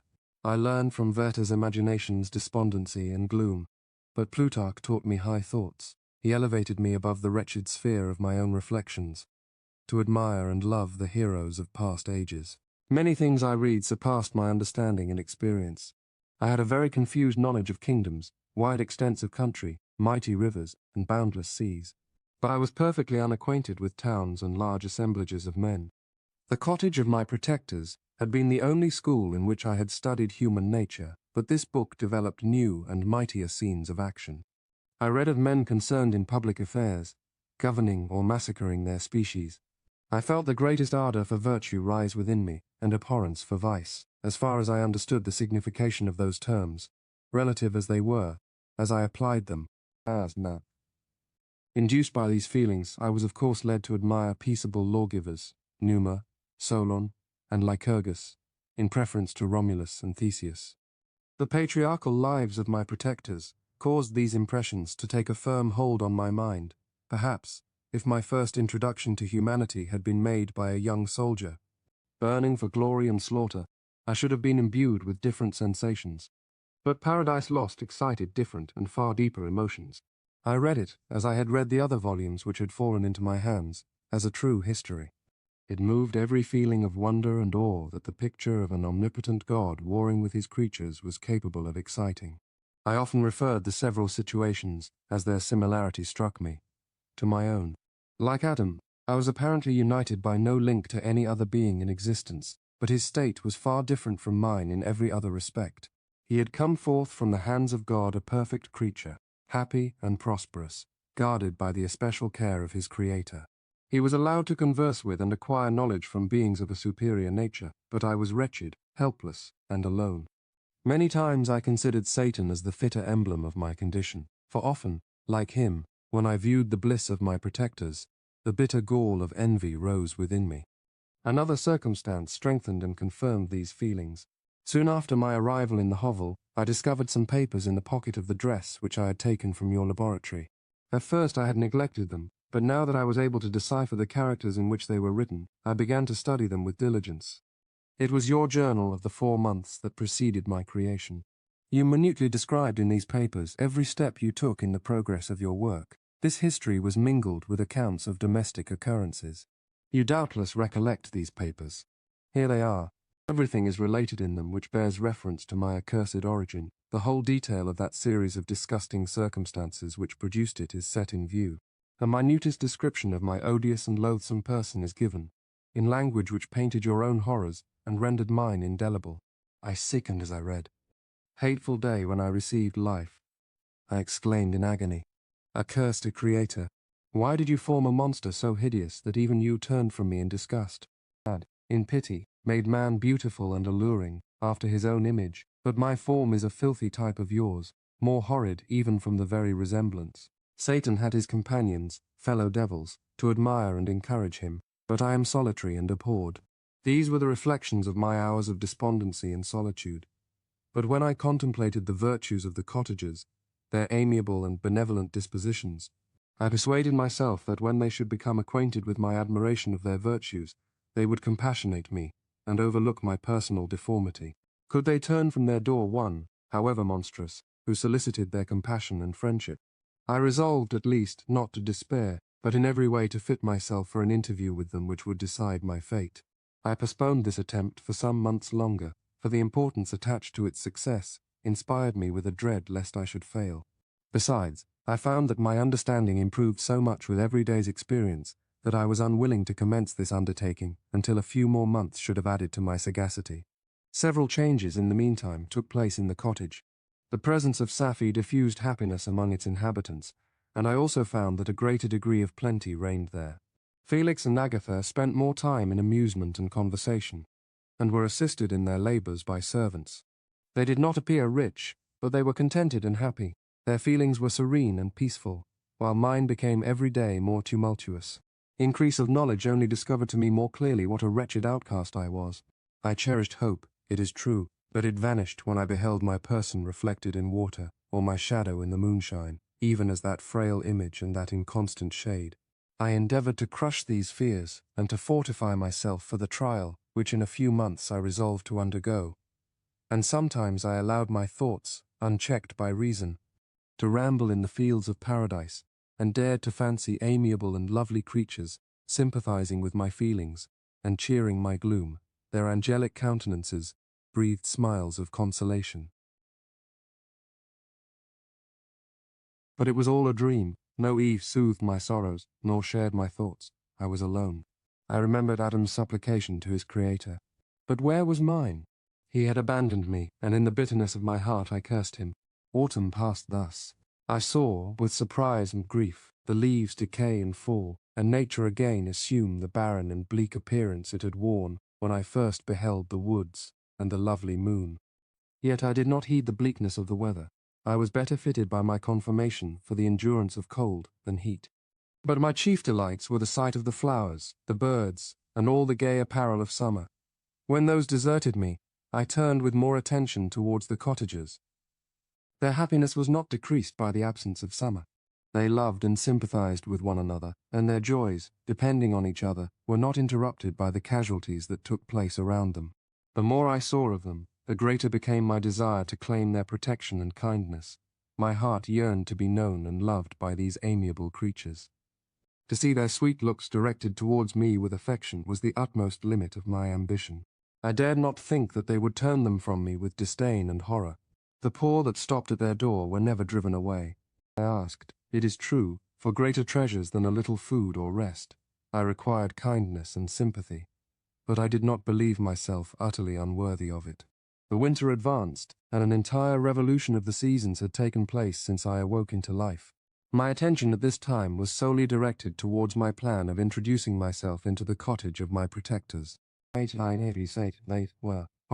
revolved many projects, but that on which I finally fixed was to enter the dwelling when the blind old man should be alone.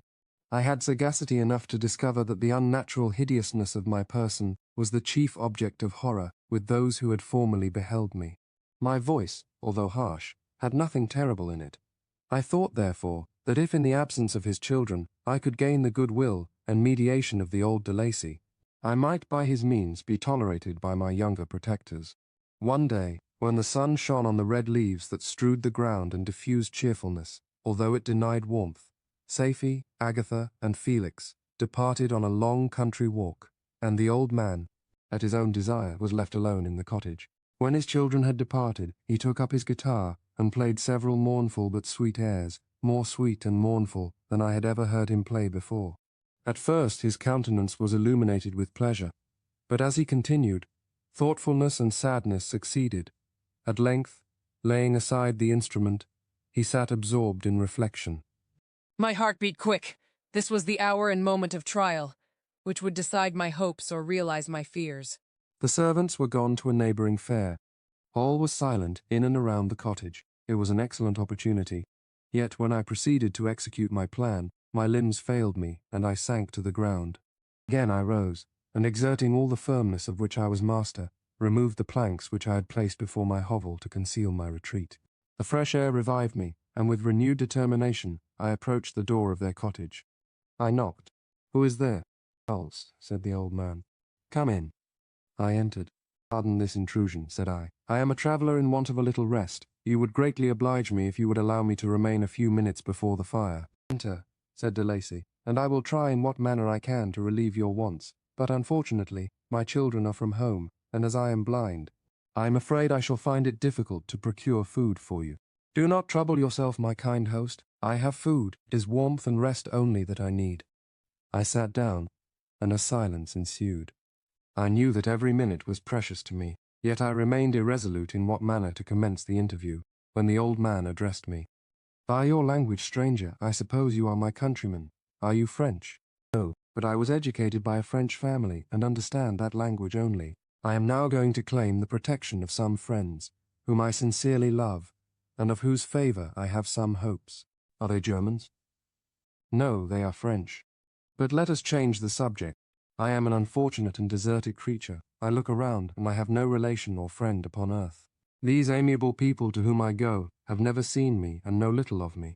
I am full of fears, for if I fail there, I am an outcast in the world forever. Do not despair.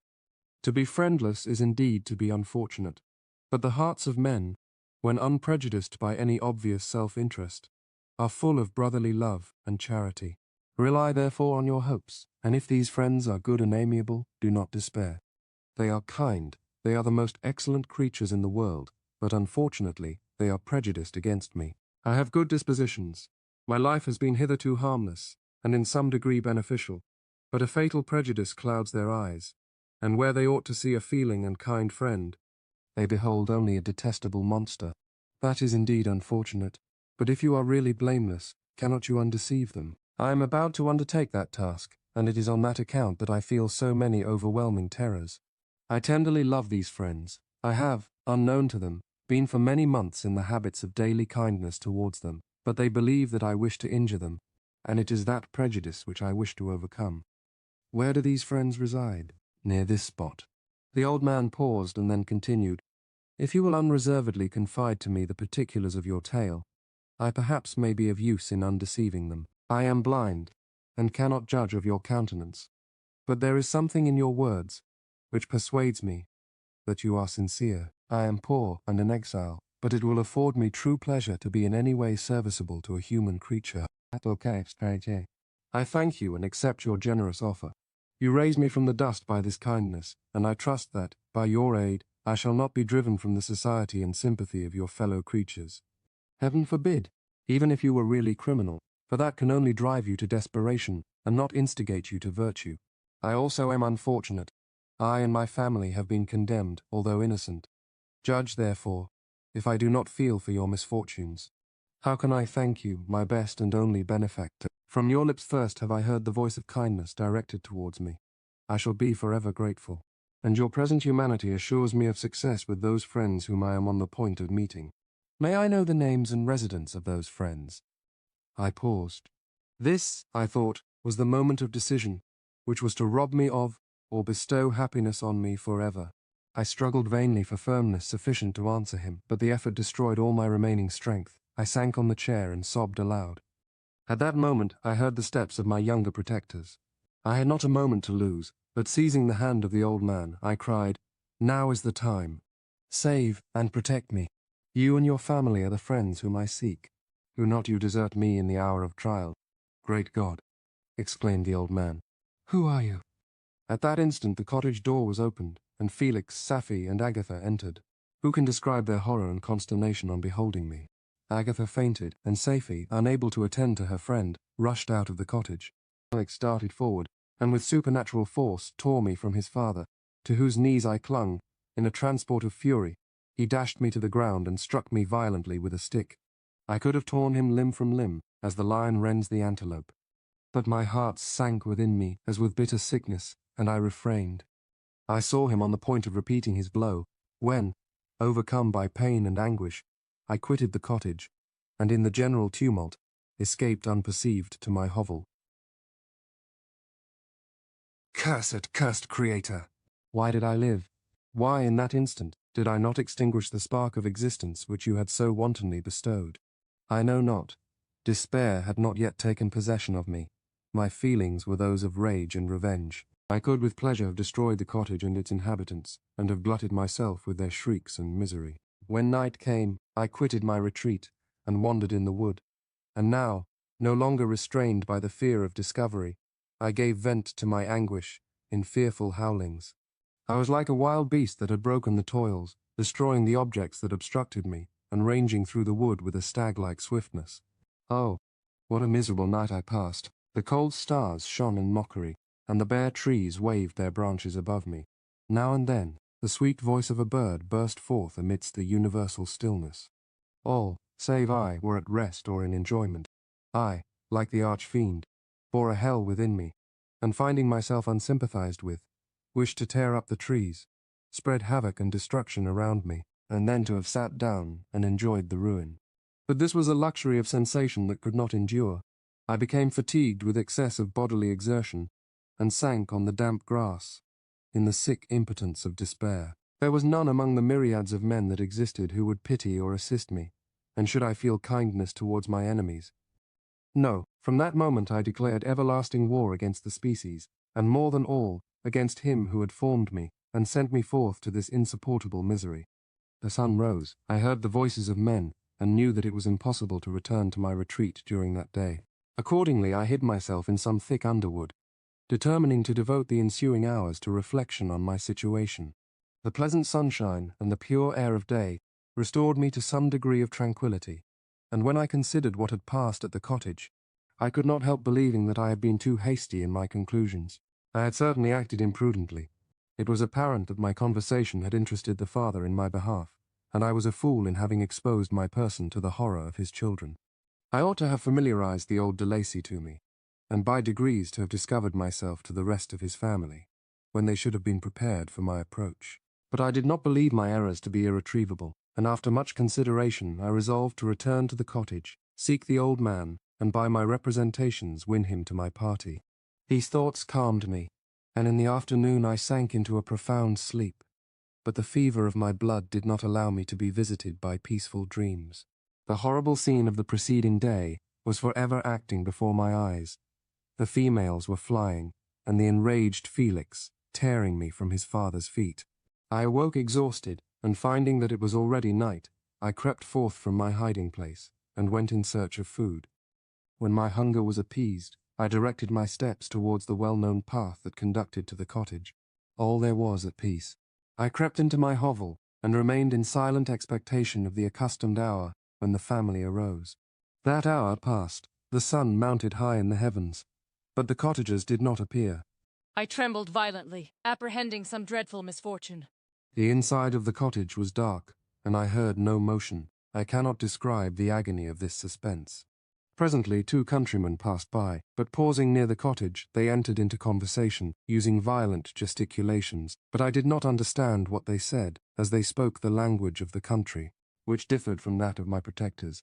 Soon after, however, Felix approached with another man. I was surprised, as I knew that he had not quitted the cottage that morning, and waited anxiously to discover from his discourse the meaning of these unusual appearances.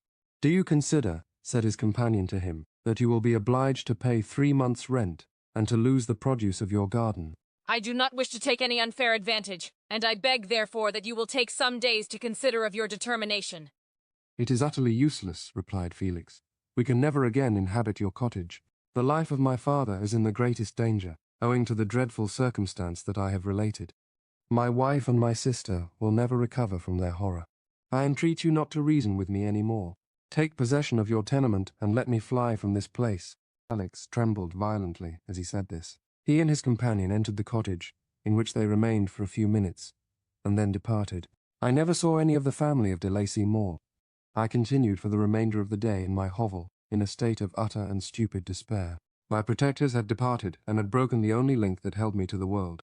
For the first time, the feelings of revenge and hatred filled my bosom, and I did not strive to control them, but allowing myself to be borne away by the stream, I bent my mind towards injury and death. When I thought of my friends, of the mild voice of de Lacy, the gentle eyes of Agatha, and the exquisite beauty of the Arabian, these thoughts vanished, and a gush of tears somewhat soothed me. But again, when I reflected that they had spurned and deserted me, anger returned, a rage of anger, and unable to injure anything human, I turned my fury towards inanimate objects. As night advanced, I placed a variety of combustibles around the cottage, and after having destroyed every vestige of cultivation in the garden, I waited with forced impatience until the moon had sunk to commence my operations. As the night advanced, a fierce wind arose from the woods, and quickly dispersed the clouds that had loitered in the heavens. The blast tore along like a mighty avalanche, and produced a kind of insanity in my spirits that burst all bounds of reason and reflection. I lighted the dry branch of a tree and danced with fury around the devoted cottage, my eyes still fixed on the western horizon, the edge of which the moon nearly touched. A part of its orb was at length hid, and I waved my brand. It sank, and with a loud scream, I fired the straw, and heath, and bushes which I had collected. The wind fanned the fire, and the cottage was quickly enveloped by the flames, which clung to it and licked it with their forked and destroying tongues. As soon as I was convinced that no assistance could save any part of the habitation, I quitted the scene, and sought for refuge in the woods. And now, with the world before me, whither should I bend my steps? I resolved to fly far from the scene of my misfortunes, but to me, hated and despised, every country must be equally horrible. At length the thought of you crossed my mind. I learned from your papers that you were my father, my creator, and to whom could I apply with more fitness than to him who had given me life? Among the lessons that Felix had bestowed upon Safie, geography had not been omitted. I had learned from these the relative situations of the different countries of the earth. You had mentioned Geneva as the name of your native town, and towards this place I resolved to proceed. But how was I to direct myself? I knew that I must travel in a southwesterly direction to reach my destination, but the sun was my only guide.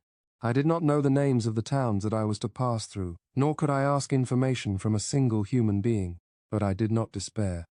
From you only could I hope for succor, although towards you I felt no sentiment but that of hatred. Unfeeling, heartless creator!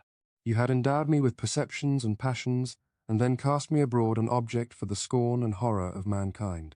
But on you only had I any claim for pity and redress, and from you I determined to seek that justice which I vainly attempted to gain from any other being that wore the human form. My travels were long, and the sufferings I endured intense. It was late in autumn when I quitted the district where I had so long resided.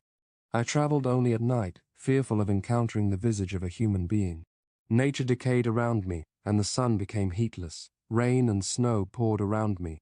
Mighty rivers were frozen. The surface of the earth was hard and chill, and bare, and I found no shelter. O earth, how often did I imprecate curses on the cause of my being! The mildness of my nature had fled, and all within me was turned to gall and bitterness. The nearer I approached to your habitation, the more deeply did I feel the spirit of revenge enkindled in my heart. Snow fell, and the waters were hardened, but I rested not. A few incidents now and then directed me, and I possessed a map of the country, but I often wandered wide from my path. The agony of my feelings allowed me no respite. No incident occurred from which my rage and misery could not extract its food.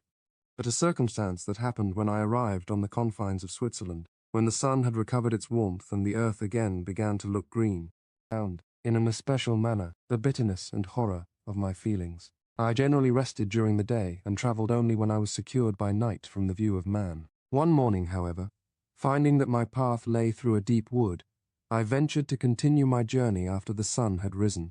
The day, which was one of the first of spring, cheered even me by the loveliness of its sunshine and the balminess of the air. I find its Mutissime name is an easy country. I find its Mutissime. Half surprised by the novelty of these sensations, I allowed myself to be borne away by them, and forgetting my solitude and deformity, dared to be happy. Soft tears again bedewed my cheeks, and I even raised my humid eyes with thankfulness towards the blessed sun, which bestowed such joy upon me. I continued to wind among the paths of the wood, until I came to its boundary, which was skirted by a deep and rapid river, into which many of the trees bent their branches, now budding with the fresh spring. Here I paused, not exactly knowing what path to pursue, when I heard the sound of voices that induced me to conceal myself under the shade of a cypress. I was scarcely hid when a young girl came running towards the spot where I was concealed, laughing, as if she ran from someone in sport. She continued her course along the precipitous sides of the river, when suddenly her foot slipped, and she fell into the rapid stream. I rushed from my hiding place, and with extreme labour, from the force of the current, saved her and dragged her to shore. She was senseless, and I endeavoured by every means in my power to restore animation, when I was suddenly interrupted by the approach of a rustic, who was probably the person from whom she had playfully fled. On seeing me, he darted towards me, and tearing the girl from my arms, hastened towards the deeper parts of the wood. I followed speedily, I hardly knew why, but when the man saw me draw near, he aimed a gun, which he carried, at my body and fired. I sank to the ground, and my injurer, with increased swiftness, escaped into the wood. This was then the reward of my benevolence. I had saved a human being from destruction, and as a recompense I now writhed under the miserable pain of a wound which shattered the flesh and bone. The feelings of kindness and gentleness which I had entertained but a few moments before gave place to hellish rage and gnashing of teeth. Inflamed by pain, I vowed eternal hatred and vengeance to all mankind.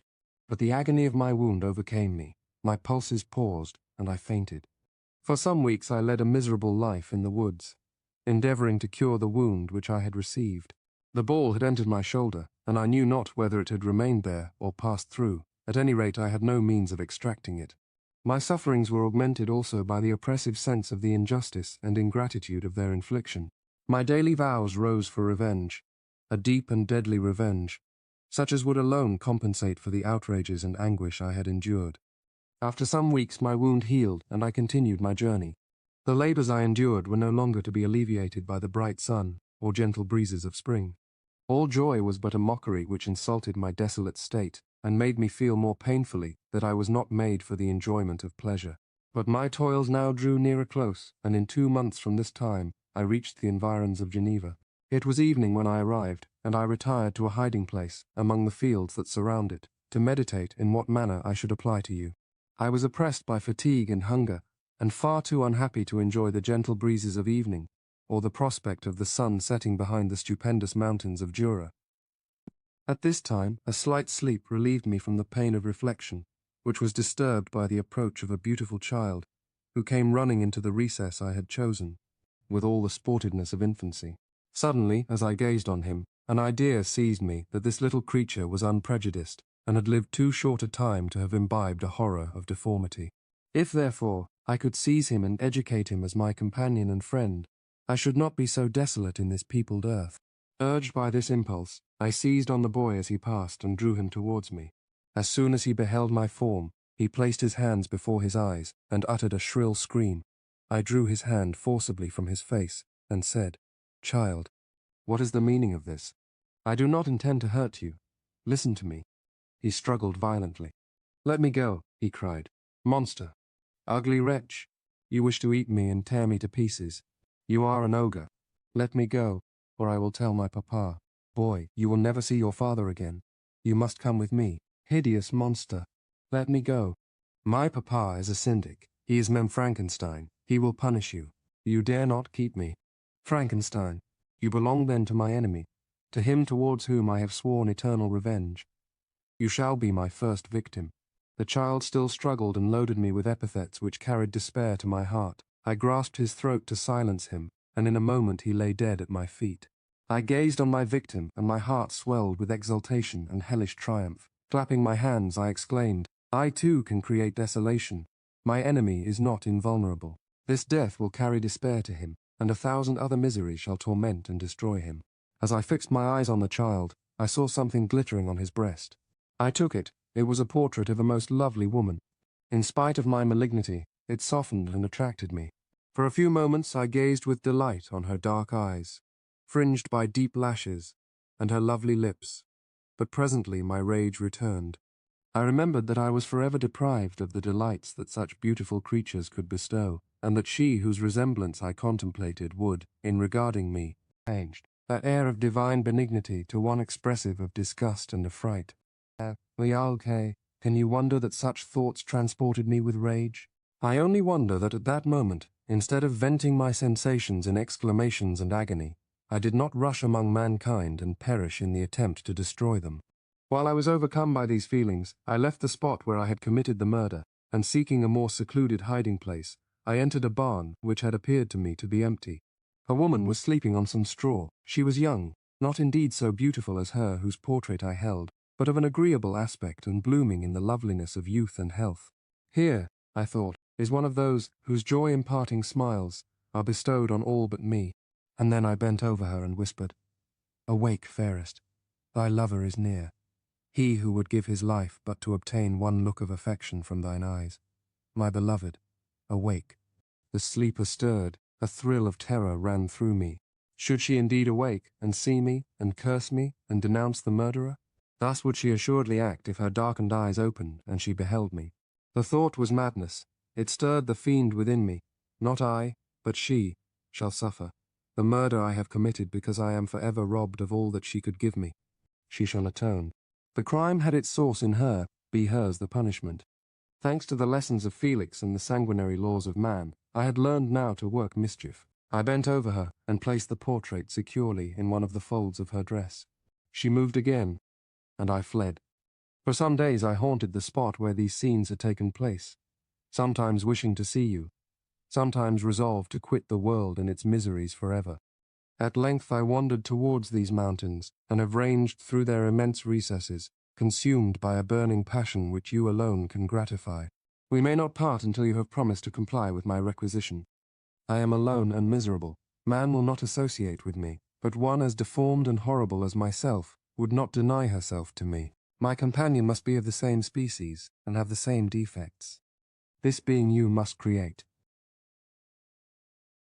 The being finished speaking and fixed his looks upon me in the expectation of a reply. But I was bewildered, perplexed, and unable to arrange my ideas sufficiently to understand the full extent of his proposition. He continued, "You must create a female for me, with whom I can live in the interchange of those sympathies necessary for my being. This you alone can do.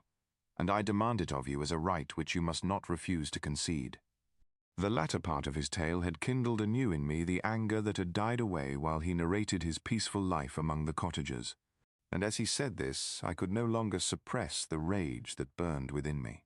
"I do refuse it," I replied, "and no torture shall ever extort a consent from me." "You may render me the most miserable of men, but you shall never make me base in my own eyes. Shall I create another like yourself, whose joint wickedness might desolate the world? Begone." "I have answered you. You may torture me, but I will never consent." "You are in the wrong," replied the fiend, "and instead of threatening, I am content to reason with you. I am malicious because I am miserable. Am I not shunned and hated by all mankind? You, my creator, would tear me to pieces and triumph. Remember that, and tell me why I should pity man more than he pities me. You would not call it murder if you could precipitate me into one of those ice rifts and destroy my frame, the work of your own hands. Shall I respect man when he condemns me? Let him live with me in the interchange of kindness, and instead of injury I would bestow every benefit upon him with tears of gratitude at his acceptance. But that cannot be. The human senses are insurmountable barriers to our union. Yet mine shall not be the submission of abject slavery. I will revenge my injuries. If I cannot inspire love, I will cause fear, and chiefly towards you, my archenemy, because my creator, do I swear inextinguishable hatred. Have a care. I will work at your destruction nor finish until I desolate your heart, so that you shall curse the hour of your birth." Fiendish rage animated him as he said this. His face was wrinkled into contortions too horrible for human eyes to behold. But presently he calmed himself and proceeded, "I intended to reason. This passion is detrimental to me, for you do not reflect that you are the cause of its excess. If any being felt emotions of benevolence towards me, I should return them 100 and 100-fold. For that one creature's sake I would make peace with the whole kind. But I now indulge in dreams of bliss that cannot be realized. What I ask of you is reasonable and moderate. I demand a creature of another sex, but as hideous as myself. The gratification is small, but it is all that I can receive, and it shall content me. It is true we shall be monsters, cut off from all the world, but on that account we shall be more attached to one another. Our lives will not be happy, but they will be harmless and free from the misery I now feel. Oh, my Creator, make me happy. Let me feel gratitude towards you for one benefit. Let me see that I excite the sympathy of some existing thing. Do not deny me my request." I was moved. I shuddered when I thought of the possible consequences of my consent, but I felt that there was some justice in his argument. His tale and the feelings he now expressed proved him to be a creature of fine sensations, and did I not as his maker owe him all the portion of happiness that it was in my power to bestow? He saw my change of feeling and continued, "If you consent, neither you nor any other human being shall ever see us again. I will go to the vast wilds of South America. My food is not that of man. I do not destroy the lamb and the kid to glut my appetite. Acorns and berries afford me sufficient nourishment. My companion will be of the same nature as myself, and will be content with the same fare. We shall make our bed of dried leaves. The sun will shine on us as on man, and will ripen our food. The picture I present to you is peaceful and human, and you must feel that you could deny it only in the wantonness of power and cruelty.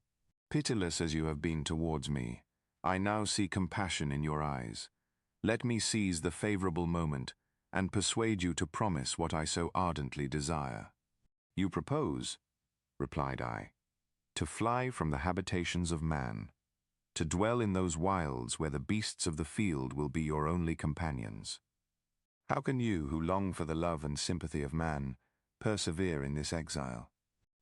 You will return and again seek their kindness, and you will meet with their detestation. Your evil passions will be renewed, and you will then have a companion to aid you in the task of destruction.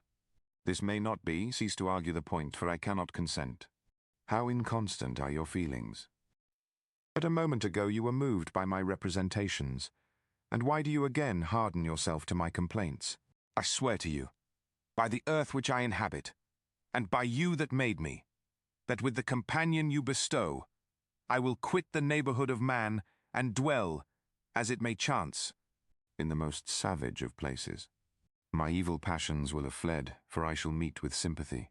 My life will flow quietly away, and in my dying moments I shall not curse my Maker. His words had a strange effect upon me. I compassionated him, and sometimes felt a wish to console him, but when I looked upon him, when I saw the filthy mass that moved and talked, my heart sickened and my feelings were altered to those of horror and hatred. I tried to stifle these sensations. I thought that as I could not sympathize with him, I had no right to withhold from him the small portion of happiness which was yet in my power to bestow. You swear, I said, to be harmless, but have you not already shown a degree of malice that should reasonably make me distrust you? May not even this be a feint that will increase your triumph by affording a wider scope for your revenge? How is this? I must not be trifled with, and I demand an answer. If I have no ties and no affections, hatred and vice must be my portion. The love of another will destroy the cause of my crimes, and I shall become a thing of whose existence everyone will be ignorant. My vices are the children of a forced solitude that I abhor, and my virtues will necessarily arise when I live in communion with an equal. I shall feel the affections of a sensitive being and become linked to the chain of existence and events from which I am now excluded.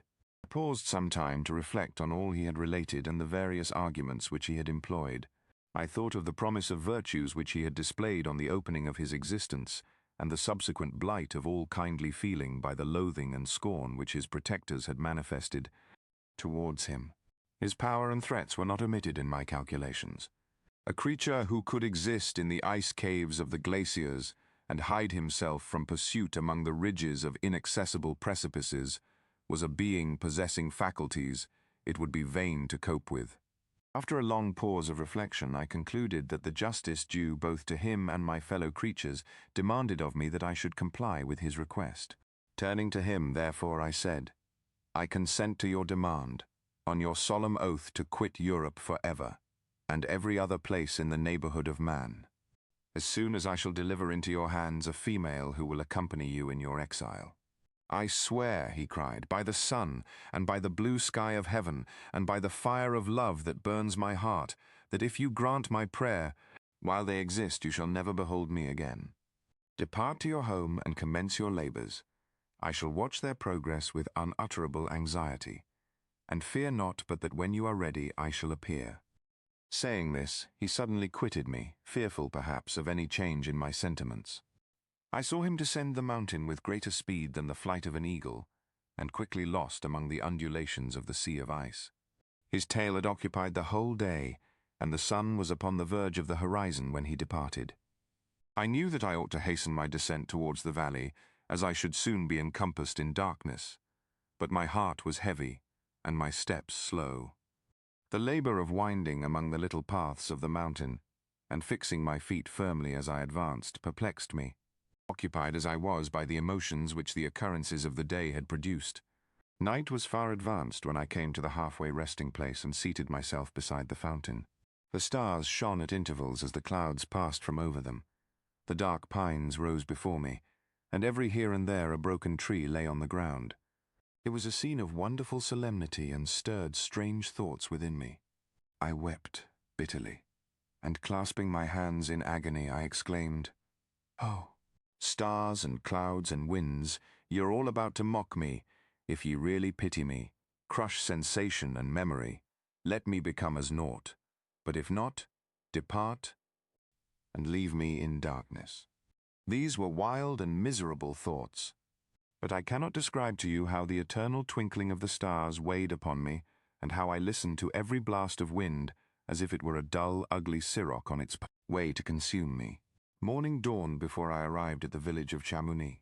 I took no rest, but returned immediately to Geneva. Even in my own heart I could give no expression to my sensations. They weighed on me with a mountain's weight, and their excess destroyed my agony beneath them. Thus I returned home, and entering the house, presented myself to the family. My haggard and wild appearance awoke intense alarm, but I answered no question. Scarcely did I speak. I felt as if I were placed under a ban, as if I had no right to claim their sympathies, as if never more might I enjoy companionship with them. Yet even thus I loved them to adoration, and to save them, I resolved to dedicate myself to my most abhorred task. The prospect of such an occupation made every other circumstance of existence pass before me like a dream, and that thought only had to me the reality of life. Day after day, week after week, passed away on my return to Geneva, and I could not collect the courage to recommence my work. I feared the vengeance of the disappointed fiend, yet I was unable to overcome my repugnance to the task which was enjoined me. I found that I could not compose a female without again devoting several months to profound study and laborious disquisition.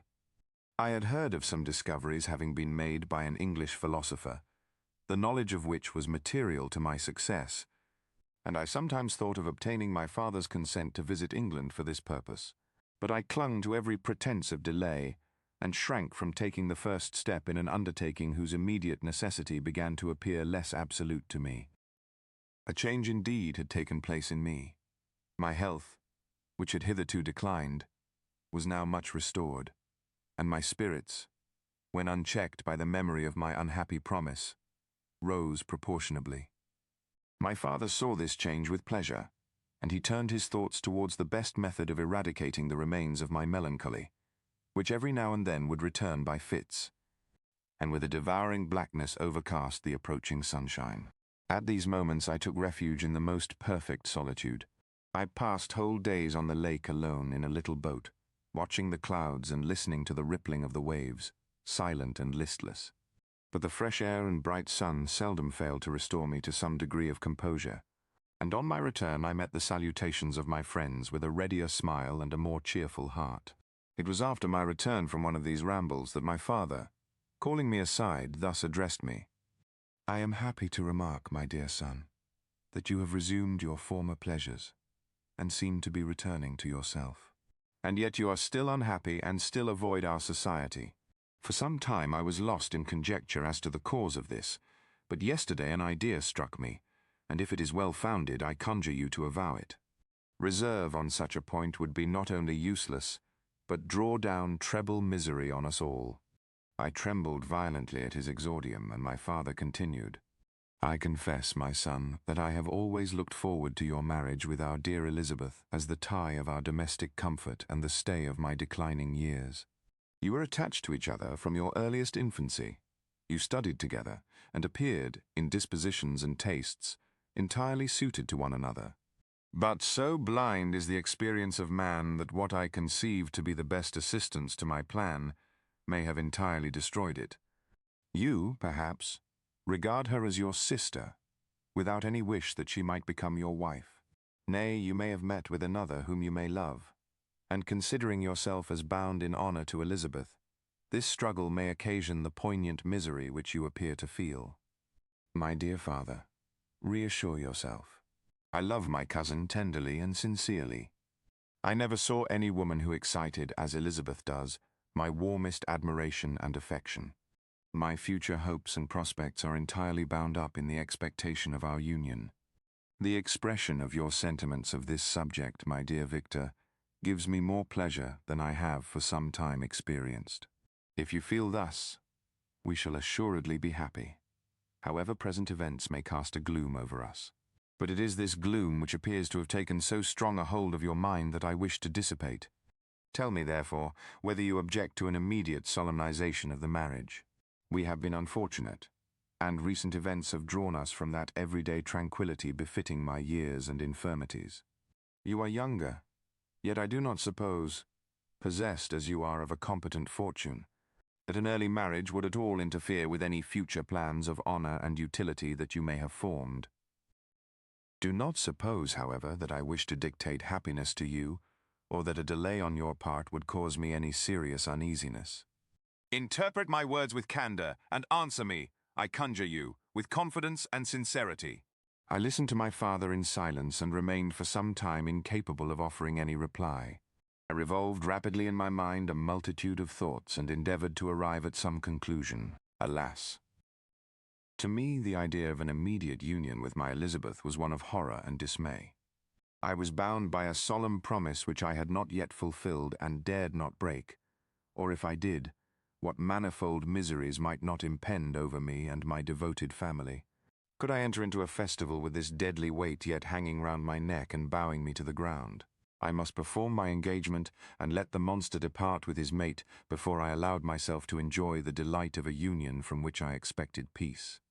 I remembered also the necessity imposed upon me of either journeying to England or entering into a long correspondence with those philosophers of that country whose knowledge and discoveries were of indispensable use to me in my present undertaking. The latter method of obtaining the desired intelligence was dilatory and unsatisfactory. Besides, I had an insurmountable aversion to the idea of engaging myself in my loathsome task in my father's house while in habits of familiar intercourse with those I loved.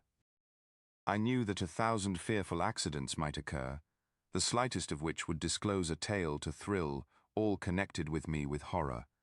I was aware also that I should often lose all self-command, all capacity of hiding the harrowing sensations that would possess me during the progress of my unearthly occupation. I must absent myself from all I loved while thus employed. Once commenced, it would quickly be achieved, and I might be restored to my family in peace and happiness. My promise fulfilled, the monster would depart forever, or, so my fond fancy imaged, some accident might meanwhile occur to destroy him and put an end to my slavery forever. These feelings dictated my answer to my father. I expressed a wish to visit England, but concealing the true reasons of this request, I clothed my desires under a guise which excited no suspicion, while I urged my desire with an earnestness that easily induced my father to comply. After so long a period of an absorbing melancholy that resembled madness in its intensity and effects, he was glad to find that I was capable of taking pleasure in the idea of such a journey, and he hoped that change of scene and varied amusement would, before my return, have restored me entirely to myself. The duration of my absence was left to my own choice. A few months, or at most a year, was the period contemplated. One paternal kind precaution he had taken to ensure my having a companion. Without previously communicating with me, he had, in concert with Elizabeth, arranged that Clerval should join me at Strasbourg. This interfered with the solitude I coveted for the prosecution of my task, yet at the commencement of my journey the presence of my friend could in no way be an impediment, and truly I rejoiced that thus I should be saved many hours of lonely, maddening reflection. Nay, Henry might stand between me and the intrusion of my foe. If I were alone, would he not at times force his abhorred presence on me to remind me of my task, or to contemplate its progress? To England, therefore, I was bound, and it was understood that my union with Elizabeth should take place immediately on my return. My father's age rendered him extremely averse to delay. For myself, there was one reward I promised myself from my detested toils, one consolation for my unparalleled sufferings. It was the prospect of that day when, enfranchised from my miserable slavery, I might claim Elizabeth and forget the past in my union with her. I now made arrangements for my journey, but one feeling haunted me which filled me with fear and agitation. During my absence I should leave my friends unconscious of the existence of their enemy, and unprotected from his attacks, exasperated as he might be by my departure. But he had promised to follow me wherever I might go, and would he not accompany me to England? This imagination was dreadful in itself, but soothing inasmuch as it supposed the safety of my friends. I was agonized with the idea of the possibility that the reverse of this might happen. But through the whole period during which I was the slave of my creature, I allowed myself to be governed by the impulses of the moment. My present sensations strongly intimated that the fiend would follow me and exempt my family from the danger of his machinations. It was in the latter end of September that I again quitted my native country. My journey had been my own suggestion, and Elizabeth therefore acquiesced, but she was filled with disquiet at the idea of my suffering, away from her, the inroads of misery and grief. It had been her care which provided me a companion in Clerval, and yet a man is blind to 1,000 minute circumstances which call forth a woman's sedulous attention. She longed to bid me hasten my return. 1,000 conflicting emotions rendered her mute, as she bade me a tearful, silent farewell. I threw myself into the carriage that was to convey me away, hardly knowing whither I was going, and careless of what was passing around. I remembered only, and it was with a bitter anguish that I reflected on it, to order that my chemical instruments should be packed to go with me. Filled with dreary imaginations, I passed through many beautiful and majestic scenes, but my eyes were fixed and unobserving. I could only think of the bourne of my travels, and the work which was to occupy me whilst they endured. After some days spent in listless indolence, during which I traversed many leagues, I arrived at Strasbourg, where I waited 2 days for Clerval. He came. Alas, how great was the contrast between us! He was alive to every new scene, joyful when he saw the beauties of the setting sun, and more happy when he beheld it rise and recommence a new day. He pointed out to me the shifting colours of the landscape and the appearances of the sky. "This is what it is to live," he cried. "Now I enjoy existence." "But you, my dear Frankenstein, wherefore are you desponding and sorrowful?" In truth, I was occupied by gloomy thoughts, and neither saw the descent of the evening star nor the golden sunrise reflected in the Rhine. And you, my friend, would be far more amused with the journal of Clerval, who observed the scenery with an eye of feeling and delight, than in listening to my reflections. I, a miserable wretch, haunted by a curse that shut up every avenue to enjoyment. We had agreed to descend the Rhine in a boat from Strasbourg to Rotterdam, whence we might take shipping for London.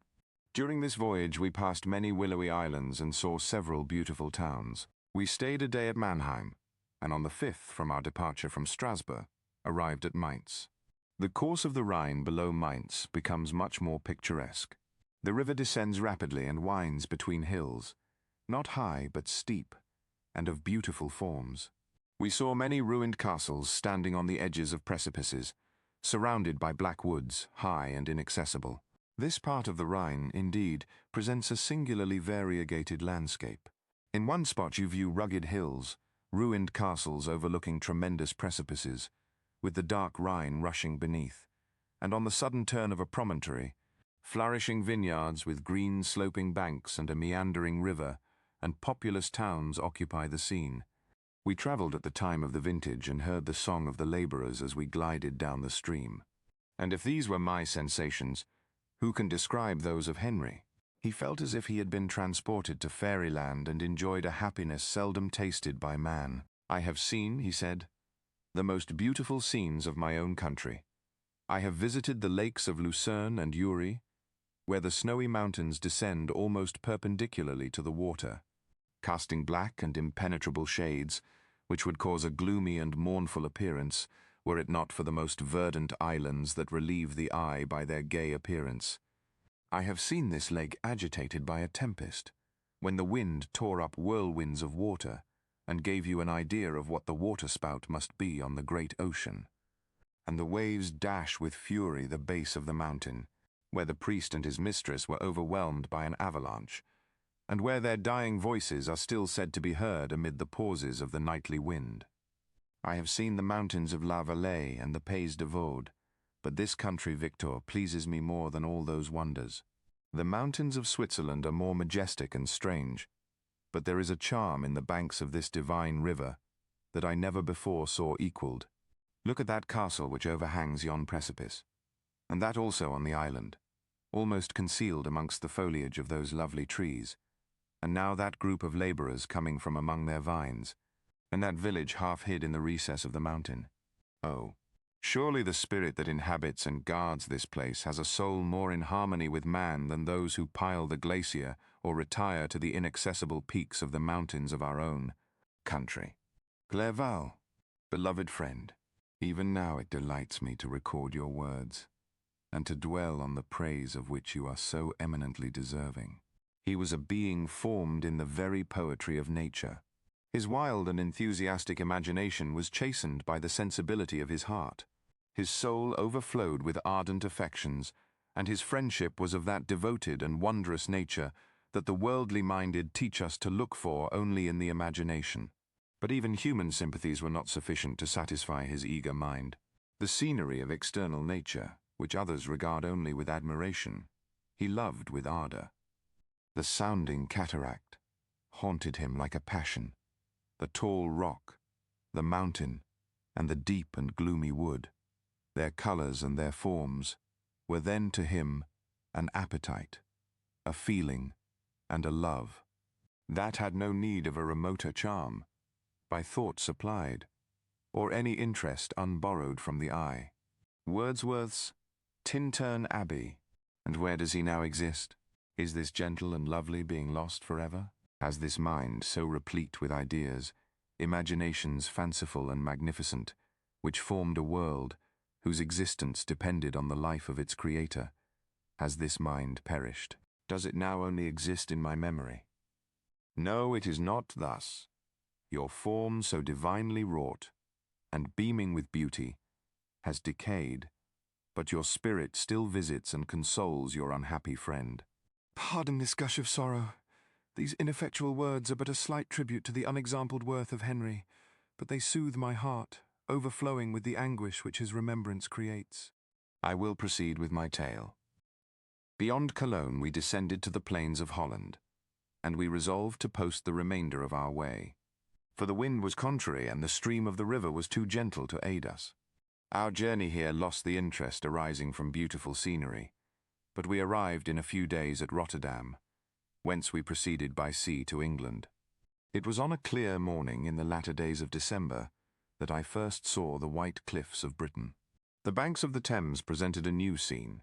They were flat but fertile, and almost every town was marked by the remembrance of some story. We saw Tilbury Fort and remembered the Spanish Armada, Gravesend, Woolwich, and Greenwich, places which I had heard of even in my country. At length we saw the numerous steeples of London, St. Paul's towering above all, and the Tower famed in English history. London was our present point of rest. We determined to remain several months in this wonderful and celebrated city. Clerval desired the intercourse of the men of genius and talent who flourished at this time, but this was with me a secondary object. I was principally occupied with the means of obtaining the information necessary for the completion of my promise, and quickly availed myself of the letters of introduction that I had brought with me, addressed to the most distinguished natural philosophers. If this journey had taken place during my days of study and happiness, it would have afforded me inexpressible pleasure. But a blight had come over my existence, and I only visited these people for the sake of the information they might give me on the subject in which my interest was so terribly profound. Company was irksome to me. When alone, I could fill my mind with the sights of heaven and earth. The voice of Henry soothed me, and I could thus cheat myself into a transitory peace. But busy, uninteresting, joyous faces brought back despair to my heart. I saw an insurmountable barrier placed between me and my fellow men. This barrier was sealed with the blood of William and Justine, and to reflect on the events connected with those names filled my soul with anguish. But in Clerval I saw the image of my former self. He was inquisitive, and anxious to gain experience and instruction. The difference of manners which he observed was to him an inexhaustible source of instruction and amusement. He was also pursuing an object he had long had in view. His design was to visit India, in the belief that he had in his knowledge of its various languages, and in the views he had taken of its society, the means of materially assisting the progress of European colonization and trade. In Britain only could he further the execution of his plan. He was forever busy, and the only check to his enjoyments was my sorrowful and dejected mind. I tried to conceal this as much as possible, that I might not debar him from the pleasures natural to one who was entering on a new scene of life, undisturbed by any care or bitter recollection.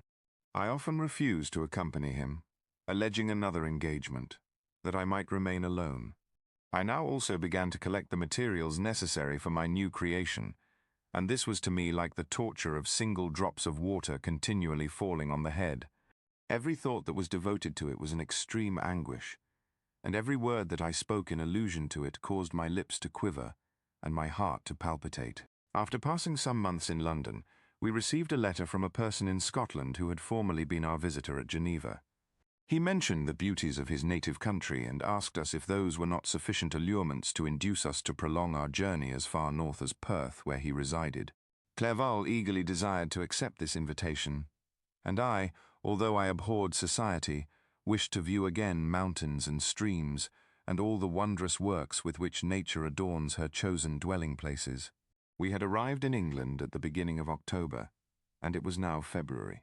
We accordingly determined to commence our journey towards the north at the expiration of another month. In this expedition we did not intend to follow the great road to Edinburgh, but to visit Windsor, Oxford, Matlock, and the Cumberland Lakes. Resolving to arrive at the completion of this tour about the end of July, I packed up my chemical instruments and the materials I had collected, resolving to finish my labours in some obscure nook in the northern highlands of Scotland. We quitted London on the 27th of March, and remained a few days at Windsor, rambling in its beautiful forest. This was a new scene to us mountaineers. The majestic oaks, the quantity of game, and the herds of stately deer were all novelties to us.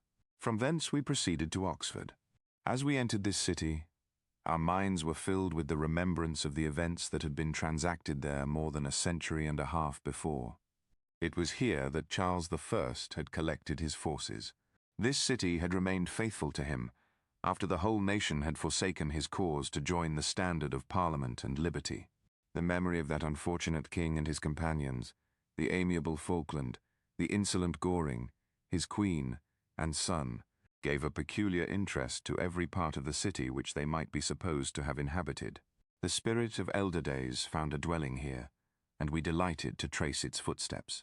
If these feelings had not found an imaginary gratification, the appearance of the city had yet in itself sufficient beauty to obtain our admiration.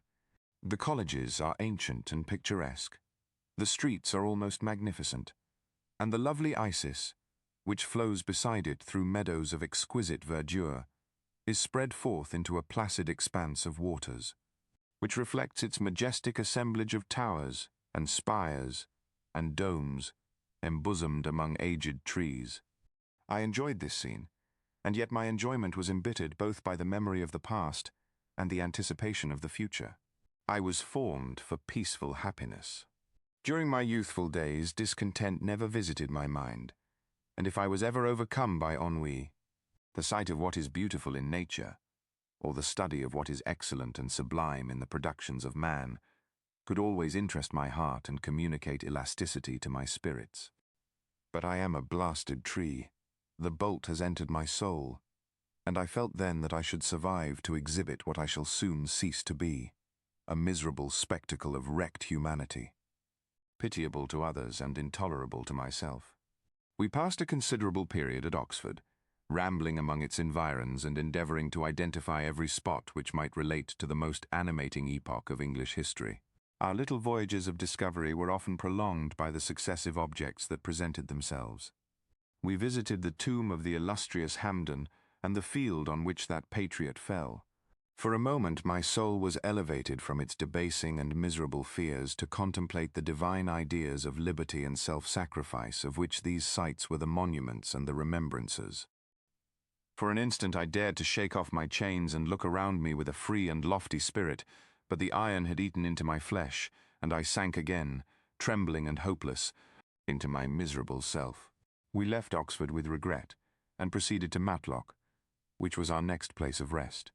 The country in the neighbourhood of this village resembled, to a greater degree, the scenery of Switzerland, but everything is on a lower scale, and the green hills want the crown of distant white Alps, which always attend on the piny mountains of my native country. We visited the wondrous cave and the little cabinets of natural history, where the curiosities are disposed in the same manner as in the collections at Servox and Chamonix. The latter name made me tremble when pronounced by Henry, and I hastened to quit Matlock, with which that terrible scene was thus associated. From Derby, still journeying northwards, we passed 2 months in Cumberland and Westmoreland. I could now almost fancy myself among the Swiss mountains. The little patches of snow which yet lingered on the northern sides of the mountains, the lakes, and the dashing of the rocky streams were all familiar and dear sights to me. Here also we made some acquaintances, who almost contrived to cheat me into happiness. The delight of Clerval was proportionably greater than mine. His mind expanded in the company of men of talent, and he found in his own nature greater capacities and resources than he could have imagined himself to have possessed while he associated with his inferiors. I could pass my life here, said he to me, and among these mountains I should scarcely regret Switzerland and the Rhine. But he found that a traveller's life is one that includes much pain amidst its enjoyments. His feelings are forever on the stretch, and when he begins to sink into repose, he finds himself obliged to quit that on which he rests in pleasure for something new, which again engages his attention, and which also he forsakes for other novelties. We had scarcely visited the various lakes of Cumberland and Westmoreland, and conceived an affection for some of the inhabitants, when the period of our appointment with our Scotch friend approached, and we left them to travel on. For my own part, I was not sorry. I had now neglected my promise for some time, and I feared the effects of the daemon's disappointment. He might remain in Switzerland and wreak his vengeance on my relatives. This idea pursued me and tormented me at every moment from which I might otherwise have snatched repose and peace. I waited for my letters with feverish impatience. If they were delayed, I was miserable and overcome by 1,000 fears, and when they arrived and I saw the superscription of Elizabeth or my father, I hardly dared to read and ascertain my fate. Sometimes I thought that the fiend followed me and might expedite my remissness by murdering my companion. When these thoughts possessed me, I would not quit Henry for a moment, but followed him as his shadow, to protect him from the fancied rage of his destroyer. I felt as if I had committed some great crime, the consciousness of which haunted me.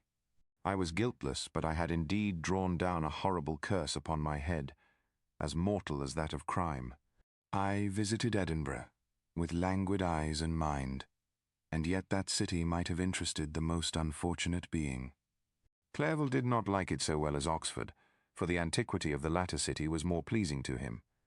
But the beauty and regularity of the new town of Edinburgh, its romantic castle and its environs, the most delightful in the world, Arthur's Seat, St. Bernard's Well, and the Pentland Hills, compensated him for the change, and filled him with cheerfulness and admiration. But I was impatient to arrive at the termination of my journey. We left Edinburgh in a week, passing through Cupar, St. Andrews, and along the banks of the Tay, to Perth, where our friend expected us. But I was in no mood to laugh and talk with strangers, or enter into their feelings or plans with the good humour expected from a guest, and accordingly I told Clerval that I wished to make the tour of Scotland alone. "Do you," said I, "enjoy yourself, and let this be our rendezvous. I may be absent a month or two, but do not interfere with my motions, I entreat you. Leave me to peace and solitude for a short time, and when I return, I hope it will be with a lighter heart, more congenial to your own temper." Henry wished to dissuade me, but seeing me bent on this plan, ceased to remonstrate. He entreated me to write often. "I had rather be with you," he said, "in your solitary rambles, than with these Scotch people whom I do not know. Hasten then, my dear friend, to return, that I may again feel myself somewhat at home, which I cannot do in your absence." Having parted from my friend, I determined to visit some remote spot of Scotland, and finish my work in solitude. I did not doubt, but that the monster followed me, and would discover himself to me when I should have finished, that he might receive his companion. With this resolution I traversed the northern highlands, and fixed on one of the remotest of the Orkneys as the scene of my labours. It was a place fitted for such a work, being hardly more than a rock, whose high sides were continually beaten upon by the waves. The soil was barren, scarcely affording pasture for a few miserable cows, and oatmeal for its inhabitants, which consisted of 5 persons, whose gaunt and scraggy limbs gave tokens of their miserable fare. Vegetables and bread, when they indulged in such luxuries, and even fresh water, was to be procured from the mainland, which was about 5 miles distant. On the whole island there were but 3 miserable huts, and one of these was vacant when I arrived. This I hired. It contained but 2 rooms, and these exhibited all the squalidness of the most miserable penury. The thatch had fallen in, the walls were unplastered, and the door was off its hinges. I ordered it to be repaired, bought some furniture, and took possession. An incident which would doubtless have occasioned some surprise had not all the senses of the cottagers been benumbed by want and squalid poverty. As it was, I lived ungazed at and unmolested, hardly thanked for the pittance of food and clothes which I gave. So much does suffering blunt even the coarsest sensations of men. In this retreat I devoted the morning to labour, but in the evening, when the weather permitted, I walked on the stony beach of the sea, to listen to the waves as they roared and dashed at my feet. It was a monotonous yet ever-changing scene. I thought of Switzerland. It was far different from this desolate and appalling landscape. Its hills are covered with vines, and its cottages are scattered thickly in the plains. Its fair lakes reflect a blue and gentle sky, and when troubled by the winds, their tumult is but as the play of a lively infant when compared to the roarings of the giant ocean. In this manner, I distributed my occupations when I first arrived, but as I proceeded in my labor, it became every day more horrible and irksome to me. Sometimes I could not prevail on myself to enter my laboratory for several days, and at other times I toiled day and night in order to complete my work. It was indeed a filthy process in which I was engaged. During my first experiment, a kind of enthusiastic frenzy had blinded me to the horror of my employment. My mind was intently fixed on the consummation of my labor, and my eyes were shut to the horror of my proceedings. But now I went to it in cold blood, and my heart often sickened at the work of my hands. Thus situated, employed in the most detestable occupation, immersed in a solitude where nothing could for an instant call my attention from the actual scene in which I was engaged, my spirits became unequal. I grew restless and nervous. Every moment I feared to meet my persecutor. Sometimes I sat with my eyes fixed on the ground, fearing to raise them lest they should encounter the object which I so much dreaded to behold. I feared to wander from the sight of my fellow creatures, lest when alone he should come to claim his companion. In the meantime I worked on, and my labor was already considerably advanced. I looked towards its completion with a tremulous and eager hope, which I dared not trust myself to question, but which was intermixed with obscure forebodings of evil that made my heart sicken in my bosom. I sat one evening in my laboratory. The sun had set, and the moon was just rising from the sea. I had not sufficient light for my employment, and I remained idle, in a pause of consideration of whether I should leave my labor for the night, or hasten its conclusion by an unremitting attention to it. As I sat, a train of reflection occurred to me, which led me to consider the effects of what I was now doing. 3 years before, I was engaged in the same manner, and had created a fiend whose unparalleled barbarity had desolated my heart and filled it forever with the bitterest remorse. I was now about to form another being, of whose dispositions I was alike ignorant.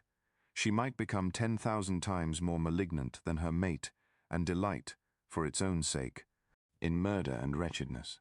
He had sworn to quit the neighborhood of man and hide himself in deserts, but she had not, and she, who in all probability was to become a thinking and reasoning animal, might refuse to comply with a compact made before her creation. They might even hate each other. The creature who already lived loathed his own deformity, and might he not conceive a greater abhorrence for it when it came before his eyes in the female form? She also might turn with disgust from him to the superior beauty of man. She might quit him, and he be again alone, exasperated by the fresh provocation of being deserted by one of his own species. Even if they were to leave Europe and inhabit the deserts of the New World, yet one of the first results of those sympathies for which the daemon thirsted would be children, and a race of devils would be propagated upon the earth, who might make the very existence of the species of man a condition precarious and full of terror. Had I right for my own benefit to inflict this curse upon everlasting generations? I had before been moved by the sophisms of the being I had created. I had been struck senseless by his fiendish threats. But now, for the first time, the wickedness of my promise burst upon me. I shuddered to think that future ages might curse me as their pest, whose selfishness had not hesitated to buy its own peace at the price, perhaps, of the existence of the whole human race. I trembled and my heart failed within me, when, on looking up, I saw by the light of the moon the daemon at the casement. A ghastly grin wrinkled his lips as he gazed on me, where I sat fulfilling the task which he had allotted to me. Yes, he had followed me in my travels. He had loitered in forests, hid himself in caves, or taken refuge in wide and desert heaths. And he now came to mark my progress and claim the fulfillment of my promise. As I looked on him, his countenance expressed the utmost extent of malice and treachery. I thought with a sensation of madness on my promise of creating another like to him, and trembling with passion, tore to pieces the thing on which I was engaged. The wretch saw me destroy the creature on whose future existence he depended for happiness, and with a howl of devilish despair and revenge, withdrew. I left the room, and locking the door, made a solemn vow in my own heart never to resume my labors. And then, with trembling steps, I sought my own apartment. I was alone. None were near me to dissipate the gloom and relieve me from the sickening oppression of the most terrible reveries. Several hours passed, and I remained near my window gazing on the sea. It was almost motionless, for the winds were hushed, and all nature reposed under the eye of the quiet moon. A few fishing vessels alone specked the water, and now and then the gentle breeze wafted the sound of voices, as the fishermen called to one another. I felt the silence, although I was hardly conscious of its extreme profundity, until my ear was suddenly arrested by the paddling of oars near the shore, and a person landed close to my house. In a few minutes after, I heard the creaking of my door, as if someone endeavored to open it softly.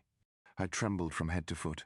I felt a presentiment of who it was, and wished to rouse one of the peasants who dwelt in a cottage not far from mine. But I was overcome by the sensation of helplessness, so often felt in frightful dreams, when you in vain endeavor to fly from an impending danger, and was rooted to the spot. Presently I heard the sound of footsteps along the passage. The door opened, and the wretch whom I dreaded appeared. Shutting the door, he approached me and said in a smothered voice, "You have destroyed the work which you began.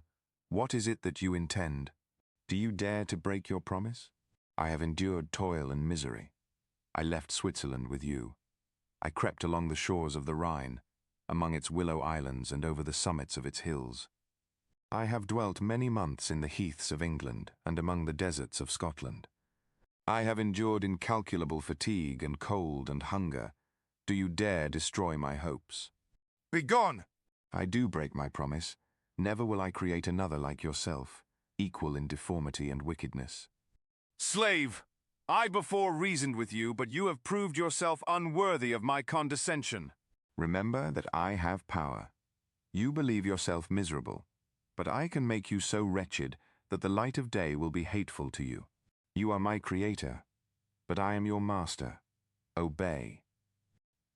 The hour of my irresolution is past, and the period of your power is arrived. Your threats cannot move me to do an act of wickedness, but they confirm me in a determination of not creating you a companion in vice.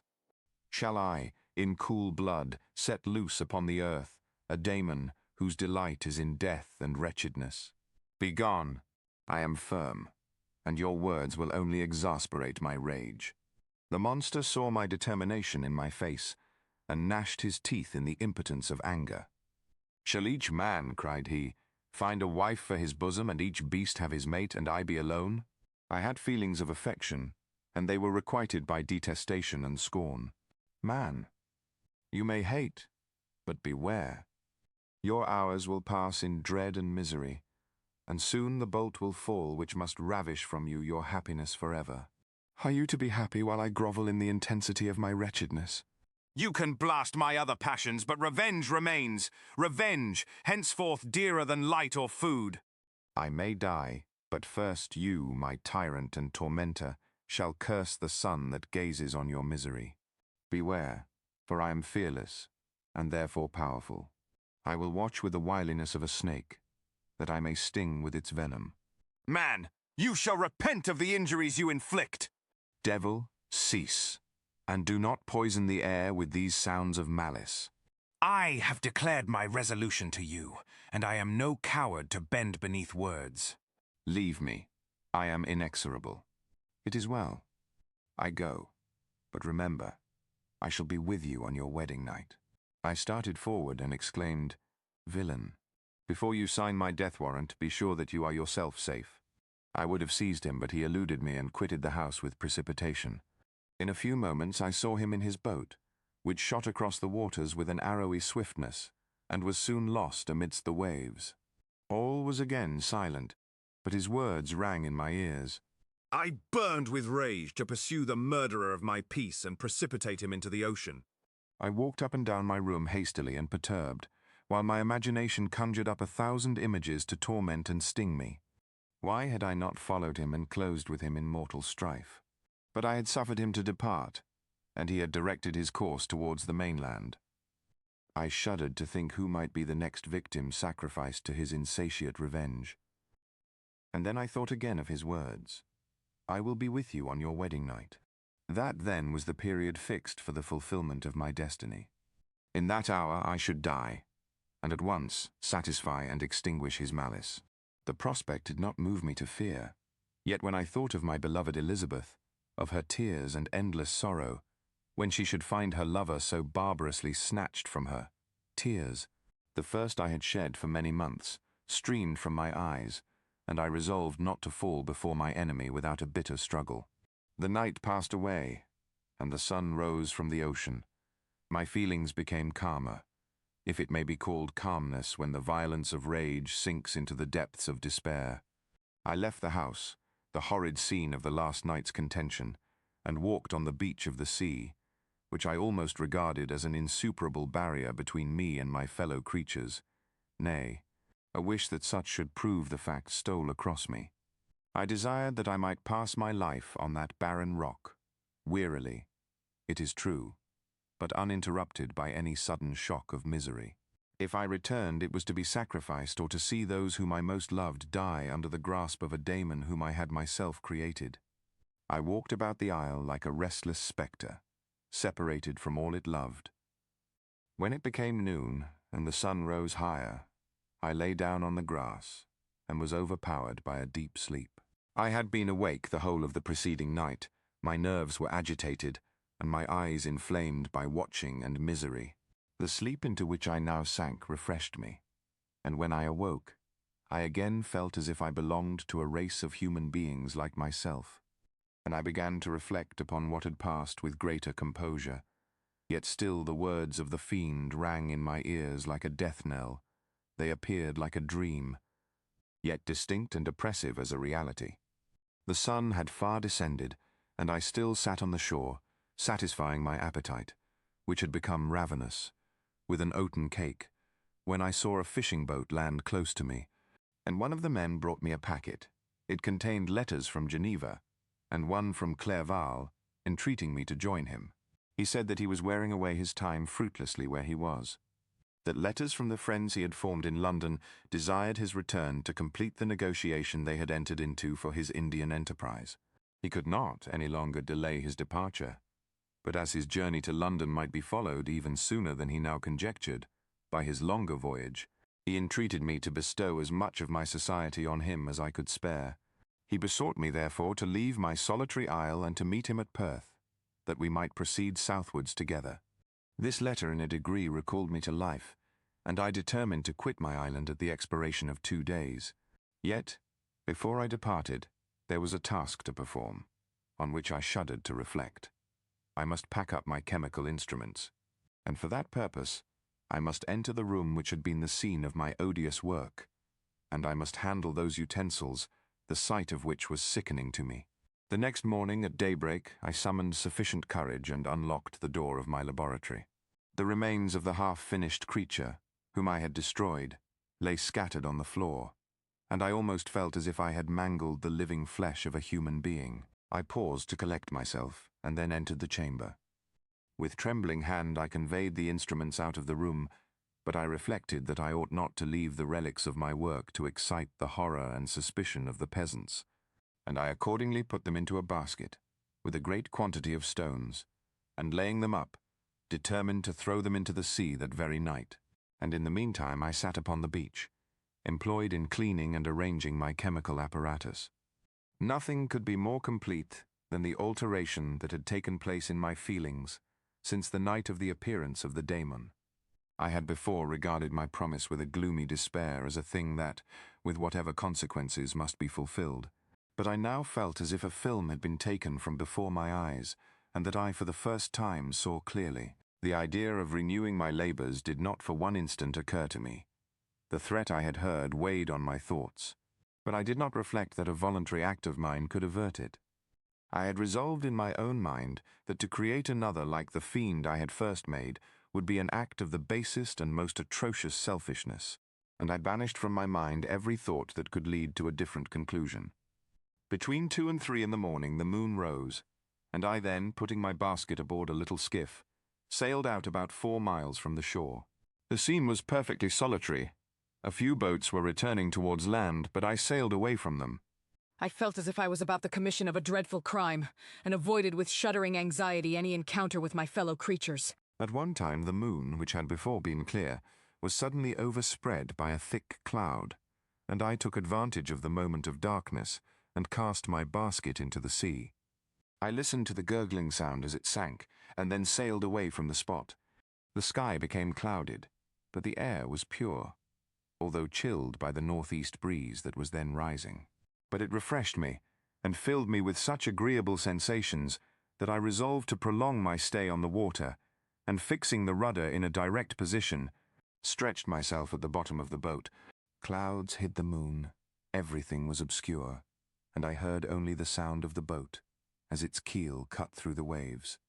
The murmur lulled me, and in a short time I slept soundly.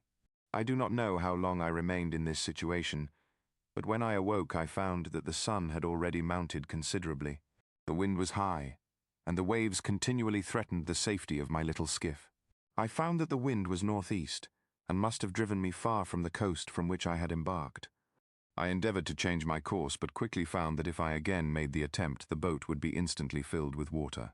Thus situated, my only resource was to drive before the wind. I confess that I felt a few sensations of terror. I had no compass with me, and was so slenderly acquainted with the geography of this part of the world that the sun was of little benefit to me. I might be driven into the wide Atlantic and feel all the tortures of starvation, or be swallowed up in the immeasurable waters that roared and buffeted around me. I had already been out many hours, and felt the torment of a burning thirst, a prelude to my other sufferings. I looked on the heavens, which were covered by clouds that flew before the wind, only to be replaced by others. I looked upon the sea. It was to be my grave. "Fiend," I exclaimed, "your task is already fulfilled." I thought of Elizabeth, of my father, and of Clerval, all left behind, on whom the monster might satisfy his sanguinary and merciless passions. This idea plunged me into a reverie so despairing and frightful that even now, when the scene is on the point of closing before me forever, I shudder to reflect on it. Some hours passed thus, but by degrees, as the sun declined towards the horizon, the wind died away into a gentle breeze, and the sea became free from breakers. But these gave place to a heavy swell. I felt sick and hardly able to hold the rudder, when suddenly I saw a line of high land towards the south. Almost spent, as I was, by fatigue and the dreadful suspense I endured for several hours, this sudden certainty of life rushed like a flood of warm joy to my heart, and tears gushed from my eyes. How mutable are our feelings, and how strange is that clinging love we have of life even in the excess of misery. I constructed another sail with a part of my dress, and eagerly steered my course towards the land. It had a wild and rocky appearance, but as I approached nearer I easily perceived the traces of cultivation. I saw vessels near the shore, and found myself suddenly transported back to the neighborhood of civilized man. I carefully traced the windings of the land, and hailed a steeple which I at length saw issuing from behind a small promontory. As I was in a state of extreme debility, I resolved to sail directly towards the town, as a place where I could most easily procure nourishment. Fortunately, I had money with me. As I turned the promontory, I perceived a small, neat town and a good harbor, which I entered, my heart bounding with joy at my unexpected escape. As I was occupied in fixing the boat and arranging the sails, several people crowded towards the spot. They seemed much surprised at my appearance, but instead of offering me any assistance, whispered together with gestures that at any other time might have produced in me a slight sensation of alarm. As it was, I merely remarked that they spoke English, and I therefore addressed them in that language. "My good friends," said I, "will you be so kind as to tell me the name of this town and inform me where I am?" "You will know that soon enough," replied a man with a hoarse voice. "Maybe you are come to a place that will not prove much to your taste, but you will not be consulted as to your quarters, I promise you." I was exceedingly surprised on receiving so rude an answer from a stranger, and I was also disconcerted on perceiving the frowning and angry countenances of his companions. "Why do you answer me so roughly?" I replied. "Surely it is not the custom of Englishmen to receive strangers so inhospitably." "I do not know," said the man, "what the custom of the English may be, but it is the custom of the Irish to hate villains." While this strange dialogue continued, I perceived the crowd rapidly increase. Their faces expressed a mixture of curiosity and anger, which annoyed and in some degree alarmed me. I inquired the way to the inn, but no one replied. I then moved forward, and a murmuring sound arose from the crowd as they followed and surrounded me, when an ill-looking man approaching tapped me on the shoulder and said, "Come, sir. You must follow me to Mr. Kerwin's to give an account of yourself." "Who is Mr. Kerwin?" "Why am I to give an account of myself? Is not this a free country?" "Aye, sir, free enough for honest folks. Mr. Kerwin is a magistrate, and you are to give an account of the death of a gentleman who was found murdered here last night." This answer startled me, but I presently recovered myself. I was innocent. That could easily be proved. Accordingly, I followed my conductor in silence, and was led to one of the best houses in the town. I was ready to sink from fatigue and hunger, but being surrounded by a crowd, I thought it politic to rouse all my strength, that no physical debility might be construed into apprehension or conscious guilt. Little did I then expect the calamity that was in a few moments to overwhelm me and extinguish in horror and despair all fear of ignominy or death. I must pause here, for it requires all my fortitude to recall the memory of the frightful events which I am about to relate, in proper detail, to my recollection. I was soon introduced into the presence of the magistrate, an old benevolent man with calm and mild manners. He looked upon me, however, with some degree of severity, and then, turning towards my conductors, he asked who appeared as witnesses on this occasion. About half a dozen men came forward, and, one being selected by the magistrate, he deposed that he had been out fishing the night before with his son and brother-in-law, Daniel Nugent, when, about 10 o'clock, they observed a strong northerly blast rising, and they accordingly put in for port. It was a very dark night, as the moon had not yet risen. They did not land at the harbour, but, as they had been accustomed, at a creek about 2 miles below. He walked on first, carrying a part of the fishing tackle, and his companions followed him at some distance. As he was proceeding along the sands, he struck his foot against something and fell at his length on the ground. His companions came up to assist him, and by the light of their lantern, they found that he had fallen on the body of a man, who was to all appearance dead. Their first supposition was that it was the corpse of some person who had been drowned, and was thrown on shore by the waves, but on examination they found that the clothes were not wet, and even that the body was not then cold. They instantly carried it to the cottage of an old woman near the spot, and endeavoured, but in vain, to restore it to life. It appeared to be a handsome young man, about 25 years of age. He had apparently been strangled, for there was no sign of any violence except the black mark of fingers on his neck. The first part of this deposition did not in the least interest me, but when the mark of the fingers was mentioned, I remembered the murder of my brother, and felt myself extremely agitated. My limbs trembled, and a mist came over my eyes, which obliged me to lean on a chair for support. The magistrate observed me with a keen eye, and of course drew an unfavourable augury from my manner. The son confirmed his father's account, but when Daniel Nugent was called, he swore positively that just before the fall of his companion, he saw a boat, with a single man in it, at a short distance from the shore, and as far as he could judge by the light of a few stars, it was the same boat in which I had just landed. A woman deposed that she lived near the beach and was standing at the door of her cottage, waiting for the return of the fisherman, about an hour before she heard of the discovery of the body, when she saw a boat with only one man in it push off from that part of the shore where the corpse was afterwards found. Another woman confirmed the account of the fisherman having brought the body into her house. It was not cold. They put it into a bed and rubbed it, and Daniel went to the town for an apothecary, but life was quite gone.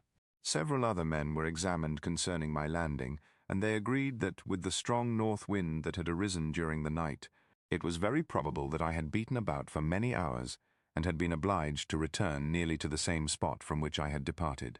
Besides, they observed that it appeared that I had brought the body from another place, and it was likely that as I did not appear to know the shore, I might have put into the harbour ignorant of the distance of the town from the place where I had deposited the corpse. Mr. Kerwin, on hearing this evidence, desired that I should be taken into the room where the body lay for interment, that it might be observed what effect the sight of it would produce upon me. This idea was probably suggested by the extreme agitation I had exhibited when the mode of the murder had been described. I was accordingly conducted, by the magistrate and several other persons, to the inn. I could not help being struck by the strange coincidences that had taken place during this eventful night. But knowing that I had been conversing with several persons in the island I had inhabited about the time that the body had been found, I was perfectly tranquil as to the consequences of the affair. I entered the room where the corpse lay, and was led up to the coffin. How can I describe my sensations on beholding it? I feel yet parched with horror, nor can I reflect on that terrible moment without shuddering and agony. The examination, the presence of the magistrate and witnesses, passed like a dream from my memory when I saw the lifeless form of Henry Clerval stretched before me. I gasped for breath, and throwing myself on the body, I exclaimed, "Have my murderous machinations deprived you also, my dearest Henry, of life? 2 I have already destroyed. Other victims await their destiny. But you, Clerval, my friend, my benefactor." The human frame could no longer support the agonies that I endured, and I was carried out of the room in strong convulsions. A fever succeeded to this. I lay for 2 months on the point of death. My ravings, as I afterwards heard, were frightful. I called myself the murderer of William, of Justine, and of Clerval. Sometimes I entreated my attendants to assist me in the destruction of the fiend by whom I was tormented, and at others I felt the fingers of the monster already grasping my neck, and screamed aloud with agony and terror. Fortunately, as I spoke my native language, Mr. Kerwin alone understood me, but my gestures and bitter cries were sufficient to affright the other witnesses. Why did I not die? More miserable than man ever was before, why did I not sink into forgetfulness and rest? Death snatches away many blooming children, the only hopes of their doting parents. How many brides and youthful lovers have been one day in the bloom of health and hope, and the next a prey for worms and the decay of the tomb?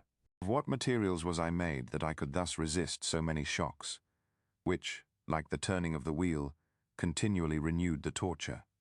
But I was doomed to live, and in 2 months found myself as awaking from a dream, in a prison, stretched on a wretched bed, surrounded by gaolers, turnkeys, bolts, and all the miserable apparatus of a dungeon.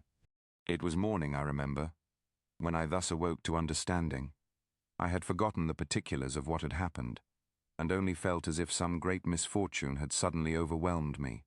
But when I looked around and saw the barred windows and the squalidness of the room in which I was, all flashed across my memory, and I groaned bitterly. This sound disturbed an old woman who was sleeping in a chair beside me. She was a hired nurse, the wife of one of the turnkeys, and her countenance expressed all those bad qualities which often characterize that class. The lines of her face were hard and rude, like that of persons accustomed to see without sympathizing in sights of misery.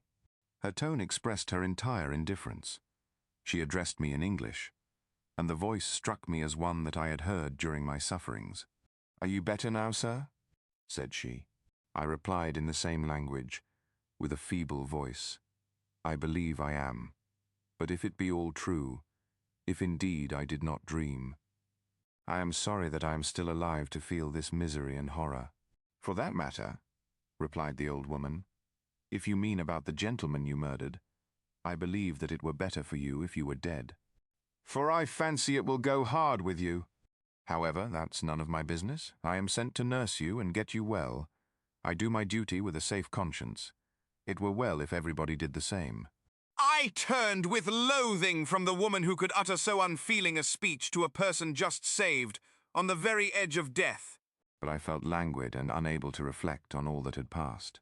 The whole series of my life appeared to me as a dream. I sometimes doubted if indeed it were all true, for it never presented itself to my mind with the force of reality. As the images that floated before me became more distinct, I grew feverish. A darkness pressed around me. No one was near me who soothed me with the gentle voice of love. No dear hand supported me. The physician came and prescribed medicines, and the old woman prepared them for me, but utter carelessness was visible in the first, and the expression of brutality was strongly marked in the visage of the second. Who could be interested in the fate of a murderer but the hangman who would gain his fee? These were my first reflections, but I soon learned that Mr. Kerwin had shown me extreme kindness. He had caused the best room in the prison to be prepared for me. Wretched indeed was the best, and it was he who had provided a physician and a nurse. It is true, he seldom came to see me, for although he ardently desired to relieve the sufferings of every human creature, he did not wish to be present at the agonies and miserable ravings of a murderer. He came, therefore, sometimes to see that I was not neglected, but his visits were short and with long intervals.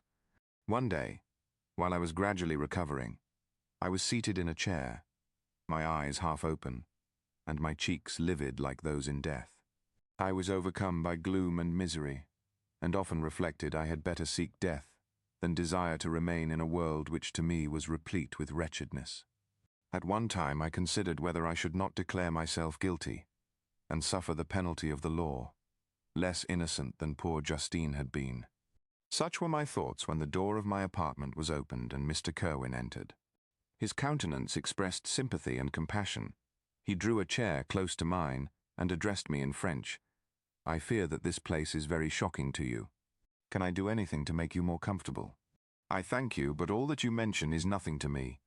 On the whole earth there is no comfort which I am capable of receiving.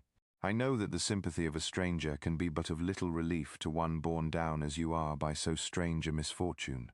But you will, I hope, soon quit this melancholy abode, for doubtless evidence can easily be brought to free you from the criminal charge." "That is my least concern. I am, by a course of strange events, become the most miserable of mortals. Persecuted and tortured as I am and have been, can death be any evil to me? Nothing indeed could be more unfortunate and agonizing than the strange chances that have lately occurred. You were thrown, by some surprising accident, on this shore, renowned for its hospitality, seized immediately, and charged with murder. The first sight that was presented to your eyes was the body of your friend, murdered in so unaccountable a manner, and placed, as it were, by some fiend across your path." As Mr. Kerwin said this, notwithstanding the agitation I endured on this retrospect of my sufferings, I also felt considerable surprise at the knowledge he seemed to possess concerning me. I suppose some astonishment was exhibited in my countenance, for Mr. Kerwin hastened to say, "Immediately upon your being taken ill, all the papers that were on your person were brought me, and I examined them, that I might discover some trace by which I could send to your relations an account of your misfortune and illness. I found several letters, and, among others, one which I discovered from its commencement to be from your father. I instantly wrote to Geneva. Nearly 2 months have elapsed since the departure of my letter. But you are ill, even now you tremble. You are unfit for agitation of any kind." This suspense is 1,000 times worse than the most horrible event. Tell me what new scene of death has been acted, and whose murder I am now to lament. "Your family is perfectly well," said Mr. Kerwin with gentleness, "and someone, a friend, is come to visit you. I know not by what chain of thought the idea presented itself, but it instantly darted into my mind that the murderer had come to mock at my misery and taunt me with the death of Clerval, as a new incitement for me to comply with his hellish desires. I put my hand before my eyes and cried out in agony, 'Oh, take him away! I cannot see him, for God's sake, do not let him enter.' Mr. Kerwin regarded me with a troubled countenance. He could not help regarding my exclamation as a presumption of my guilt, and said in rather a severe tone, 'I should have thought, young man, that the presence of your father would have been welcome, instead of inspiring such violent repugnance.' 'My father!' cried I, while every feature and every muscle was relaxed from anguish to pleasure. 'Is my father indeed come? How kind, how very kind. But where is he? Why does he not hasten to me?' My change of manner surprised and pleased the magistrate. Perhaps he thought that my former exclamation was a momentary return of delirium, and now he instantly resumed his former benevolence. He rose and quitted the room with my nurse, and in a moment my father entered it. Nothing at this moment could have given me greater pleasure than the arrival of my father. I stretched out my hand to him and cried, "Are you then safe, and Elizabeth, and Ernest?" My father calmed me with assurances of their welfare, and endeavored, by dwelling on these subjects so interesting to my heart, to raise my desponding spirits. But he soon felt that a prison cannot be the abode of cheerfulness. "What a place is this that you inhabit, my son?" said he, looking mournfully at the barred windows and wretched appearance of the room. "You travelled to seek happiness, but a fatality seems to pursue you. And poor Clerval." The name of my unfortunate and murdered friend was an agitation too great to be endured in my weak state. I shed tears. "Alas!" "Yes, my father," replied I. "Some destiny of the most horrible kind hangs over me, and I must live to fulfill it, or surely I should have died on the coffin of Henry." We were not allowed to converse for any length of time, for the precarious state of my health rendered every precaution necessary that could ensure tranquillity. Mr. Kerwin came in and insisted that my strength should not be exhausted by too much exertion. But the appearance of my father was to me like that of my good angel, and I gradually recovered my health. As my sickness quitted me, I was absorbed by a gloomy and black melancholy that nothing could dissipate. The image of Clerval was forever before me, ghastly and murdered. More than once, the agitation into which these reflections threw me made my friends dread a dangerous relapse. Alas! Why did they preserve so miserable and detested a life?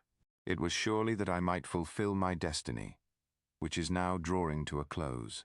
Soon, oh, very soon, will death extinguish these throbbings and relieve me from the mighty weight of anguish that bears me to the dust. And, in executing the award of justice, I shall also sink to rest. Then the appearance of death was distant, although the wish was ever present to my thoughts, and I often sat for hours motionless and speechless, wishing for some mighty revolution that might bury me and my destroyer in its ruins. The season of the assizes approached. I had already been 3 months in prison, and although I was still weak and in continual danger of a relapse, I was obliged to travel nearly 100 miles to the country town where the court was held. Mr. Kerwin charged himself with every care of collecting witnesses and arranging my defense. I was spared the disgrace of appearing publicly as a criminal, as the case was not brought before the court that decides on life and death. The grand jury rejected the bill, on its being proved that I was on the Orkney Islands at the hour the body of my friend was found, and a fortnight after my removal, I was liberated from prison. My father was enraptured on finding me freed from the vexations of a criminal charge, that I was again allowed to breathe the fresh atmosphere and permitted to return to my native country. I did not participate in these feelings, for to me the walls of a dungeon or a palace were alike hateful. The cup of life was poisoned forever, and although the sun shone upon me, as upon the happy and gay of heart, I saw around me nothing but a dense and frightful darkness, penetrated by no light but the glimmer of 2 eyes that glared upon me. Sometimes they were the expressive eyes of Henry, languishing in death, the dark orbs nearly covered by the lids and the long black lashes that fringed them. Sometimes it was the watery, clouded eyes of the monster, as I first saw them in my chamber at Ingolstadt. My father tried to awaken in me the feelings of affection. He talked of Geneva, which I should soon visit, of Elizabeth and Ernest, but these words only drew deep groans from me. Sometimes, indeed, I felt a wish for happiness, and thought with melancholy delight of my beloved cousin, or longed, with a devouring maladie du pays, to see once more the blue lake and rapid Rhone that had been so dear to me in early childhood. But my general state of feeling was a torpor in which a prison was as welcome a residence as the divinest scene in nature, and these fits were seldom interrupted but by paroxysms of anguish and despair. At these moments I often endeavored to put an end to the existence I loathed, and it required unceasing attendance and vigilance to restrain me from committing some dreadful act of violence. Yet one duty remained to me, the recollection of which finally triumphed over my selfish despair. It was necessary that I should return without delay to Geneva, there to watch over the lives of those I so fondly loved, and to lie in wait for the murderer. that if any chance led me to the place of his concealment, or if he dared again to blast me by his presence, I might, with unfailing aim, put an end to the existence of the monstrous image which I had endued with the mockery of a soul still more monstrous. My father still desired to delay our departure, fearful that I could not sustain the fatigues of a journey, for I was a shattered wreck, the shadow of a human being. My strength was gone. I was a mere skeleton, and fever night and day preyed upon my wasted frame. Still, as I urged our leaving Ireland with such inquietude and impatience, my father thought it best to yield. We took our passage on board a vessel bound for Havre de Grace, and sailed with a fair wind from the Irish shores. It was midnight. I lay on the deck, looking at the stars, and listening to the dashing of the waves. I hailed the darkness that shut Ireland from my sight, and my pulse beat with a feverish joy when I reflected that I should soon see Geneva. The past appeared to me in the light of a frightful dream, yet the vessel in which I was, the wind that blew me from the detested shore of Ireland, and the sea which surrounded me, told me too forcibly that I was deceived by no vision, and that Clerval, my friend and dearest companion, had fallen a victim to me and the monster of my creation.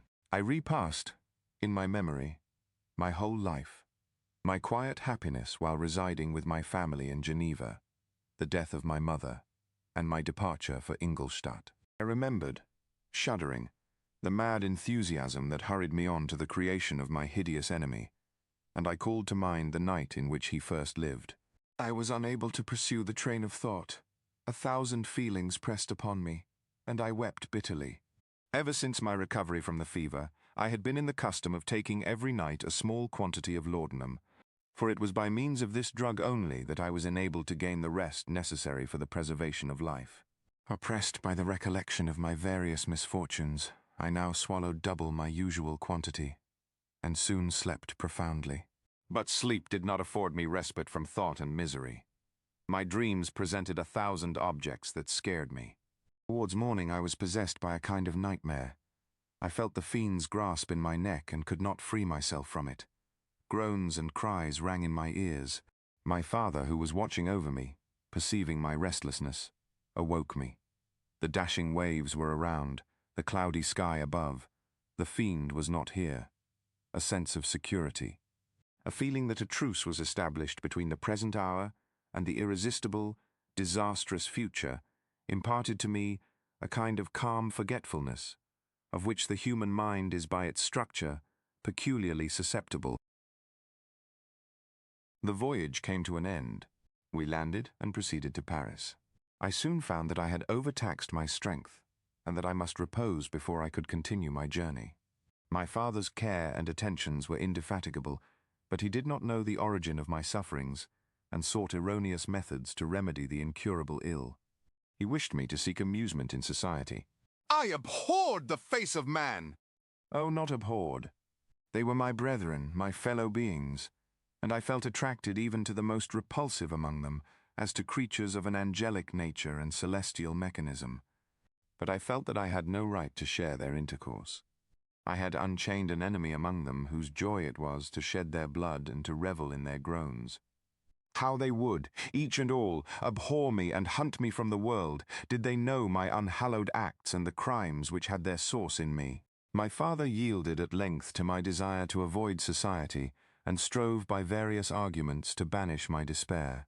Sometimes he thought that I felt deeply the degradation of being obliged to answer a charge of murder, and he endeavored to prove to me the futility of pride. Alas, my father, said I, how little do you know me? Human beings, their feelings and passions, would indeed be degraded if such a wretch as I felt pride. Justine, poor unhappy Justine, was as innocent as I, and she suffered the same charge. She died for it, and I am the cause of this. I murdered her. William, Justine, and Henry, they all died by my hands. My father had often, during my imprisonment, heard me make the same assertion. When I thus accused myself, he sometimes seemed to desire an explanation, and at others he appeared to consider it as the offspring of delirium, and that, during my illness, some idea of this kind had presented itself to my imagination, the remembrance of which I preserved in my convalescence. I avoided explanation, and maintained a continual silence concerning the wretch I had created. I had a persuasion that I should be supposed mad, and this in itself would forever have chained my tongue. But, besides, I could not bring myself to disclose a secret which would fill my hearer with consternation and make fear and unnatural horror the inmates of his breast. I checked, therefore, my impatient thirst for sympathy, and was silent when I would have given the world to have confided the fatal secret. Yet, still, words like those I have recorded would burst uncontrollably from me. I could offer no explanation of them, but their truth in part relieved the burden of my mysterious woe. Upon this occasion my father said, with an expression of unbounded wonder, "My dearest Victor, what infatuation is this? My dear son, I entreat you never to make such an assertion again." "I am not mad," I cried energetically.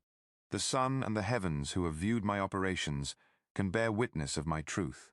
I am the assassin of those most innocent victims. They died by my machinations. 1,000 times would I have shed my own blood, drop by drop, to have saved their lives. But I could not, my father. Indeed, I could not sacrifice the whole human race."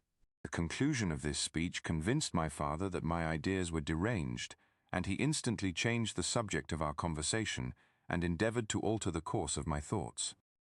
He wished as much as possible to obliterate the memory of the scenes that had taken place in Ireland, and never alluded to them, or suffered me to speak of my misfortunes. As time passed away, I became more calm. Misery had her dwelling in my heart, but I no longer talked in the same incoherent manner of my own crimes. Sufficient for me was the consciousness of them. By the utmost self-violence I curbed the imperious voice of wretchedness, which sometimes desired to declare itself to the whole world, and my manners were calmer and more composed than they had ever been since my journey to the Sea of Ice. A few days before we left Paris on our way to Switzerland, I received the following letter from Elizabeth. "My dear friend, it gave me the greatest pleasure to receive a letter from my uncle dated at Paris. You are no longer at a formidable distance, and I may hope to see you in less than a fortnight. My poor cousin, how much you must have suffered. I expect to see you looking even more ill than when you quitted Geneva. This winter has been passed most miserably, tortured as I have been by anxious suspense. Yet I hope to see peace in your countenance, and to find that your heart is not totally void of comfort and tranquility. Yet I fear that the same feelings now exist that made you so miserable a year ago, even perhaps augmented by time." I would not disturb you at this period, when so many misfortunes weigh upon you, but a conversation that I had with my uncle previous to his departure renders some explanation necessary before we meet. Explanation? You may possibly say, what can Elizabeth have to explain? If you really say this, my questions are answered, and all my doubts satisfied. But you are distant from me, and it is possible that you may dread and yet be pleased with this explanation, and in a probability of this being the case, I dare not any longer postpone writing what, during your absence, I have often wished to express to you, but have never had the courage to begin. You well know, Victor, that our union had been the favorite plan of your parents ever since our infancy. We were told this when young, and taught to look forward to it as an event that would certainly take place. We were affectionate playfellows during childhood, and I believe dear and valued friends to one another as we grew older. But as brother and sister often entertain a lively affection towards each other without desiring a more intimate union, may not such also be our case? Tell me, dearest Victor. Answer me, I conjure you, by our mutual happiness with simple truth. Do you not love another? You have travelled. You have spent several years of your life at Ingolstadt. And I confess to you, my friend, that when I saw you last autumn so unhappy, flying to solitude from the society of every creature, I could not help supposing that you might regret our connection, and believe yourself bound in honour to fulfil the wishes of your parents, although they opposed themselves to your inclinations. But this is false reasoning.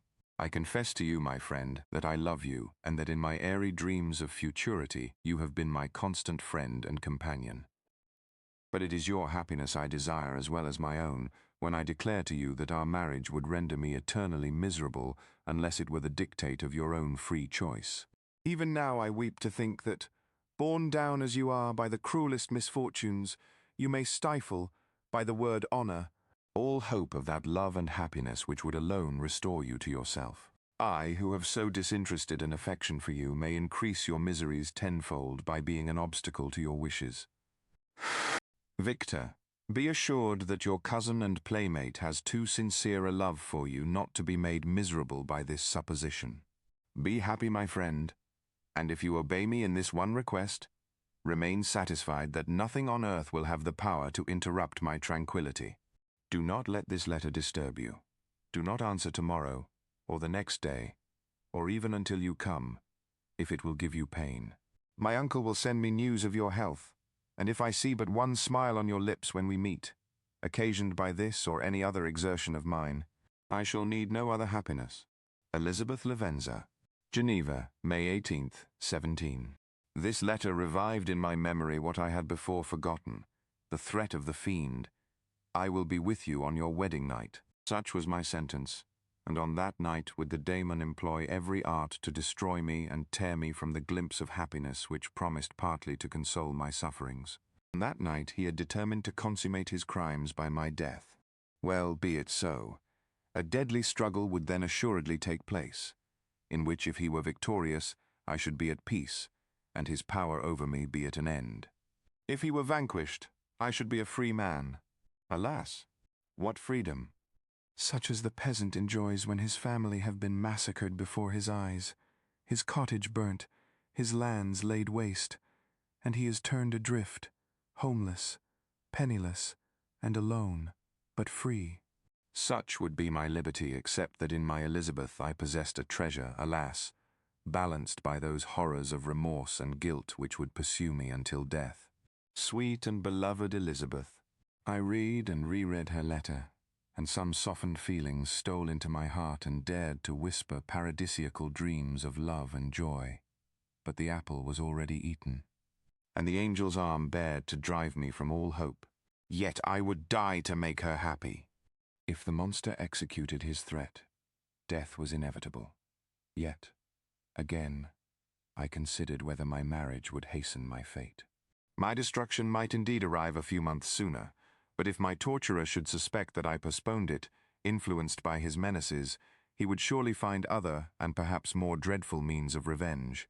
He had vowed to be with me on my wedding night, yet he did not consider that threat as binding him to peace in the meantime, for as if to show me that he was not yet satiated with blood, he had murdered Clerval immediately after the enunciation of his threats. I resolved, therefore, that if my immediate union with my cousin would conduce either to hers or my father's happiness, my adversary's designs against my life should not retard it a single hour. In this state of mind I wrote to Elizabeth. My letter was calm and affectionate. I fear, my beloved girl, I said, little happiness remains for us on earth, yet all that I may one day enjoy is centered in you. Chase away your idle fears. To you alone do I consecrate my life and my endeavors for contentment. I have one secret, Elizabeth, a dreadful one. When revealed to you, it will chill your frame with horror, and then, far from being surprised at my misery, you will only wonder that I survive what I have endured. I will confide this tale of misery and terror to you the day after our marriage shall take place, for, my sweet cousin, there must be perfect confidence between us. But until then, I conjure you, do not mention or allude to it. This I most earnestly entreat, and I know you will comply. In about a week after the arrival of Elizabeth's letter, we returned to Geneva. The sweet girl welcomed me with warm affection, yet tears were in her eyes as she beheld my emaciated frame and feverish cheeks. I saw a change in her also. She was thinner, and had lost much of that heavenly vivacity that had before charmed me. But her gentleness and soft looks of compassion made her a more fit companion for one blasted and miserable as I was. The tranquility which I now enjoyed did not endure. Memory brought madness with it, and when I thought of what had passed, a real insanity possessed me. Sometimes I was furious and burnt with rage, sometimes low and despondent. I neither spoke nor looked at anyone, but sat motionless, bewildered by the multitude of miseries that overcame me. Elizabeth alone had the power to draw me from these fits. Her gentle voice would soothe me when transported by passion, and inspire me with human feelings when sunk in torpor. She wept with me and for me. When reason returned, she would remonstrate and endeavor to inspire me with resignation. Ah, it is well for the unfortunate to be resigned, but for the guilty there is no peace. The agonies of remorse poison the luxury there is otherwise sometimes found in indulging the excess of grief. Soon after my arrival, my father spoke of my immediate marriage with Elizabeth. I remained silent. Have you then some other attachment? None on earth. I love Elizabeth, and look forward to our union with delight. Let the day therefore be fixed, and on it I will consecrate myself, in life or death, to the happiness of my cousin. My dear Victor, do not speak thus. Heavy misfortunes have befallen us, but let us only cling closer to what remains, and transfer our love for those whom we have lost, to those who yet live. Our circle will be small, but bound close by the ties of affection and mutual misfortune. And when time shall have softened your despair, new and dear objects of care will be born to replace those of whom we have been so cruelly deprived. Such were the lessons of my father. But to me the remembrance of the threat returned. Nor can you wonder that, omnipotent as the fiend had yet been in his deeds of blood, I should almost regard him as invincible, and that when he had pronounced the words, "I shall be with you on your wedding night," I should regard the threatened fate as unavoidable. But death was no evil to me if the loss of Elizabeth were balanced with it, and I therefore, with a contented and even cheerful countenance, agreed with my father that if my cousin would consent, the ceremony should take place in 10 days, and thus put, as I imagined, the seal to my fate. Great God! If for one instant I had thought what might be the hellish intention of my fiendish adversary, I would rather have banished myself forever from my native country and wandered a friendless outcast over the earth than have consented to this miserable marriage. But, as if possessed of magic powers, the monster had blinded me to his real intentions, and when I thought that I had prepared only my own death, I hastened that of a far dearer victim. As the period fixed for our marriage drew nearer, whether from cowardice or a prophetic feeling, I felt my heart sink within me. But I concealed my feelings by an appearance of hilarity that brought smiles and joy to the countenance of my father, but hardly deceived the ever-watchful and nicer eye of Elizabeth. She looked forward to our union with placid contentment, not unmingled with a little fear, which past misfortunes had impressed. What now appeared certain and tangible happiness might soon dissipate into an airy dream, and leave no trace but deep and everlasting regret. Preparations were made for the event, congratulatory visits were received, and all wore a smiling appearance. I shut up, as well as I could, in my own heart, the anxiety that preyed there and entered with seeming earnestness into the plans of my father, although they might only serve as the decorations of my tragedy. Through my father's exertions, a part of the inheritance of Elizabeth had been restored to her by the Austrian government. A small possession on the shores of Como belonged to her.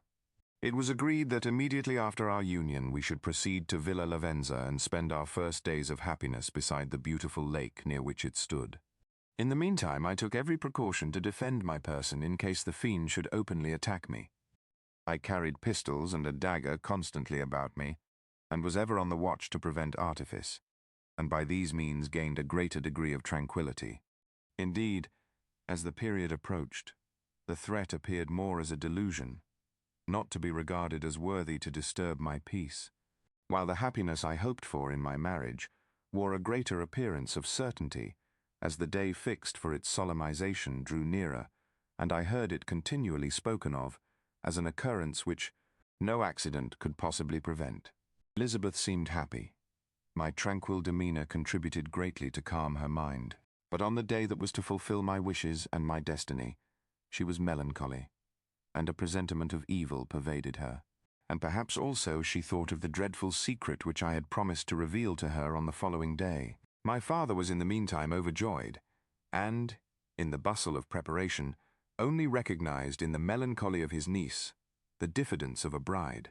After the ceremony was performed, a large party assembled at my father's, but it was agreed that Elizabeth and I should commence our journey by water, sleeping that night at Evian and continuing our voyage on the following day. The day was fair, the wind favorable, all smiled on our nuptial embarkation. Those were the last moments of my life during which I enjoyed the feeling of happiness. We passed rapidly along. The sun was hot, but we were sheltered from its rays by a kind of canopy, while we enjoyed the beauty of the scene, sometimes on one side of the lake, where we saw Mont-Salève, the pleasant banks of Montalegre, and at a distance, surmounting all, the beautiful Mont Blanc, and the assemblage of snowy mountains that in vain endeavor to emulate her.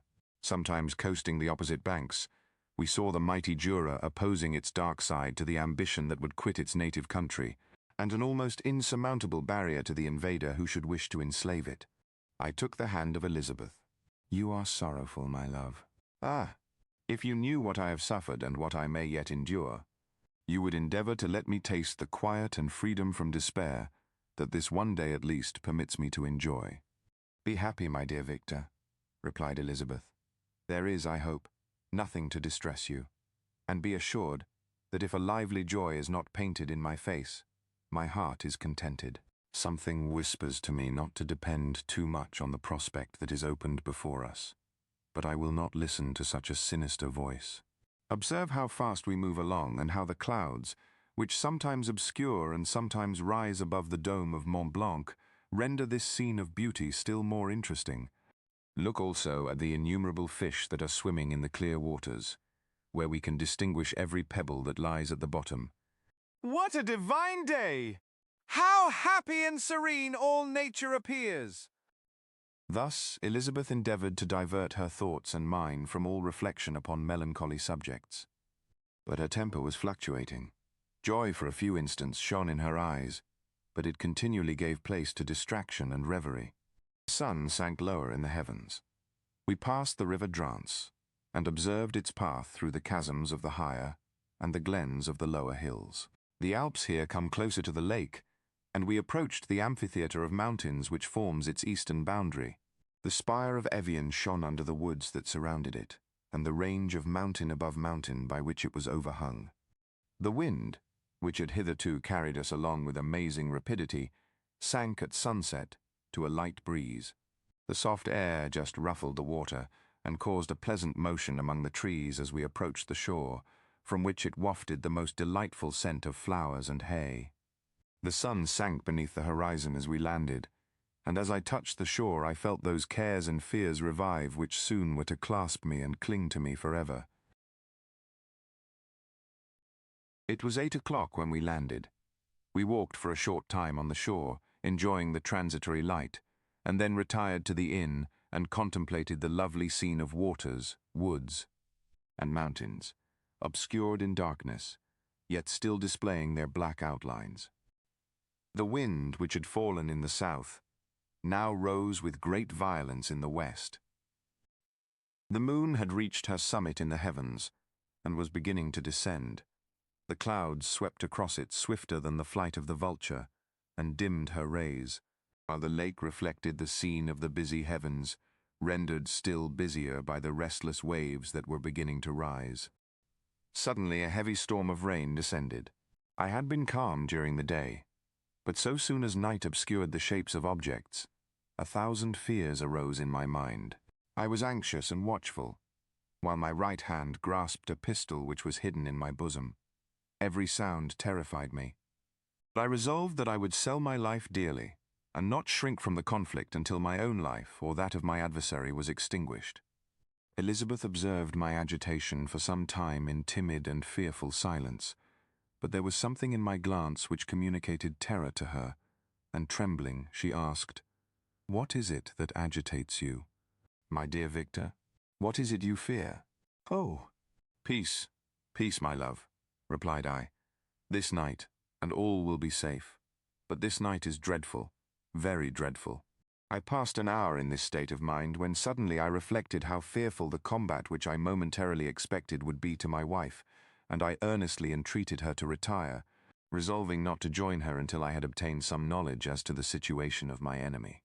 She left me, and I continued some time walking up and down the passages of the house, and inspecting every corner that might afford a retreat to my adversary.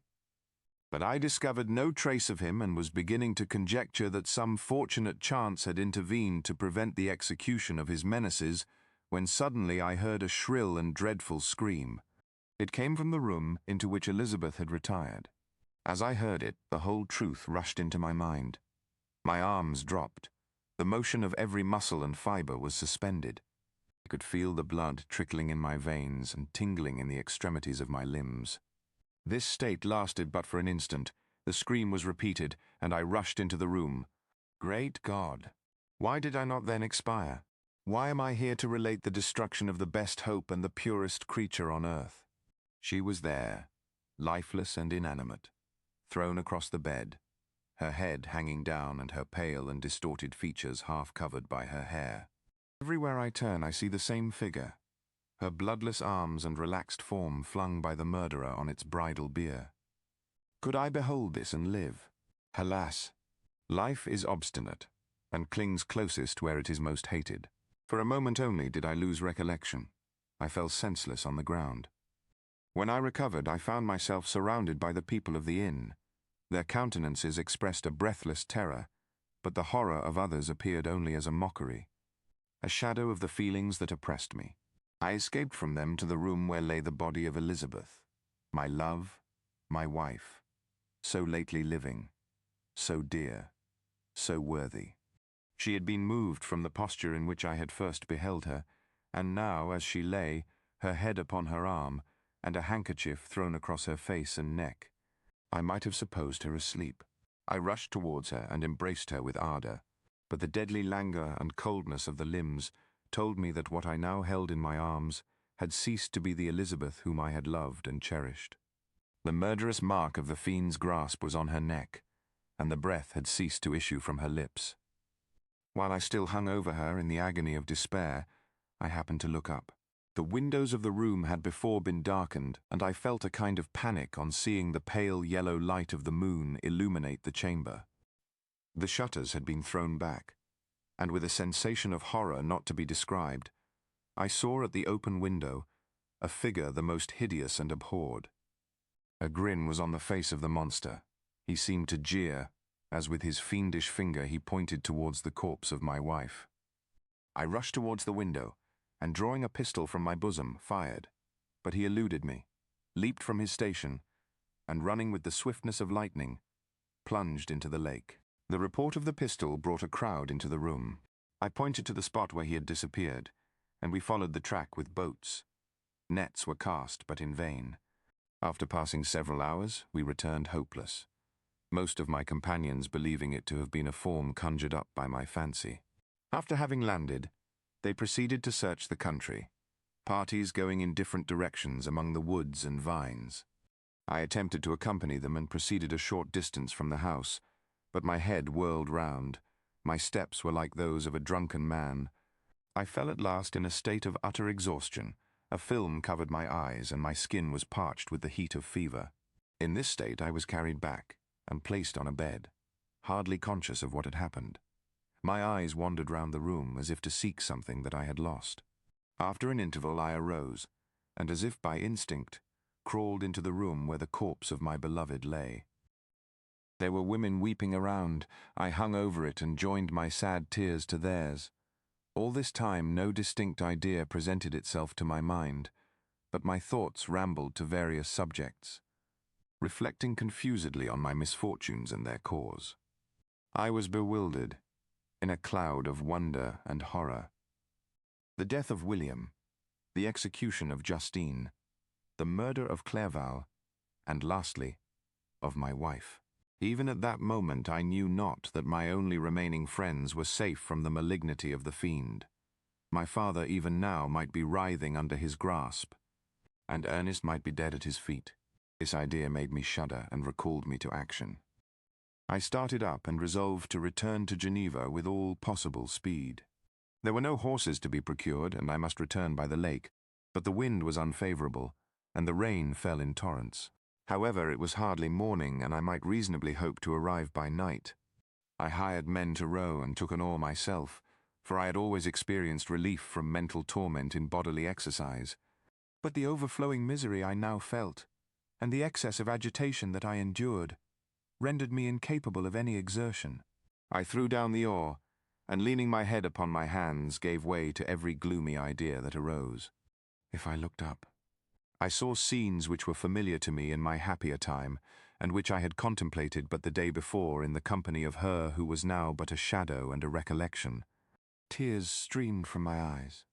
The rain had ceased for a moment, and I saw the fish play in the waters as they had done a few hours before. They had then been observed by Elizabeth. Nothing is so painful to the human mind as a great and sudden change. The sun might shine or the clouds might lower, but nothing could appear to me as it had done the day before. A fiend had snatched from me every hope of future happiness.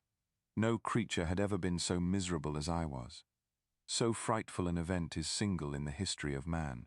But why should I dwell upon the incidents that followed this last overwhelming event? Mine has been a tale of horrors. I have reached their acme, and what I must now relate can but be tedious to you. Know that, one by one, my friends were snatched away. I was left desolate. My own strength is exhausted, and I must tell, in a few words, what remains of my hideous narration. I arrived at Geneva. My father and Ernest yet lived, but the former sunk under the tidings that I bore. I see him now, excellent and venerable old man. His eyes wandered in vacancy, for they had lost their charm and their delight. His Elizabeth, his more than daughter, whom he doted on with all that affection which a man feels, who in the decline of life, having few affections, clings more earnestly to those that remain. Cursed! Cursed be the fiend that brought misery on his grey hairs and doomed him to waste in wretchedness. He could not live under the horrors that were accumulated around him. The springs of existence suddenly gave way. He was unable to rise from his bed, and in a few days he died in my arms. What then became of me? I know not.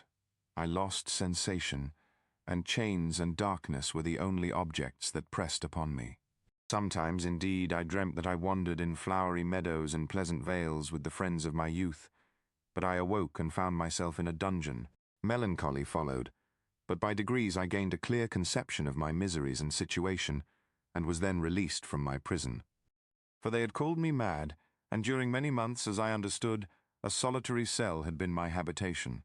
Liberty, however, had been a useless gift to me, had I not, as I awakened to reason, at the same time awakened to revenge. As the memory of past misfortunes pressed upon me, I began to reflect on their cause, the monster whom I had created, the miserable daemon whom I had sent abroad into the world for my destruction. I was possessed by a maddening rage when I thought of him, and desired and ardently prayed that I might have him within my grasp to wreak a great and signal revenge on his cursed head. Nor did my hate long confine itself to useless wishes.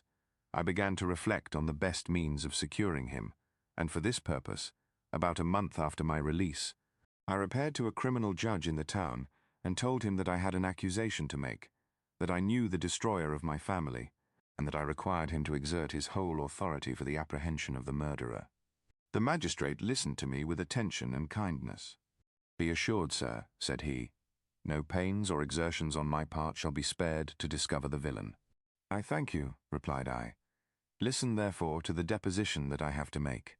It is indeed a tale so strange that I should fear you would not credit it, were there not something in truth which, however wonderful, forces conviction. The story is too connected to be mistaken for a dream, and I have no motive for falsehood." My manner as I thus addressed him was impressive but calm. I had formed in my own heart a resolution to pursue my destroyer to death, and this purpose quieted my agony, and for an interval reconciled me to life. I now related my history briefly but with firmness and precision, marking the dates with accuracy and never deviating into invective or exclamation. The magistrate appeared at first perfectly incredulous, but as I continued he became more attentive and interested. I saw him sometimes shudder with horror, at others a lively surprise, unmingled with disbelief, was painted on his countenance. When I had concluded my narration, I said, "This is the being whom I accuse, and for whose seizure and punishment I call upon you to exert your whole power. It is your duty as a magistrate, and I believe and hope that your feelings as a man will not revolt from the execution of those functions on this occasion." This address caused a considerable change in the physiognomy of my own auditor. He had heard my story with that half kind of belief that is given to a tale of spirits and supernatural events, but when he was called upon to act officially in consequence, the whole tide of his incredulity returned. He, however, answered mildly, "I would willingly afford you every aid in your pursuit, but the creature of whom you speak appears to have powers which would put all my exertions to defiance. Who can follow an animal which can traverse the sea of ice and inhabit caves and dens where no man would venture to intrude? Besides, some months have elapsed since the commission of his crimes, and no one can conjecture to what place he has wandered or what region he may now inhabit. I do not doubt that he hovers near the spot which I inhabit, and if he has indeed taken refuge in the Alps, he may be hunted like the chamois and destroyed as a beast of prey. But I perceive your thoughts.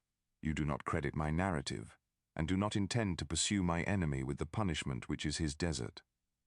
As I spoke, rage sparkled in my eyes. The magistrate was intimidated. "You are mistaken," said he. "I will exert myself, and if it is in my power to seize the monster, be assured that he shall suffer punishment proportionate to his crimes.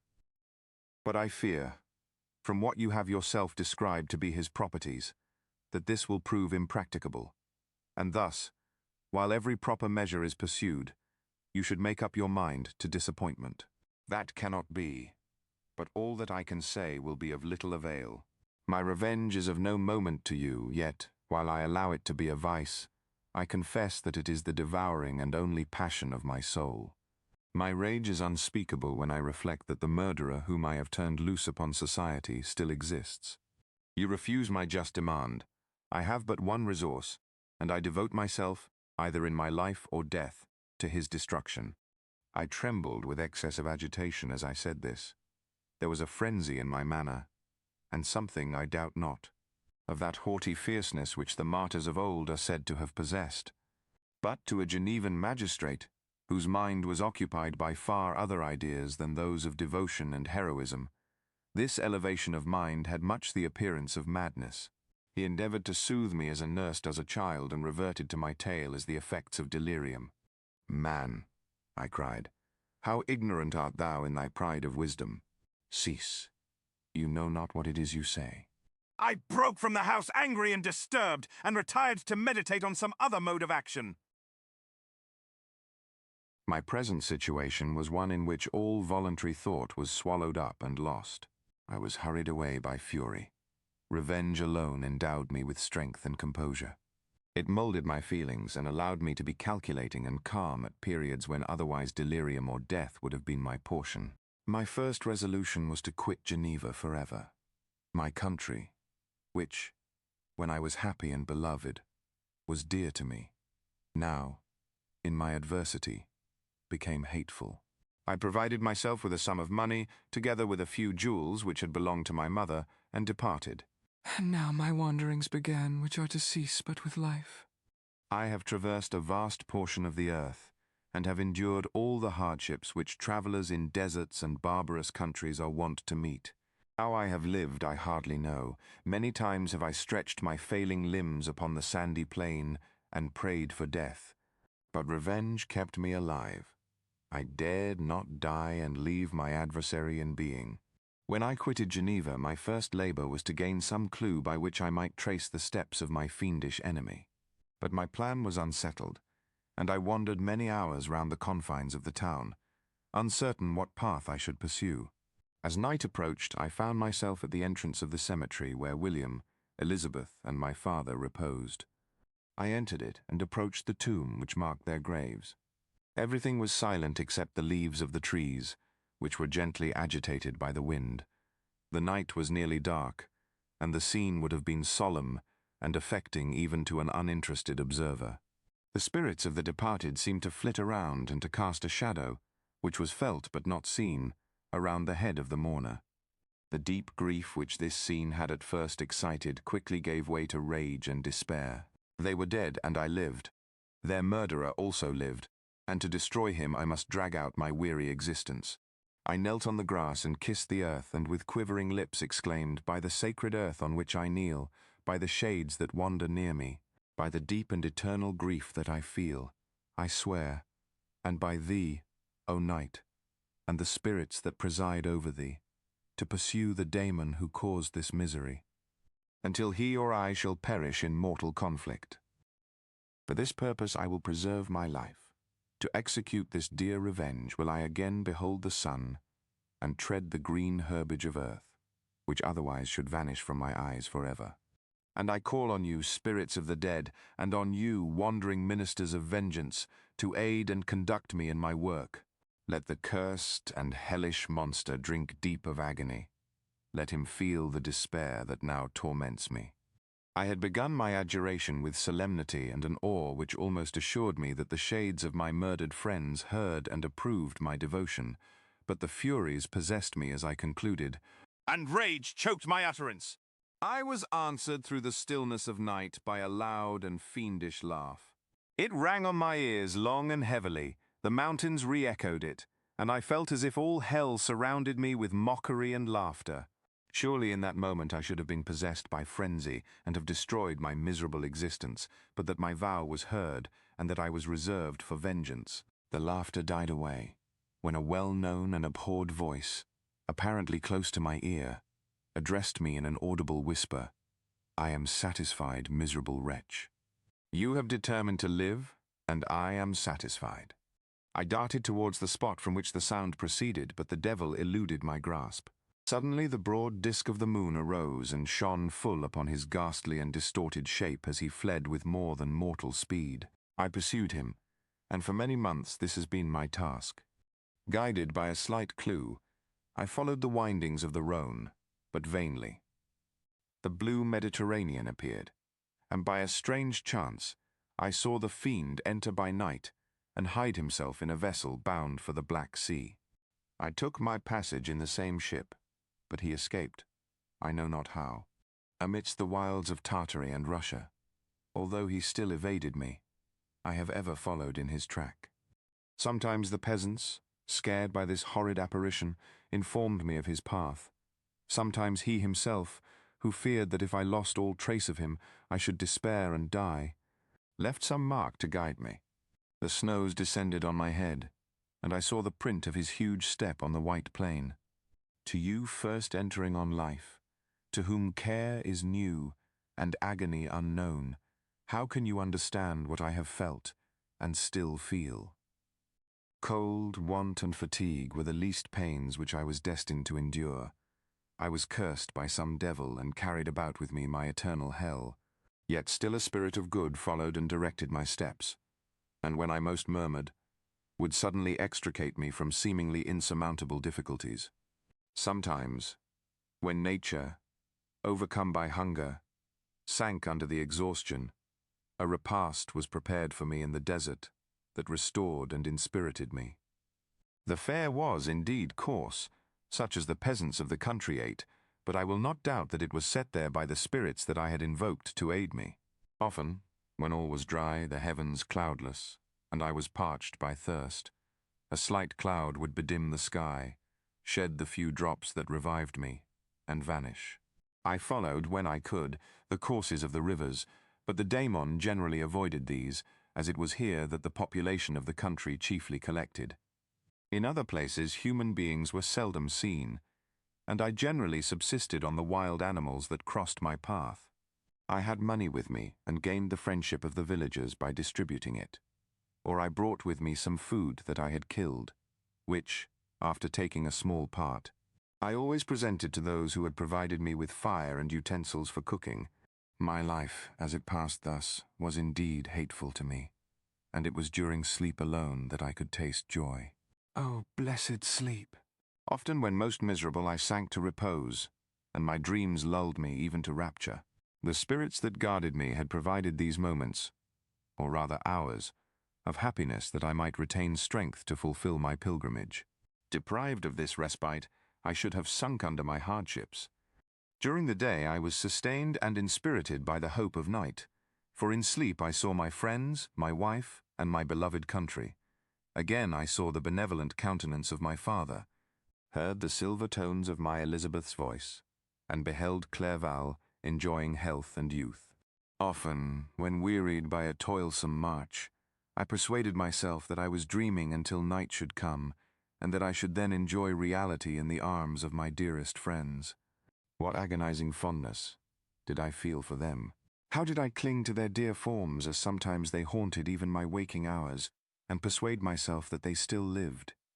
At such moments vengeance that burned within me died in my heart, and I pursued my path towards the destruction of the daemon more as a task enjoined by heaven, as the mechanical impulse of some power of which I was unconscious, than as the ardent desire of my soul. What his feelings were whom I pursued I cannot know. Sometimes, indeed, he left marks in writing on the barks of the trees or cut in stone that guided me and instigated my fury. My reign is not yet over! These words were legible in one of these inscriptions. You live, and my power is complete. Follow me. I seek the everlasting ices of the north, where you will feel the misery of cold and frost, to which I am impassive. You will find near this place, if you follow not too tardily, a dead hare. Eat, and be refreshed. Come on, my enemy. We have yet to wrestle for our lives, but many hard and miserable hours must you endure, until that period shall arrive. Scoffing devil! Again do I vow vengeance. Again do I devote thee, miserable fiend, to torture and death. Never will I give up my search until he or I perish. And then with what ecstasy shall I join my Elizabeth and my departed friends, who even now prepare for me the reward of my tedious toil and horrible pilgrimage. As I still pursued my journey to the northward, the snows thickened and the cold increased in a degree almost too severe to support. The peasants were shut up in their hovels, and only a few of the most hardy ventured forth to seize the animals whom starvation had forced from their hiding places to seek for prey. The rivers were covered with ice, and no fish could be procured, and thus I was cut off from my chief article of maintenance. The triumph of my enemy increased with the difficulty of my labors. One inscription that he left was in these words: Prepare. Your toils only begin. Wrap yourself in furs, and provide food. For we shall soon enter upon a journey where your sufferings will satisfy my everlasting hatred. My courage and perseverance were invigorated by these scoffing words. I resolved not to fail in my purpose, and calling on heaven to support me, I continued with unabated fervor to traverse immense deserts, until the ocean appeared at a distance and formed the utmost boundary of the horizon. How unlike it was to the blue seasons of the south. Covered with ice, it was only to be distinguished from land by its superior wildness and ruggedness. The Greeks wept for joy when they beheld the Mediterranean from the hills of Asia, and hailed with rapture the boundary of their toils. I did not weep, but I knelt down and with a full heart thanked my guiding spirit for conducting me in safety to the place where I hoped, notwithstanding my adversary's jibe, to meet and grapple with him. Some weeks before this period I had procured a sledge and dogs and thus traversed the snows with inconceivable speed.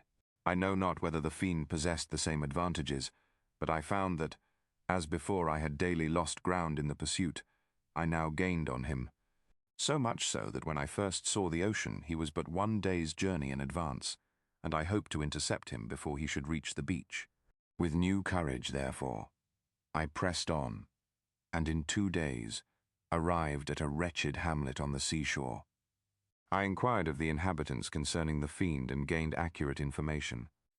A gigantic monster, they said, had arrived the night before, armed with a gun and many pistols, putting to flight the inhabitants of a solitary cottage through fear of his terrific appearance. He had carried off their store of winter food, and placing it in a sledge, to draw which he had seized on a numerous drove of trained dogs, he had harnessed them, and the same night, to the joy of the horror-struck villagers, had pursued his journey across the sea in a direction that led to no land. They conjectured that he must speedily be destroyed by the breaking of the ice or frozen by the eternal frosts. On hearing this information, I suffered a temporary access of despair. He had escaped me, and I must commence a destructive and almost endless journey across the mountainous ices of the ocean, amidst cold that few of the inhabitants could long endure, and which I, a native of a genial and sunny climate, could not hope to survive.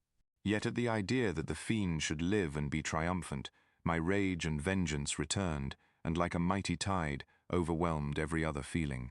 After a slight repose, during which the spirits of the dead hovered round and instigated me to toil and revenge, I prepared for my journey. I exchanged my land sledge for one fashioned for the inequalities of the frozen ocean, and purchasing a plentiful stock of provisions, I departed from land.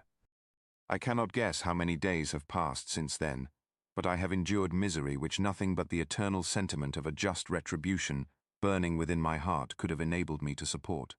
Immense and rugged mountains of ice often barred up my passage, and I often heard the thunder of the ground sea, which threatened my destruction. But again the frost came and made the paths of the sea secure. By the quantity of provision which I had consumed, I should guess that I had passed 3 weeks in this journey, and the continual protraction of hope, returning back upon the heart, often wrung bitter drops of despondency and grief from my eyes. Despair had indeed almost secured her prey, and I should soon have sunk beneath this misery.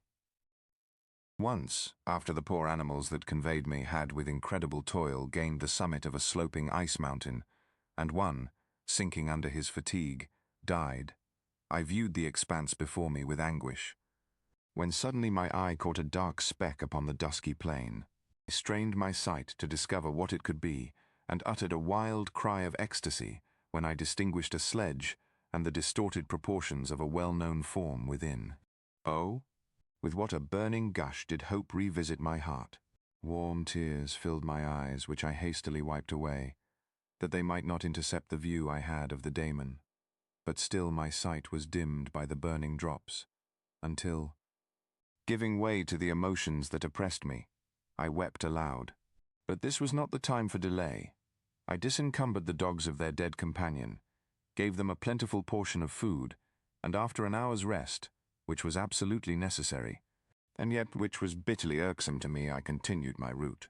The sledge was still visible, nor did I again lose sight of it, except at the moments when for a short time some ice rock concealed it with its intervening crags.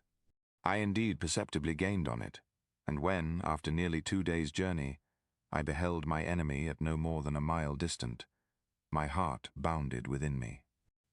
But now, when I appeared almost within grasp of my foe, my hopes were suddenly extinguished, and I lost all trace of him more utterly than I had ever done before.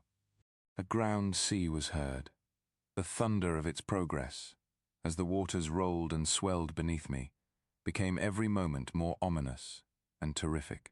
I pressed on, but in vain. The wind arose, the sea roared, and, as with the mighty shock of an earthquake, it split and cracked with a tremendous and overwhelming sound. The work was soon finished. In a few minutes, a tumultuous sea rolled between me and my enemy. I was left drifting on a scattered piece of ice that was continually lessening, and thus preparing for me a hideous death. In this manner many appalling hours passed. Several of my dogs died, and I myself was about to sink under the accumulation of distress when I saw your vessel riding at anchor and holding forth to me hopes of succor and life. I had no conception that vessels ever came so far north, and was astounded at the sight. I quickly destroyed part of my sledge to construct oars, and by these means was enabled, with infinite fatigue, to move my ice raft in the direction of your ship. I had determined, if you were going southwards, still to trust myself to the mercy of the seas rather than abandon my purpose. I hoped to induce you to grant me a boat with which I could pursue my enemy, but your direction was northwards. You took me on board when my vigor was exhausted, and I should soon have sunk under my multiplied hardships into a death which I still dread, for my task is unfulfilled.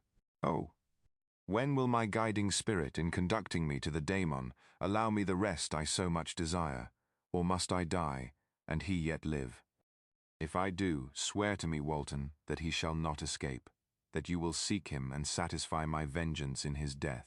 And do I dare to ask of you to undertake my pilgrimage, to endure the hardships that I have undergone?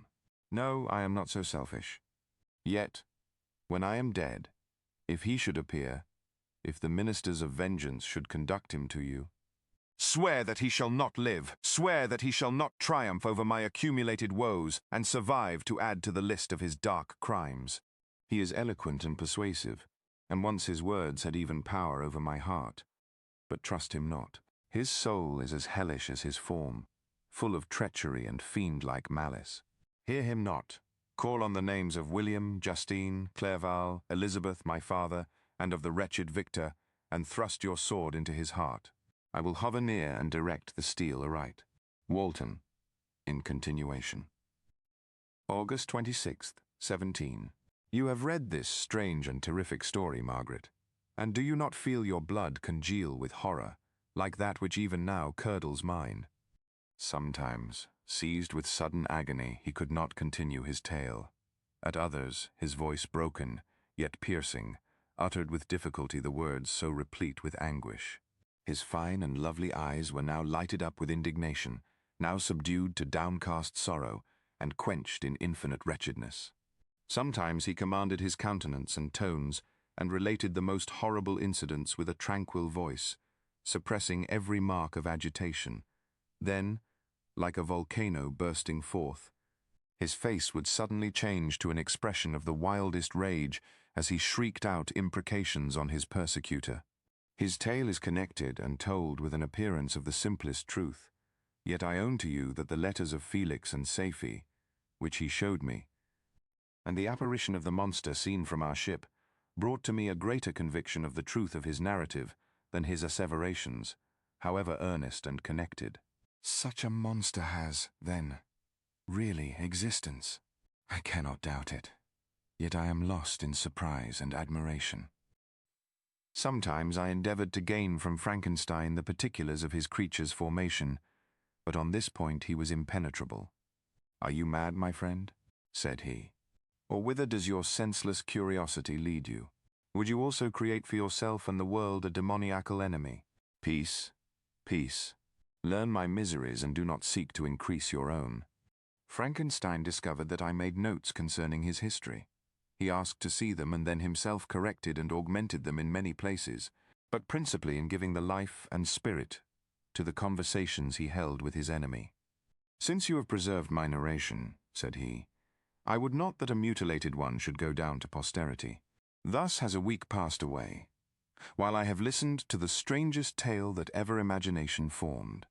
My thoughts and every feeling of my soul have been drunk up by the interest for my guest which this tale and his own elevated and gentle manners have created.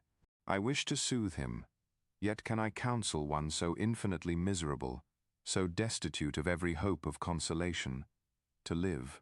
Oh no, the only joy that he can now know will be when he composes his shattered spirit to peace and death.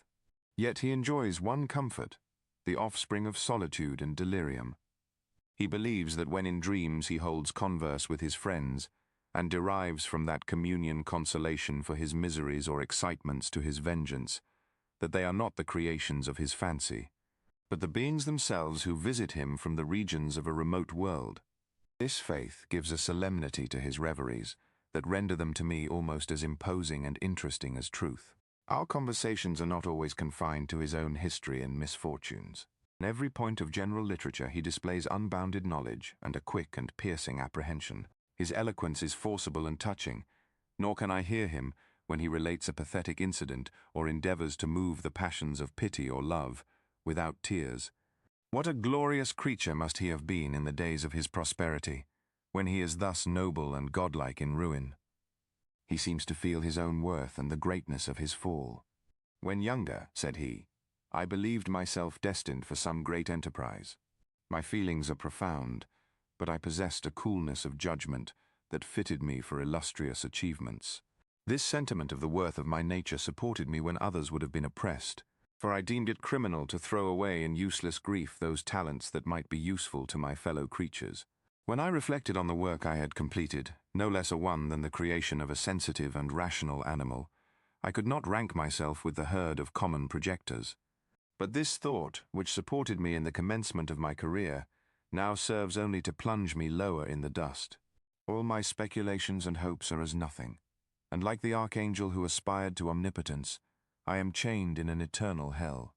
My imagination was vivid, yet my powers of analysis and application were intense. By the union of these qualities, I conceived the idea and executed the creation of a man. Even now I cannot recollect without passion my reveries while the work was incomplete. I trod heaven in my thoughts, now exulting in my powers, now burning with the idea of their effects. From my infancy I was imbued with high hopes and a lofty ambition. But how am I sunk?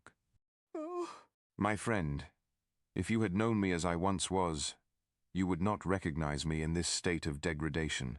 Despondency rarely visited my heart. A high destiny seemed to bear me on, until I fell, never, never again to rise. Must I then lose this admirable being? I have longed for a friend. I have sought one who would sympathize with and love me. Behold, on these desert seas I have found such a one, but I fear I have gained him only to know his value and lose him. I would reconcile him to life, but he repulses the idea. I thank you, Walton, he said, for your kind intentions towards so miserable a wretch. But when you speak of new ties and fresh affections, think you that any can replace those who are gone? Can any man be to me as Clerval was, or any woman another Elizabeth? Even where the affections are not strongly moved by any superior excellence, the companions of our childhood always possess a certain power over our minds, which hardly any later friend can obtain. They know our infantine dispositions, which, however they may be afterwards modified, are never eradicated, and they can judge of our actions with more certain conclusions as to the integrity of our motives. A sister or a brother can never, unless indeed such symptoms have been shown early, suspect the other of fraud or false dealing, when another friend, however strongly he may be attached, may, in spite of himself, be contemplated with suspicion. But I enjoyed friends, dear not only through habit and association, but from their own merits, and wherever I am, the soothing voice of my Elizabeth and the conversation of Clerval will be ever whispered in my ear. They are dead, and but one feeling in such a solitude can persuade me to preserve my life.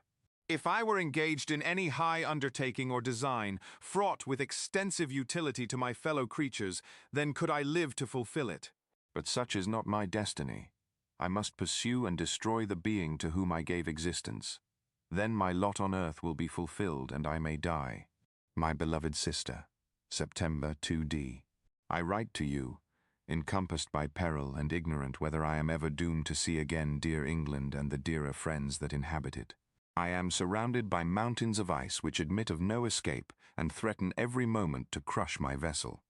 The brave fellows whom I have persuaded to be my companions look towards me for aid, but I have none to bestow. There is something terribly appalling in our situation, yet my courage and hopes do not desert me. Yet it is terrible to reflect that the lives of all these men are endangered through me. If we are lost, my mad schemes are the cause. And what, Margaret, will be the state of your mind? You will not hear of my destruction, and you will anxiously await my return. Years will pass, and you will have visitings of despair, and yet be tortured by hope. Oh, my beloved sister, the sickening failing of your heartfelt expectations is, in prospect, more terrible to me than my own death. But you have a husband and lovely children. You may be happy. Heaven bless you and make you so. My unfortunate guest regards me with the tenderest compassion. He endeavors to fill me with hope and talks as if life were a possession which he valued.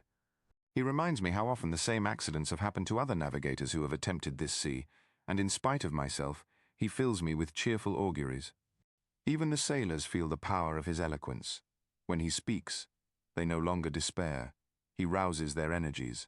And while they hear his voice, they believe these vast mountains of ice are molehills which will vanish before the resolutions of man. These feelings are transitory. Each day of expectation delayed fills them with fear, and I almost dread a mutiny caused by this despair. September 5th. A scene has just passed of such uncommon interest that, although it is highly probable that these papers may never reach you, yet I cannot forbear recording it. We are still surrounded by mountains of ice, still in imminent danger of being crushed in their conflict. The cold is excessive, and many of my unfortunate comrades have already found a grave amidst this scene of desolation. Frankenstein has daily declined in health. A feverish fire still glimmers in his eyes, but he is exhausted, and when suddenly roused to any exertion, he speedily sinks again into apparent lifelessness. I mentioned in my last letter the fears I entertained of a mutiny. This morning, as I sat watching the wan countenance of my friend, his eyes half closed and his limbs hanging listlessly, I was roused by half a dozen of the sailors, who demanded admission into the cabin. They entered, and their leader addressed me. He told me that he and his companions had been chosen by the other sailors to come in deputation to me to make me a requisition which, in justice, I could not refuse. We were immured in ice and should probably never escape, but they feared that if, as was possible, the ice should dissipate and a free passage be opened, I should be rash enough to continue my voyage and lead them into fresh dangers, after they might happily have surmounted this. They insisted, therefore, that I should engage with a solemn promise that if the vessel should be freed, I would instantly direct my course southwards. This speech troubled me. I had not despaired, nor had I yet conceived the idea of returning if set free. Yet could I, in justice, or even in possibility, refuse this demand? I hesitated before I answered, when Frankenstein, who had at first been silent, and indeed appeared hardly to have force enough to attend, now roused himself. His eyes sparkled, and his cheeks flushed with momentary vigor. Turning towards the men, he said, "What do you mean? What do you demand of your captain? Are you then so easily turned from your design? Did you not call this a glorious expedition? And wherefore was it glorious? Not because the way was smooth and placid as a southern sea, but because it was full of dangers and terror, because at every new incident your fortitude was to be called forth, and your courage exhibited, because danger and death surrounded it, and these you were to brave and overcome. For this was it a glorious, for this was it an honorable undertaking. You were hereafter to be hailed as the benefactors of your species, your names adored as belonging to brave men who encountered death for honor and the benefit of mankind. And now, behold, with the first imagination of danger, or, if you will, the first mighty and terrific trial of your courage, you shrink away and are content to be handed down as men who had not strength enough to endure cold and peril. And so, poor souls, they were chilly and returned to their warm firesides. Why, that requires not this preparation. Ye need not have come thus far and dragged your captain to the shame of a defeat, merely to prove yourselves cowards. Oh! Be men or be more than men. Be steady to your purposes and firm as a rock. This ice is not made of such stuff as your hearts may be. It is mutable, and cannot withstand you if you say that it shall not. Do not return to your families with the stigma of disgrace marked on your brows. Return as heroes who have fought and conquered, and who know not what it is to turn their backs on the foe. He spoke this with a voice so modulated to the different feelings expressed in his speech, with an eye so full of lofty design and heroism, that can you wonder that these men were moved? They looked at one another and were unable to reply. I spoke. I told them to retire and consider of what had been said, that I would not lead them farther north if they strenuously desired the contrary, but that I hoped that, with reflection, their courage would return. They retired, and I turned towards my friend, but he was sunk in languor and almost deprived of life. How all this will terminate I know not, but I had rather die than return shamefully, my purpose unfulfilled. Yet I fear such will be my fate. The men, unsupported by ideas of glory and honor, can never willingly continue to endure their present hardships. September 7th. The die is cast. I have consented to return if we are not destroyed. Thus are my hopes blasted by cowardice and indecision. I come back ignorant and disappointed. It requires more philosophy than I possess to bear this injustice with patience. It is past. I am returning to England. I have lost my hopes of utility and glory. I have lost my friend. But I will endeavor to detail these bitter circumstances to you, my dear sister, and while I am wafted towards England and towards you, I will not despond. September 9th, the ice began to move, and roarings like thunder were heard at a distance, as the islands split and cracked in every direction. We were in the most imminent peril, but as we could only remain passive, my chief attention was occupied by my unfortunate guest, whose illness increased in such a degree that he was entirely confined to his bed. The ice cracked behind us and was driven with force towards the north. A breeze sprang from the west, and on the 11th, the passage towards the south became perfectly free. When the sailors saw this, and that their return to their native country was apparently assured, a shout of tumultuous joy broke from them, loud and long continued. Frankenstein, who was dozing, awoke and asked the cause of the tumult. "They shout," I said, "because they will soon return to England." "Do you then really return?" "Alas, yes. I cannot withstand their demands. I cannot lead them unwillingly to danger, and I must return. Do so if you will, but I will not. You may give up your purpose, but mine is assigned to me by heaven, and I dare not. I am weak, but surely the spirits who assist my vengeance will endow me with sufficient strength." Saying this, he endeavored to spring from the bed, but the exertion was too great for him. He fell back and fainted. It was long before he was restored, and I often thought that life was entirely extinct. At length he opened his eyes. He breathed with difficulty and was unable to speak. The surgeon gave him a composing draught and ordered us to leave him undisturbed. In the meantime, he told me that my friend had certainly not many hours to live.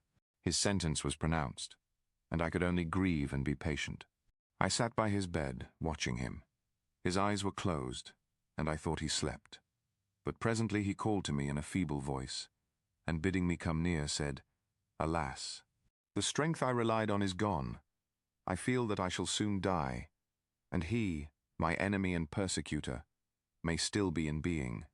Think not, Walton, that in the last moments of my existence I feel that burning hatred and ardent desire of revenge I once expressed. But I feel myself justified in desiring the death of my adversary. During these last days I have been occupied in examining my past conduct, nor do I find it blamable. In a fit of enthusiastic madness I created a rational creature, and was bound towards him to assure, as far as was in my power, his happiness and well-being.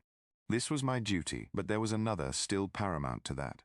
My duties towards the beings of my own species had greater claims to my attention, because they included a greater proportion of happiness or misery. Urged by this view, I refused, and I did right in refusing, to create a companion for the first creature. He showed unparalleled malignity and selfishness in evil. He destroyed my friends. He devoted to destruction beings who possessed exquisite sensations, happiness, and wisdom. Nor do I know where this thirst for vengeance may end. Miserable himself that he may render no other wretched, he ought to die. The task of his destruction was mine, but I have failed. When actuated by selfish and vicious motives, I asked you to undertake my unfinished work, and I renew this request now, when I am only induced by reason and virtue. Yet I cannot ask you to renounce your country and friends to fulfill this task, and now that you are returning to England, you will have little chance of meeting with him. But the consideration of these points, and the well-balancing of what you may esteem your duties, I leave to you. My judgment and ideas are already disturbed by the near approach of death. I dare not ask you to do what I think right, for I may still be misled by passion. That he should live to be an instrument of mischief disturbs me. In other respects, this hour, when I momentarily expect my release, is the only happy one which I have enjoyed for several years. The forms of the beloved dead flit before me, and I hasten to their arms. Farewell, Walton. Seek happiness in tranquility, and avoid ambition, even if it be only the apparently innocent one of distinguishing yourself in science and discoveries. Yet why do I say this? I have myself been blasted in these hopes, yet another may succeed. His voice became fainter as he spoke, and at length, exhausted by his effort, he sank into silence. About half an hour afterwards he attempted again to speak, but was unable. He pressed my hand feebly, and his eyes closed forever, while the irradiation of a gentle smile passed away from his lips. Margaret, what comment can I make on the untimely extinction of this glorious spirit? What can I say that will enable you to understand the depth of my sorrow? All that I should express would be inadequate and feeble. My tears flow, my mind is overshadowed by a cloud of disappointment. But I journey towards England, and I may there find consolation. I am interrupted. What do these sounds portend? It is midnight. The breeze blows fairly, and the watch on deck scarcely stir. Again there is a sound as of a human voice, but hoarser. It comes from the cabin where the remains of Frankenstein still lie. I must arise and examine. Good night, my sister. Great God, what a scene has just taken place. I am yet dizzy with the remembrance of it.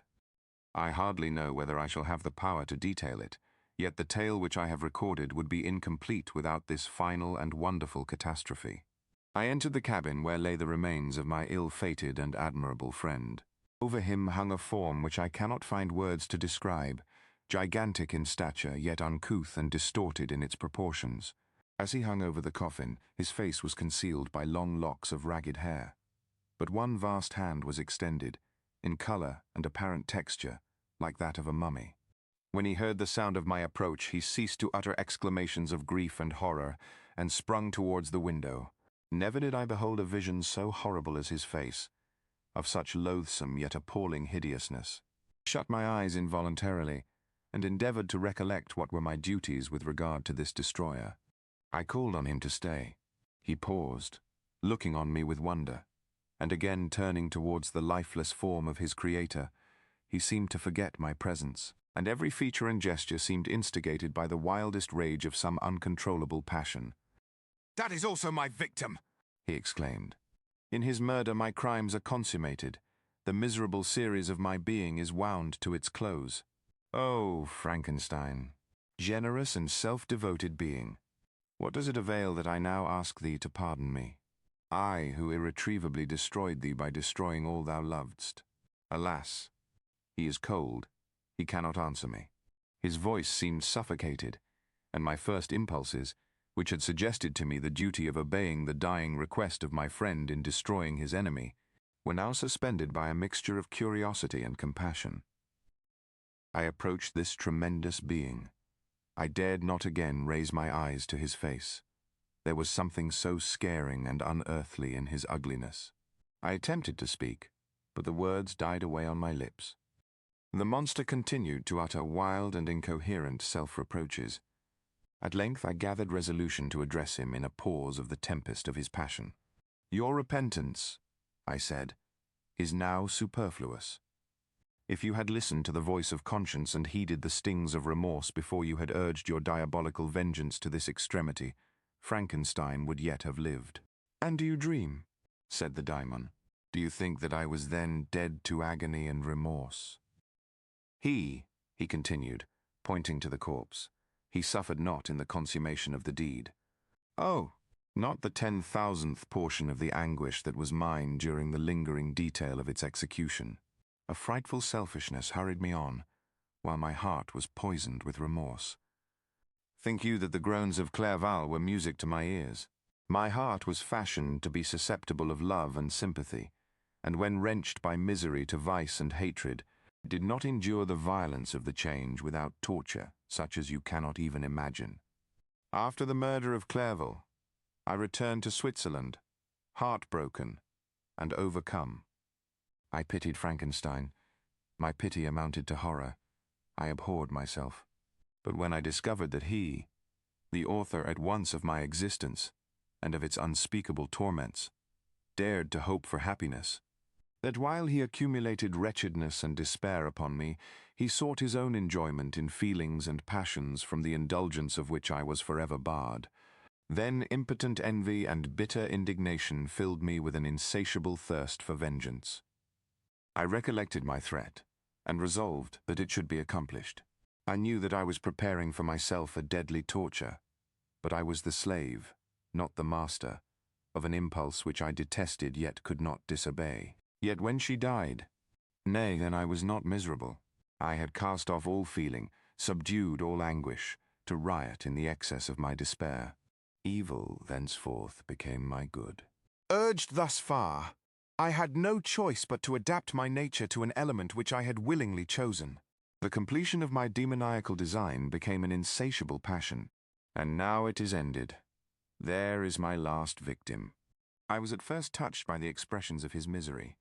Yet when I called to mind what Frankenstein had said of his powers of eloquence and persuasion, and when I again cast my eyes on the lifeless form of my friend, indignation was rekindled within me.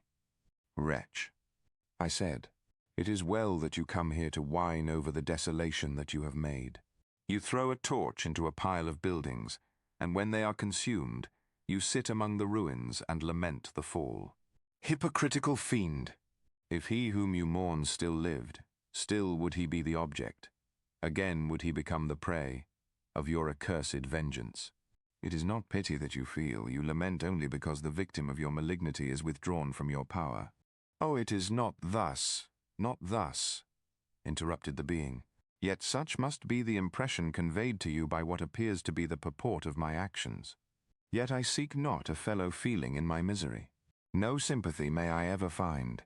When I first sought it, it was the love of virtue, the feelings of happiness and affection with which my whole being overflowed, that I wished to be participated. But now that virtue has become to me a shadow, and that happiness and affection are turned into bitter and loathing despair. In what should I seek for sympathy? I am content to suffer alone while my sufferings shall endure. When I die, I am well satisfied that abhorrence and opprobrium should load my memory. Once my fancy was soothed with dreams of virtue, of fame, and of enjoyment.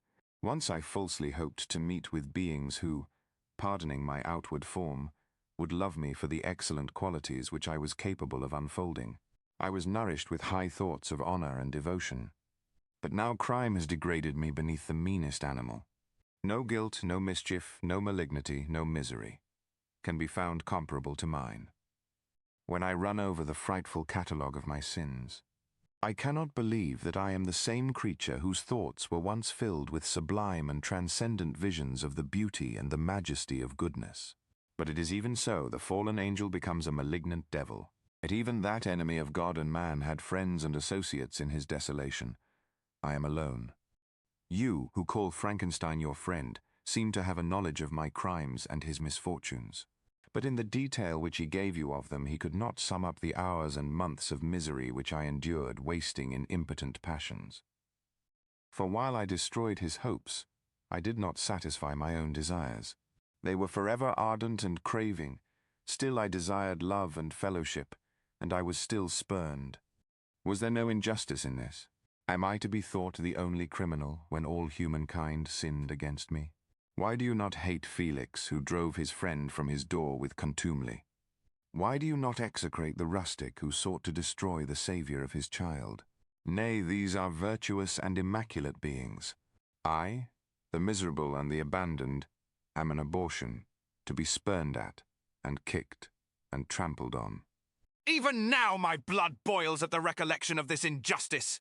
But it is true that I am a wretch. I have murdered the lovely and the helpless. I have strangled the innocent as they slept, and grasped to death his throat who never injured me or any other living thing. I have devoted my Creator, the select specimen of all that is worthy of love and admiration among men, to misery. I have pursued him, even to that irremediable ruin. There he lies, white and cold in death. You hate me, but your abhorrence cannot equal that with which I regard myself. I look on the hands which executed the deed. I think on the heart in which the imagination of it was conceived, and long for the moment when these hands will meet my eyes, when that imagination will haunt my thoughts no more. Fear not that I shall be the instrument of future mischief. My work is nearly complete. Neither yours nor any man's death is needed to consummate the series of my being and accomplish that which must be done, but it requires my own. Do not think that I shall be slow to perform this sacrifice. I shall quit your vessel on the ice raft which brought me thither, and shall seek the most northern extremity of the globe. I shall collect my funeral pile and consume to ashes this miserable frame, that its remains may afford no light to any curious and unhallowed wretch who would create such another as I have been. I shall die. I shall no longer feel the agonies which now consume me, or be the prey of feelings unsatisfied, yet unquenched. He is dead who called me into being, and when I shall be no more, the very remembrance of us both will speedily vanish. I shall no longer see the sun or stars, or feel the winds play on my cheeks. Light, feeling, and sense will pass away, and in this condition must I find my happiness. Some years ago, when the images which this world affords first opened upon me, when I felt the cheering warmth of summer, and heard the rustling of the leaves and the warbling of the birds. And these were all to me I should have wept to die. Now it is my only consolation. Polluted by crimes and torn by the bitterest remorse, where can I find rest but in death? Farewell. I leave you, and in you the last of humankind whom these eyes will ever behold. Farewell, Frankenstein. If thou wert yet alive and yet cherished a desire of revenge against me, it would be better satiated in my life than in my destruction. But it was not so. Thou didst seek my extinction, that I might not cause greater wretchedness. And if yet, in some mode unknown to me, thou hadst not ceased to think and feel, thou wouldst not desire against me a vengeance greater than that which I feel. Blasted as thou wert, my agony was still superior to thine, for the bitter sting of remorse will not cease to rankle in my wounds until death shall close them forever.